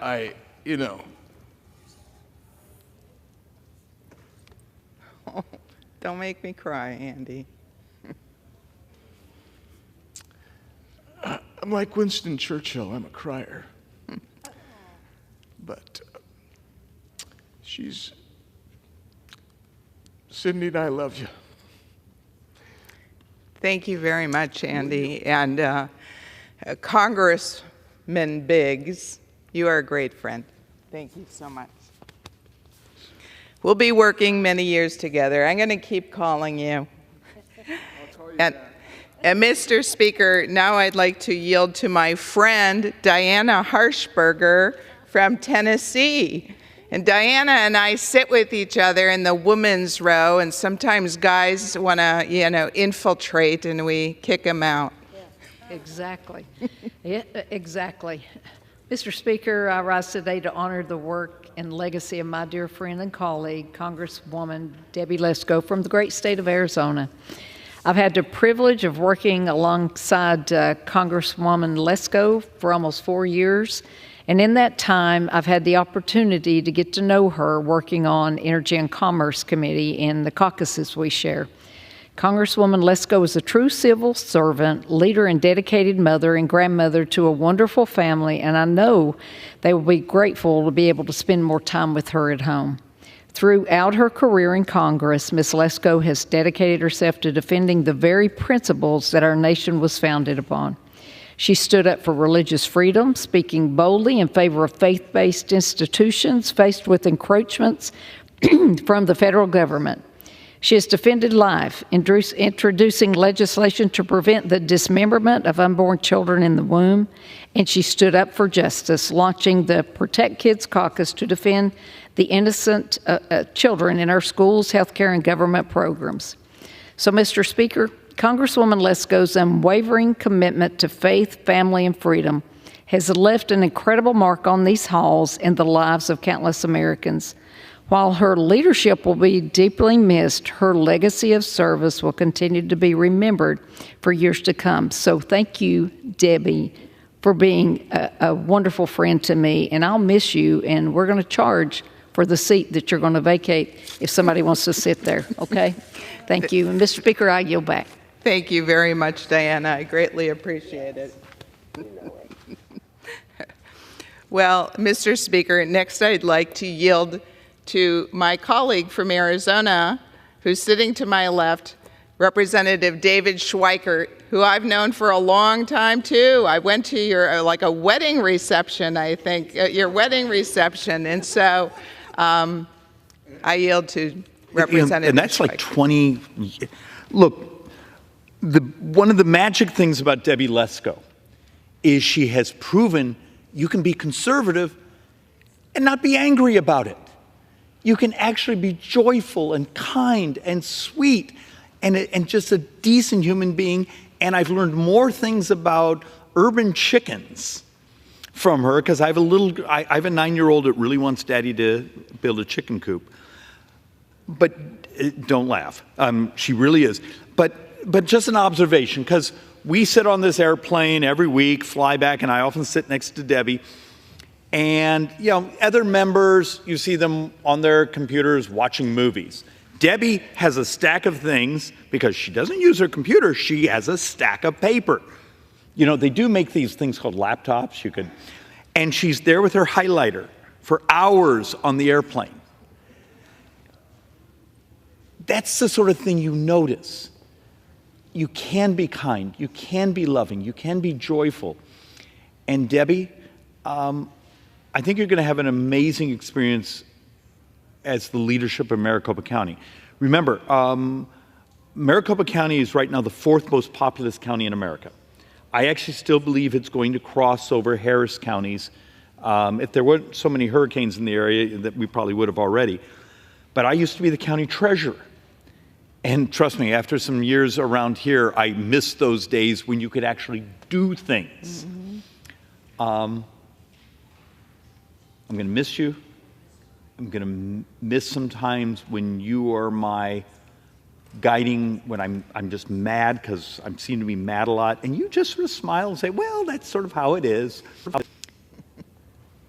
And we're going to be making some very tough decisions here in the next couple of years, where we're going to need the leadership at our state and local levels, because a lot of the dollars we don't have anymore to send. So a lot of our problems we're going to be sending to you soon. So we love you, Debbie. Thank you very much, David. And I greatly appreciate the friendship and the work we've done together.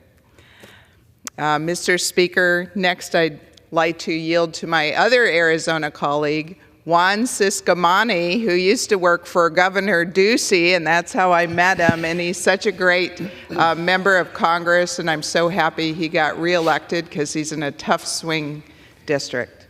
Thank you. Well, Debbie, Mr. Speaker, I rise today to congratulate and honor and pay tribute to my good friend, Debbie Lesko, who you've been an inspiration to so many. We've worked on different projects together. You've been a speaker and a panelist for some of the programs that Laura and I have done for youth and especially for women.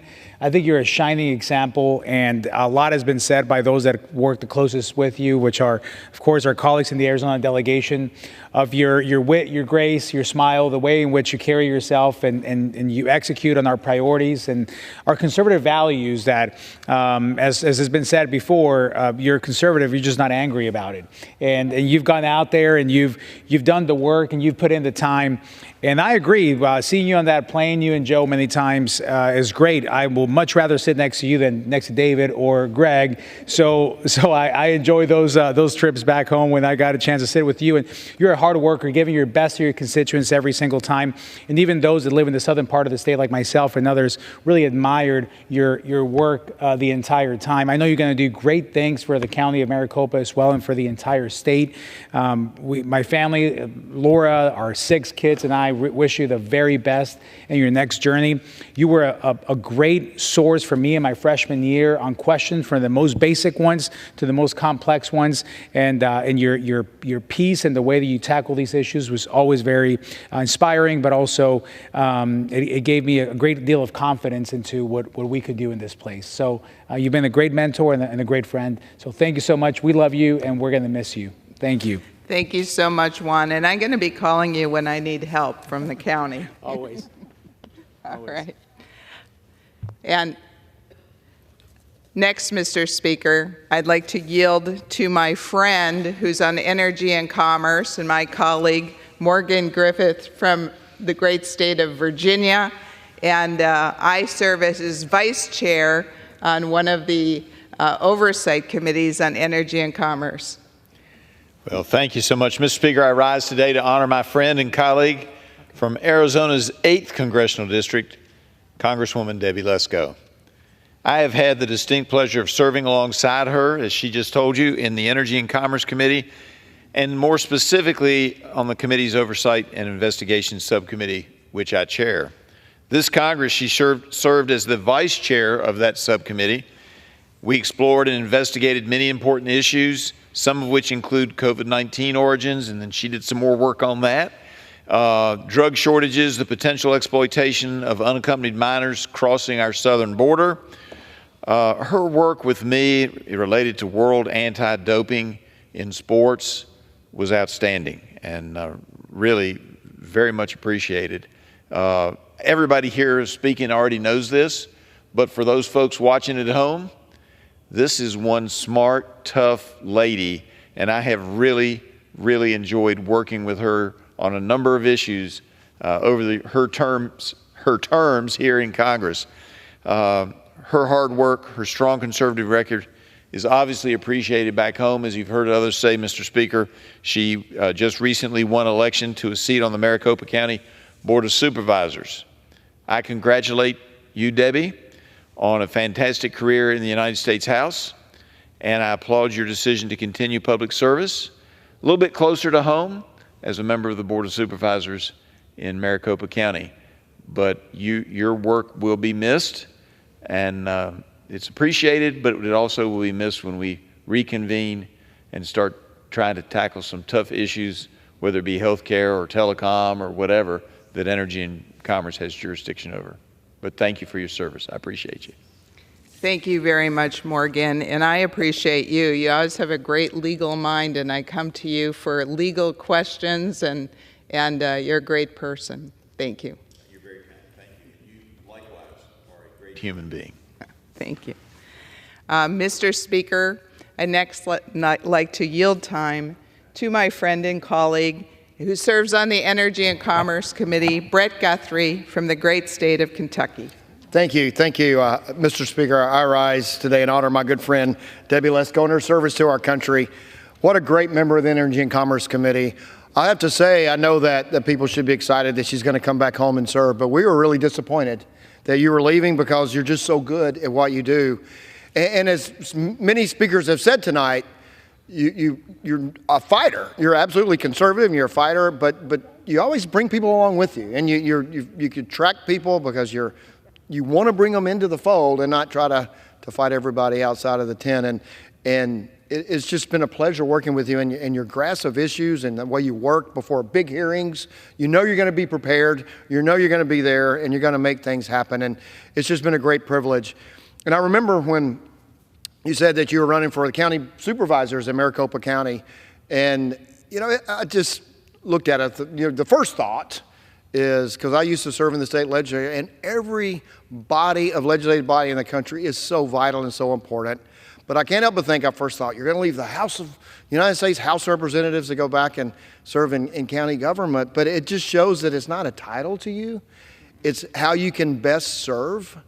And it just means a lot. I have friends of mine and others. Do you think I should run for this or the other? I said, you're doing a great job where you are. And it's every level of government is important. And I remember when Janice Hahn, I don't know if you were here when she was here, left to go be an LA Board of Supervisors. I said, you're leaving to go back and run for the county board. And she said, it's bigger than a congressional district. So yours probably is or close to it. And it's just a great privilege to be here, to know that I'm with someone who's about service, not about her own title. And we're going to miss you. I want to say that first and foremost, but we're also excited for you. We're excited for the people of Maricopa County because they're getting one heck of a fighter. They're getting one heck of a believer. They're getting somebody that's going to give all their heart and soul. And we're going to miss her here. They're going to love you there as they already do, but they're going to love having you home. And God bless you. You're a dear friend, and I'll yield back. Thank you very much, Brett. I really greatly appreciate it. And okay. Well, we can hug now. Okay, right. Congrats. Yeah, congrats. Thank you very much. Well, this is kind of overwhelming, but I want to yield next to one of my friends and one of the ladies that sits next to me in our woman row over here. and that is my friend and colleague from Illinois, Mary Miller.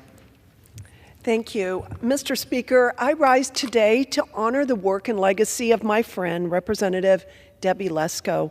It has been such a pleasure to serve with her in the 117th and the 118th Congress.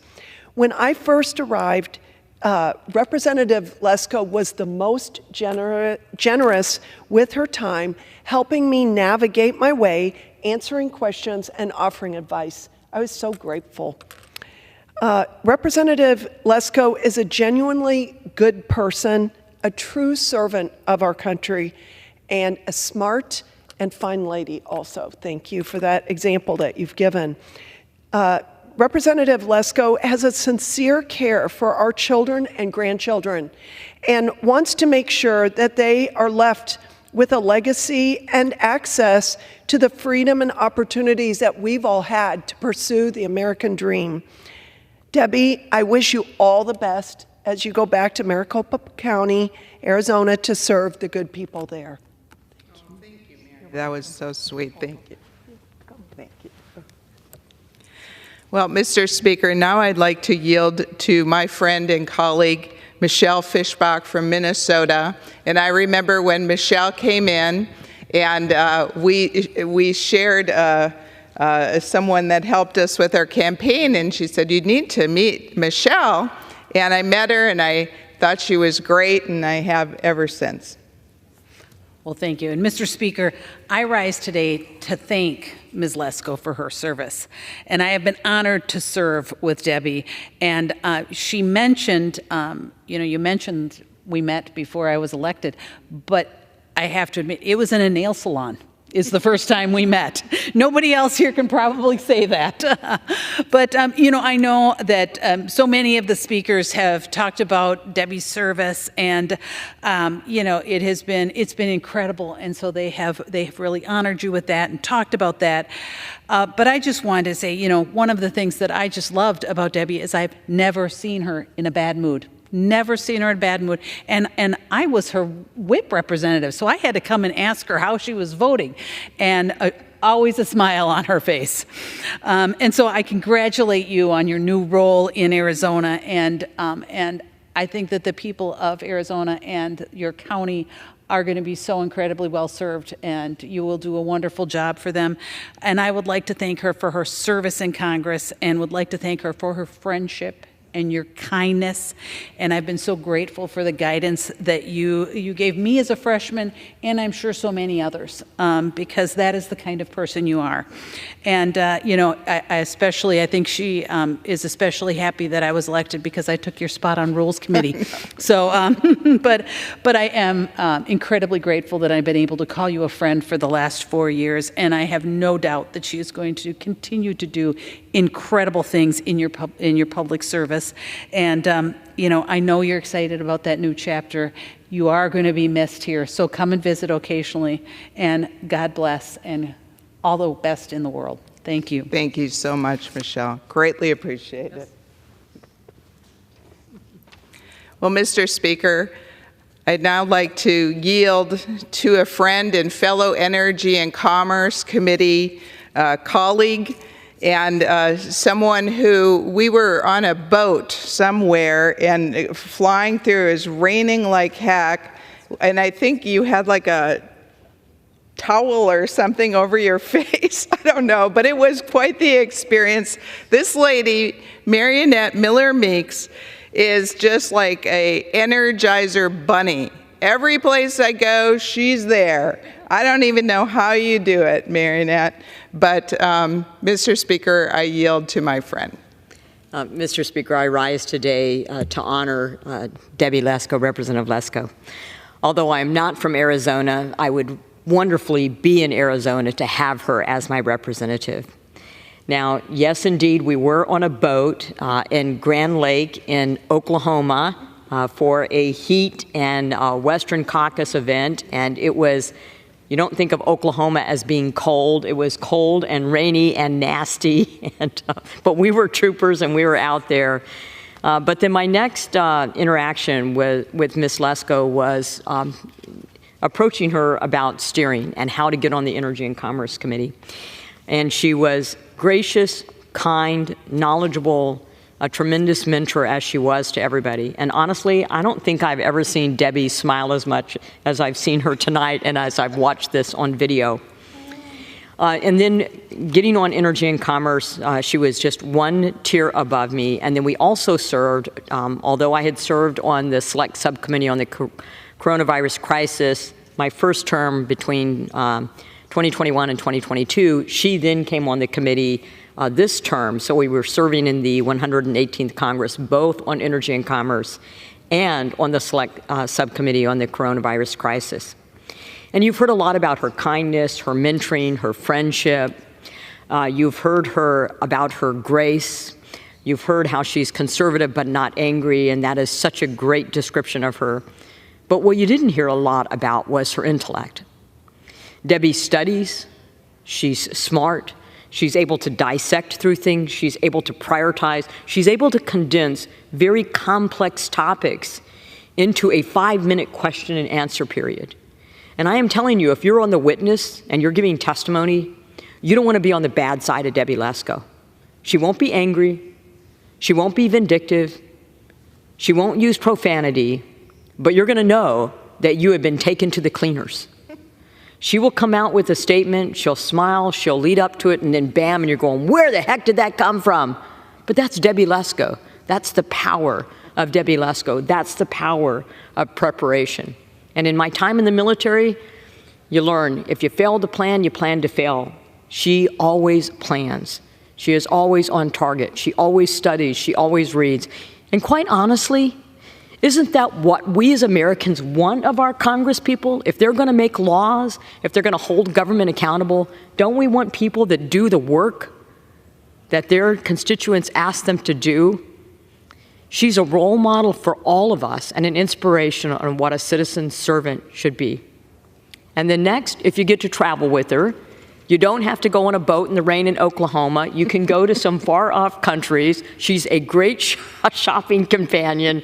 She likes to try all kinds of different foods. She does her homework on the plane over and on the plane back. But she just is a genuine, lovely person to travel and be with. And when members of Congress have to travel places, especially far off, for the work that they do, you really want to have somebody in the seat next to you that's a joy to be with and not making all kinds of noises and all kinds of stuff, and they're not high maintenance. She's a shining example of what a good travel companion, what a good member of Congress is. I'm probably over my time, but it has been a real joy to serve with Debbie Lesko. The 4 years I've served with her, a tremendous asset to Energy and Commerce and to the Select Subcommittee that we've served on together. She will be deeply missed. I will deeply miss her. She will be missed in our conference for all of the reasons that everybody has said. And we know she's going to continue to do great things for the people of Arizona, and we wish her all the best. And I know her husband is very happy to have her back. So with that, Mr. Chairman, I yield, and I'm going to go hug Debbie. Oh, thank you very much, Mary Annette. Oh, thanks. Don't make me cry. Well, Mr. Speaker, I'm going to wrap this up, but I'm going to come to the other podium.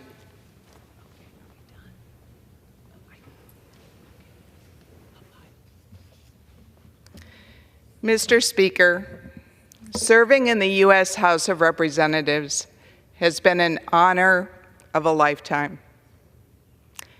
Very surreal. You know, as someone said before, I think my colleague Greg Stanton from Arizona, over 31 years ago, I left an abusive ex-husband, and I had a little daughter, and there was times I had no money. I remember there was a time I had no place to live. I went to see if I could get into a shelter, and it was full. And to go from that, you know, just trying to survive,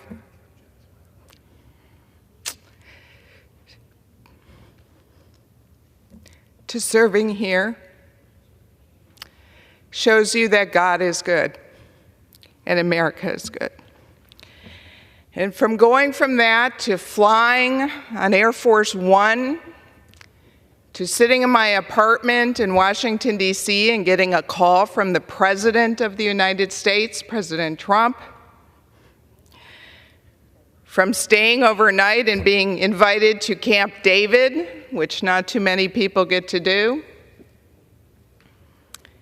and to be selected by President Trump of one of only 8 U.S. Congress members to serve on his impeachment defense team. Wow. Just absolutely unbelievable. And you know, in the 6 years and almost 8 months that I've been here, I have been part of history, so much history that has never happened before. I experienced. I served on the Judiciary Committee during both impeachments, but it went through committee on the first impeachment of President Trump. And I saw firsthand how I thought it was so corrupt and politically motivated, and it disgusted me. I was so upset. I really studied hard. I studied all of the so-called evidence, and it was just, it was a dark time in the United States. I was there when Robert Mueller came to Judiciary Committee to testify, and we all prepared, and it was kind of really a surprise of how he testified and wasn't able to answer certain questions. I was here and lived through Congress through COVID, when Speaker Pelosi mandated that we wear masks in all of the committees and on the floor, when Speaker Pelosi put metal detectors right outside of those doors and every single member of Congress had to go through metal detectors as if we were some type of threat.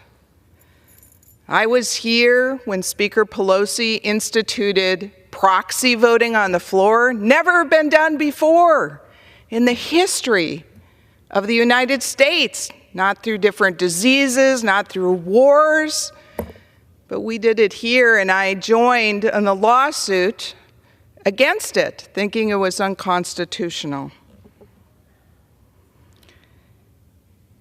And I was here on January 6th. That was just a crazy day. So I have had one heck of a ride. One heck of a ride here. And have met so many great people. And truly, I believe that the vast majority of Congress members are good people who want to make a difference in our lives. I have been able to help hundreds of constituents, and that is such a great feeling because they've come up to me. Some of these constituents have come up to me crying, saying, "Debbie, you were able to help me. I was at my wit's end. I couldn't get my Social Security payment. I couldn't get my veteran benefit payment, and your office helped me." And that's really satisfying to me. I was able to pass legislation. Not only was I a co-sponsor of the big border bill, securing the border, and other great bills, but my own bills, Save Our Gas Stoves and Hands Off Our Home Appliances, was passed out of this House. I was able to serve on the prestigious Energy and Commerce Committee, the Select Subcommittee on COVID, the Judiciary Committee, the Rules Committee, the Homeland Security Committee, and the Science and Space Committee. What an honor. I was also served on the WHIP team and on the Steering Committee where we would select which Republicans served on which committees and which Republicans served as chairman or ranking members on the committees. I've made a lot of great friends. Some of them are here today. And I'll never forget you. But now it's time for me to move on. I have a great family at home. My mother's 95. My husband, my loving husband's home. I have 3 kids. I have 6 grandkids. And a brother, a sister that all live within 20 minutes of my house. And I'm here in Washington, D.C. 60, 70% of the time. There's something wrong with that picture. So as I leave, it's kind of bittersweet. But I'm happy. I'm happy I'm going home, and I'm happy I've had this experience of my lifetime. I'll never regret it. So I want to thank my constituents who have always put their trust in me, the voters in my district, President Trump, who has supported me, my staff that has worked in my congressional office, either now or in the past, and the staff here at the Capitol. You've been great people, and I won't forget it. So thank you, and God bless all of you as God has blessed me. Mr. Speaker, I yield back. The gentlewoman yields. Under the Speaker's announced policy of January 9th, 2023, the chair recognizes the gentleman from Texas, Mr. Roy, for 30 minutes. I thank the Speaker, and I want to thank my colleague from Arizona. I didn't get a chance to get down here in time during the time that was set aside to honor her service, but I'm glad I was down here and able to get down at the tail end of it to hear her speech. It's been an honor. We were classmates, came in together, served together, and I remember when the gentlelady told us that she wasn't running again, I found her on the floor and I said, "So what's going on? Why aren't you staying with us?" And she said, one word: family. And that's the right answer. But you've been a great patriot. Congress is far better for having had you in it, and we will miss you, but we know you won't be too far away, and we hope to see you here. But God bless you. Spend time with your family. I feel the pain of being away as you do, and I'll be very happy for you. But I'll give you a few floor speeches to watch every once in a while here just for fun. Thank you, Chip. Yes, ma'am. Thank you. Well, Mr. Speaker, I come to the floor tonight because there's a lot of talk going on right now about what's been referred to as DOGE, this effort by our friends Elon and Vivek with respect to the Department of Government Efficiency. Not 100% clear yet what that looks like in terms of formality, how the incoming president, President Trump, plans to establish it and set it up. We had some great meetings today with those 2 men and members of Congress who are interested in facilitating their work. And my only problem with the name Department of Government Efficiency is I would prefer it to be the Department of Government Elimination. I think we'd be a lot better off if we were eliminating large swaths of that which has been unconstitutionally created to rack up $36 trillion of debt. But I think what it merits observation is what this body needs to do to actually deliver on what people are, I think, to some degree across the country, getting excited about with respect to the prospect of the brain power that's been assembled around this department, DOGE, or this effort, that Congress has to actually do our part. We had a meeting today, and there's a lot of conversations back and forth, and there's a whole lot of members of Congress who are looking to them to say, please do this. One member said, please help give us the fortitude, the spine, to be able to deliver on removing and cutting this waste in government. Now, look, to be very clear, the use of technology, crowdsourcing, AI by these guys, other smart people around the country, the use of technology, observe it, figure out what to do with it, great. I'm for it. And I support their efforts. I support efforts by the incoming president, his staff, his administration to, frankly, massively slash and burn the bureaucracy that is sucking away, frankly, the life of the American people through overregulation and overspending and driving up inflation because we keep spending more and more money in this vast bureaucracy that you can't even keep up with. I have a bill that I introduced a few years ago, Count the Crimes.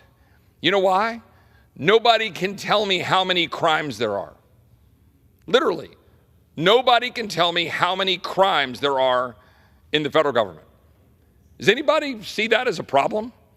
We literally don't even know how many. Forget, cataloging them all, organizing them all, figuring out how much of them are repeated or overburdensome or perhaps out of line.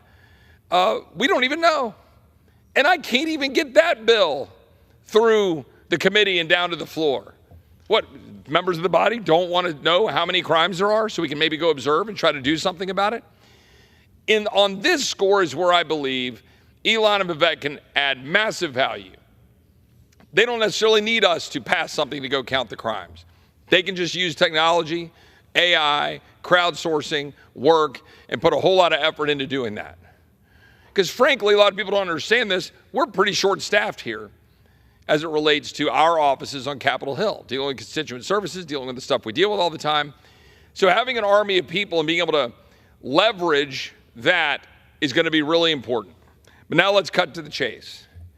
The fact of the matter is, too many members of the United States Congress are all too excited to hide behind Elon and Vivek to do the work they're supposed to do. That's the truth. I saw colleagues going to the mic, thanking them, oh, please save us from the scourge of bureaucracy. Well, what the hell is our job? We actually do have separation of powers. We actually are Article 1. We actually do have the ability to use the power of the purse to constrain the Leviathan and the executive branch. We just never do it, ever. And if we dare try, oh, the scorn, oh, the look from your colleagues when you dare come down and object to a consent request, as I did for $19 billion, seems trivial now, doesn't it? $19 billion in 2019 for Hurricane Harvey relief, predominantly, heavily in my home state of Texas. Unanimous consent request was being offered on the floor. I was at the airport. I got word they're going to do this by consent. I said, wait a minute. They're going to pass $19 billion by unanimous consent on the floor of the House and we're not there and it's not paid for? Well, it might be meritorious in some respects. I don't know. I'd have to look at the funding and what it's going to be used for in Texas. There are people hurting in Texas, but we got to pay for it. And we certainly don't pass things by $19 billion by consent. I got in my car, I canceled the flight, I got in a car, an Uber, came back here to the Hill, and I ran down on the floor and I objected. And you know what happened back in Texas?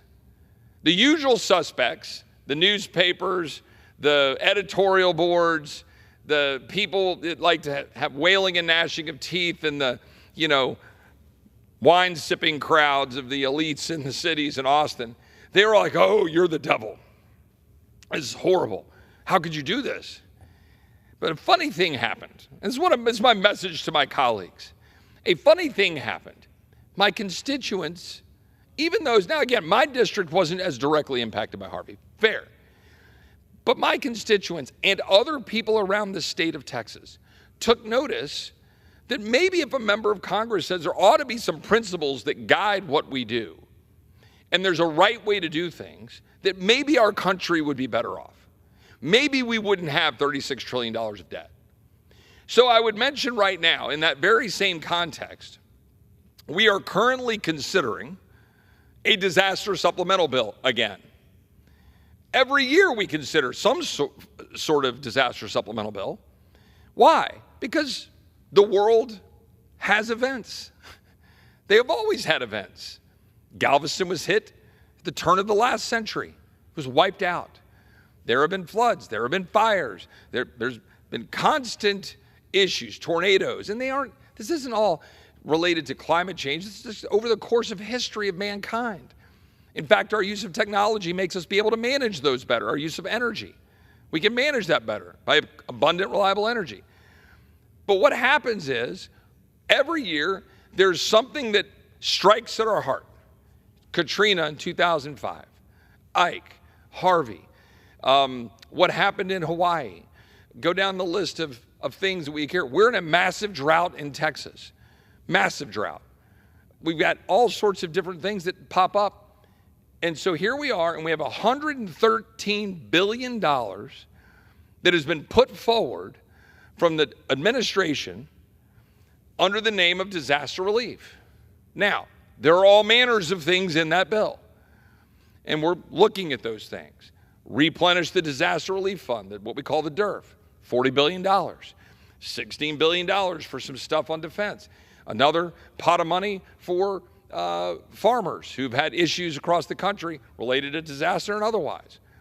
And go down the list to the tune of $111 or $13 billion. It's not paid for. It's just another check writing exercise. But it's the writing of a check by printing of money, because that's what we do. There is no limiting principle. My question for anybody watching this, what do you think the limiting principle ought to be for the elected representatives you sent here to represent you? Is it, well, man, that's a really sympathetic thing, write the check? Is that our limiting principle? Chip, there are people hurting in North Carolina. Yes, I know. I pray for them. We try to support organizations like Samaritan's Purse and others that help. I've had colleagues at Corey Mills that went in early trying to deal with disaster relief. But the last time I checked, the state of North Carolina is not a third world country that has no resources or abilities. They're a very robust economy, a very strong state. Are they unable to issue bonds? Are they unable to find ways to come up with their own dollars to build their own infrastructure and rebuild? State of Texas, when we have a calamity. The state of Texas is literally the 8th biggest economy in the world. The world. Just Texas is the 8th largest economy in the world. Other than immediate disaster relief using the resources of the National Guard or the resources at FEMA, when you have an actual emergency where you've got to move people, help them, deal with being in floods and water, we all help each other out. Send the resources. Yes, governors, go help. But we're now a month later, 2 months later. Why is the state of Texas not able to deal with the disaster? Are we unable to deal with it? I mean, we have almost I think, $400 billion biennial budget, i.e., roughly $200 billion a year budget in Texas. So are we not, at least Texas, the 8th largest economy, are we not able to deal with disasters? I think we can. I think most states in this country can. I think most of us can do what we need to do. The federal government doesn't need to be an ATM. But that's what we're turning it into. If there isn't a limiting principle on printing money, then how can DOGE be successful? Someone explain to me how all of the efforts by Elon, all of the efforts by Vivek, all of the efforts of the incoming Office of Management and Budget and President Trump, if this body, if this Congress, if this Republican majority does nothing but do the same old thing we've always done, which is come down here and write checks that have no backing, they're literally the Fed just printing money. How can we possibly limit the size, scope, and growth of the federal government?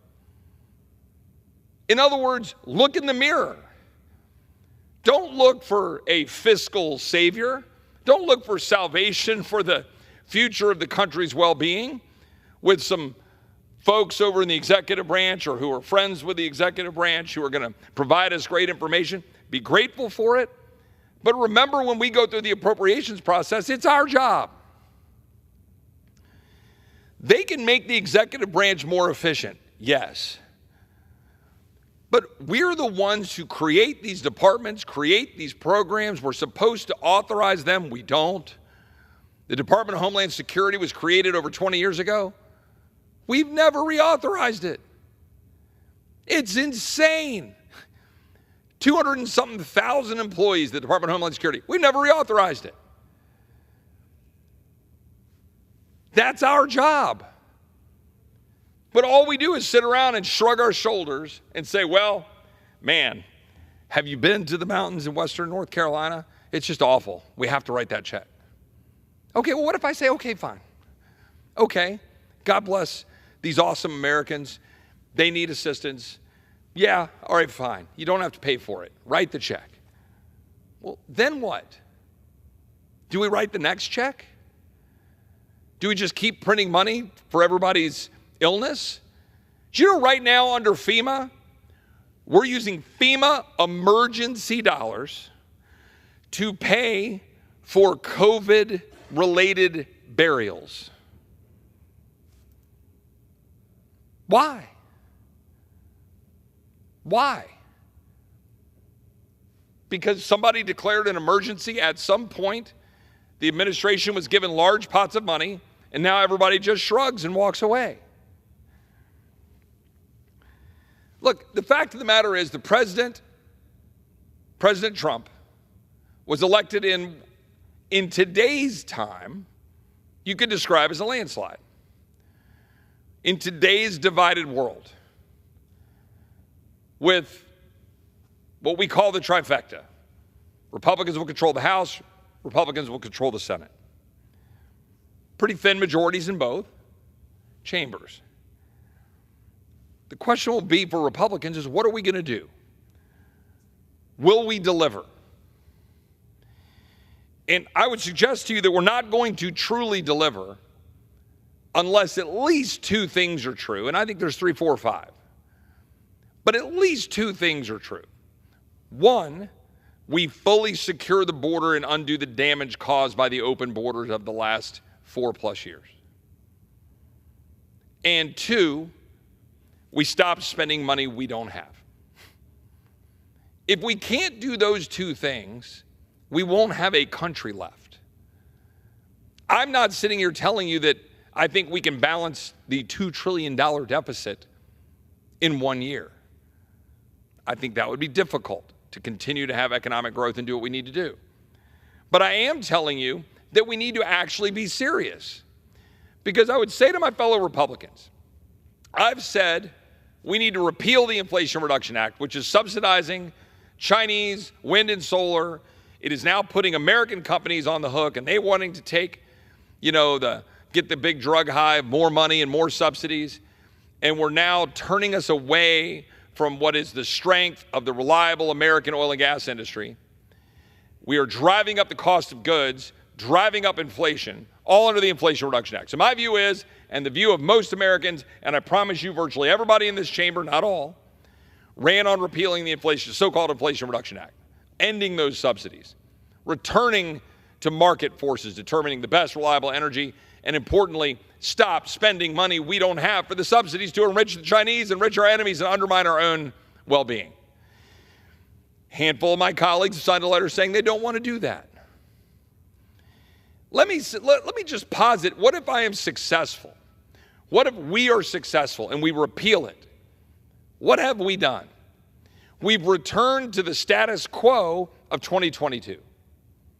So basically, on that issue, I am begging to return to the halcyon days of old in 2022, when everything was great.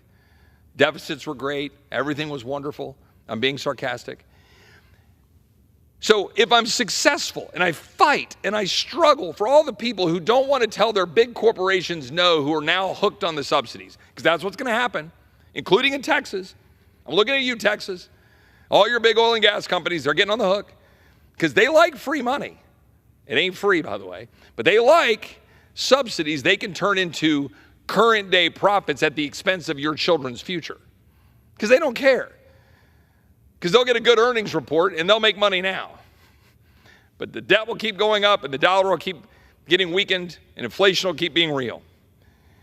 So if we can do it, if we can repeal it, if we're successful, all we do is rewind the clock to 2022. If we return to pre-COVID spending, all you do is return the clock to 2020. That would basically save us a couple $100 billion a year.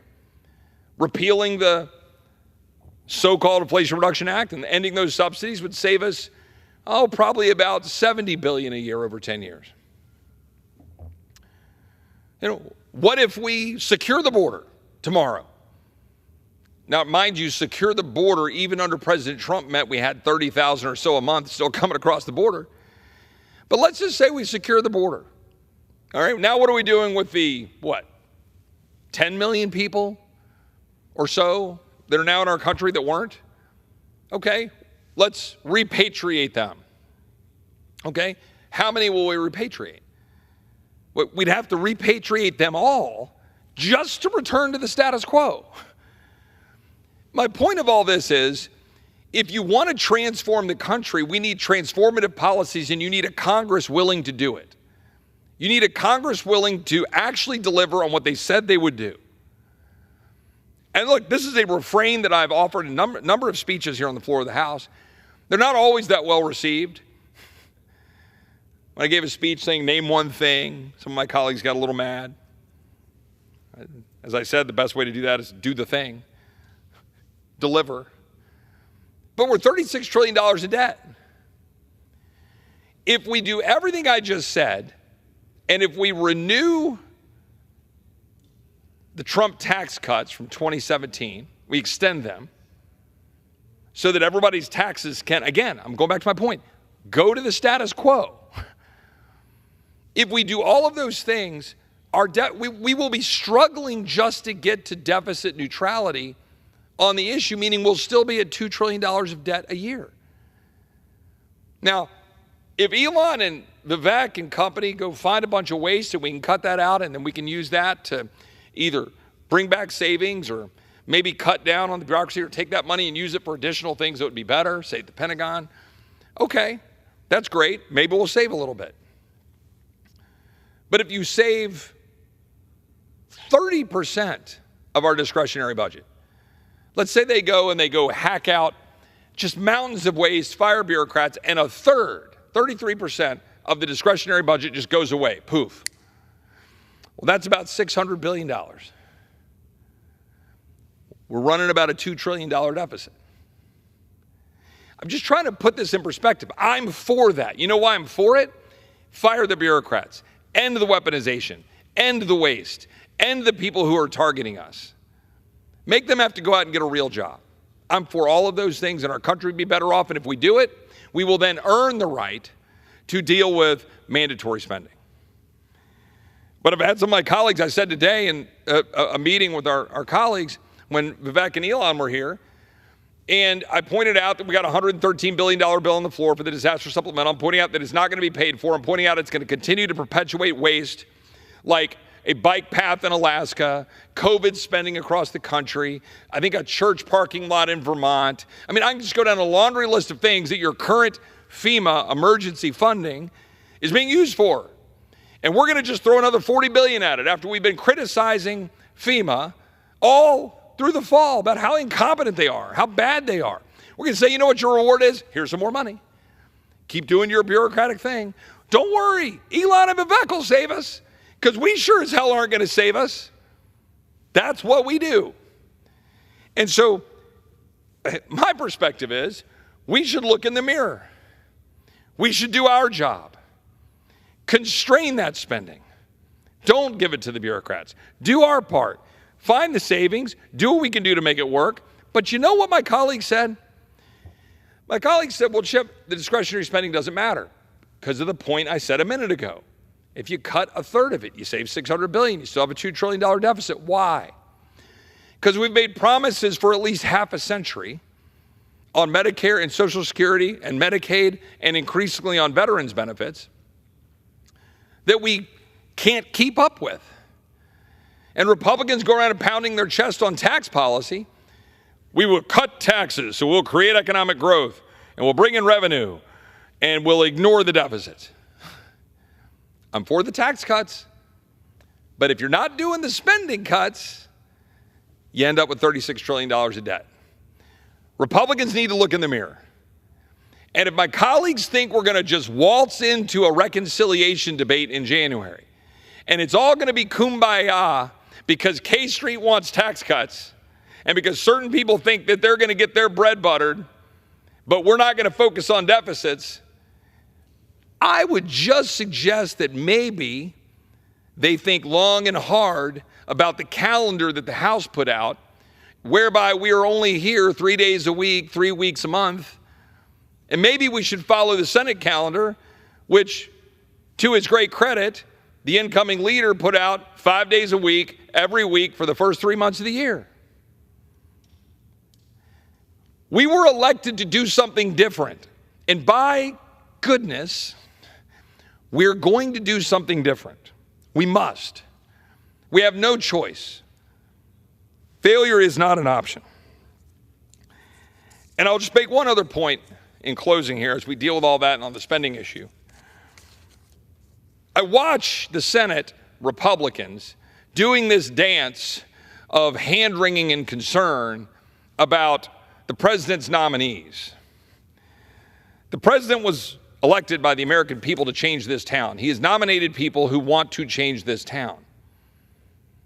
If you want to go overturn every rock of everybody's past and then say that they are not capable or they don't deserve to serve in a position like Secretary of Defense, as is currently occurring with the targeted attacks on Pete Hegseth, well, maybe you should take the board out of your eye.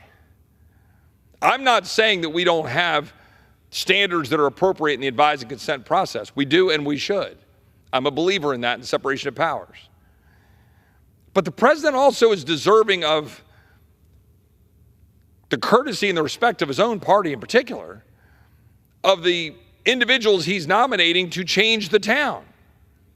He was elected to change it. You don't like Tulsi because she's a Democrat? Get over it. She's not anymore. She's a Republican now, but she was. In this chamber, I served with her. She was a Democrat. You don't like Bobby Kennedy because he's from the iconic Democrat family? Get over it. I don't agree with Bobby Kennedy on a lot of different things, but I agree with him that we need to fundamentally change our healthcare system, that we need to make America healthy again. I agree with Tulsi that we've been involved in endless wars and endless conflict that is draining our resources and undermining the men and women in uniform. I agree with Pete Hegseth that wokeism is destroying the United States military. I agree with Pete that we don't need to have endless wars. I agree with Pete that we ought to have somebody who's served in battle and understands it, who's at the top of the Pentagon, rather than the brass who, frankly, often like their ribbons more than actually doing the work that is necessary to defend this country.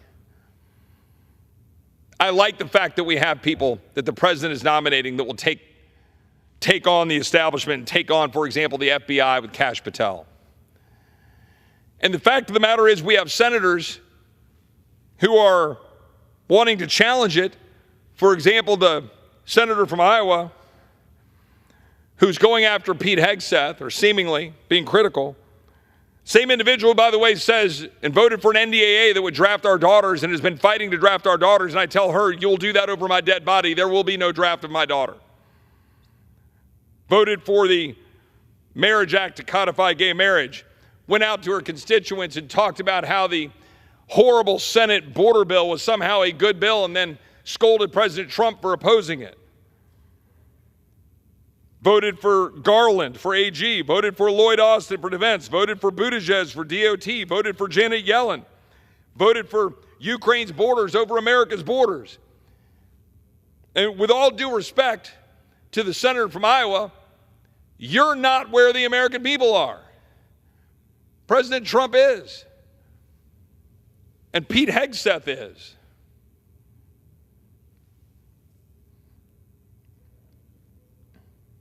We have an obligation to change this town or we're going to lose this country.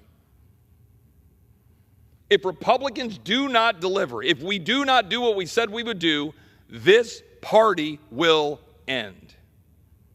There will not be a Republican Party if we fail in this term, this Congress, to deliver. That's not hyperbole. It's true. We will go the way of the Whigs. We will secure the border. We will return order to our streets. We will cut spending. We will move towards balancing our budgets. We will nominate and confirm, as the president has nominated, we will confirm people who will change this town, take on the bureaucracy. We will listen to and work with Elon and Vivek, root out the waste and fraud, but do it ourselves. Pass bills that actually get the job done. We will undo the damage of the Biden administration, replace it with a legacy that our kids and grandkids can be proud of. Root out the wokeism, root out all of the DEI and the critical race theory. Kill it now. We will do these things or we will not exist. And we will organize ourselves as a conference to do those things or we won't succeed. Our job between now, the first week of December, and the first week of January is to get our heads in the right places. They currently aren't there. We are not structured right now to deliver, and we have 1 month to do it. That is my calling. We are not here to take breaks. We are not here for Codels. We are not here for trips. We are here to get the job done. With that, I yield back. And the gentleman yields back. Does the gentleman have a motion? I would move to adjourn. The question is on the motion to adjourn. Those in favor say aye. Those opposed, no. The ayes have it. The motion is adopted. Accordingly, the House stands adjourned until 9 a.m. tomorrow.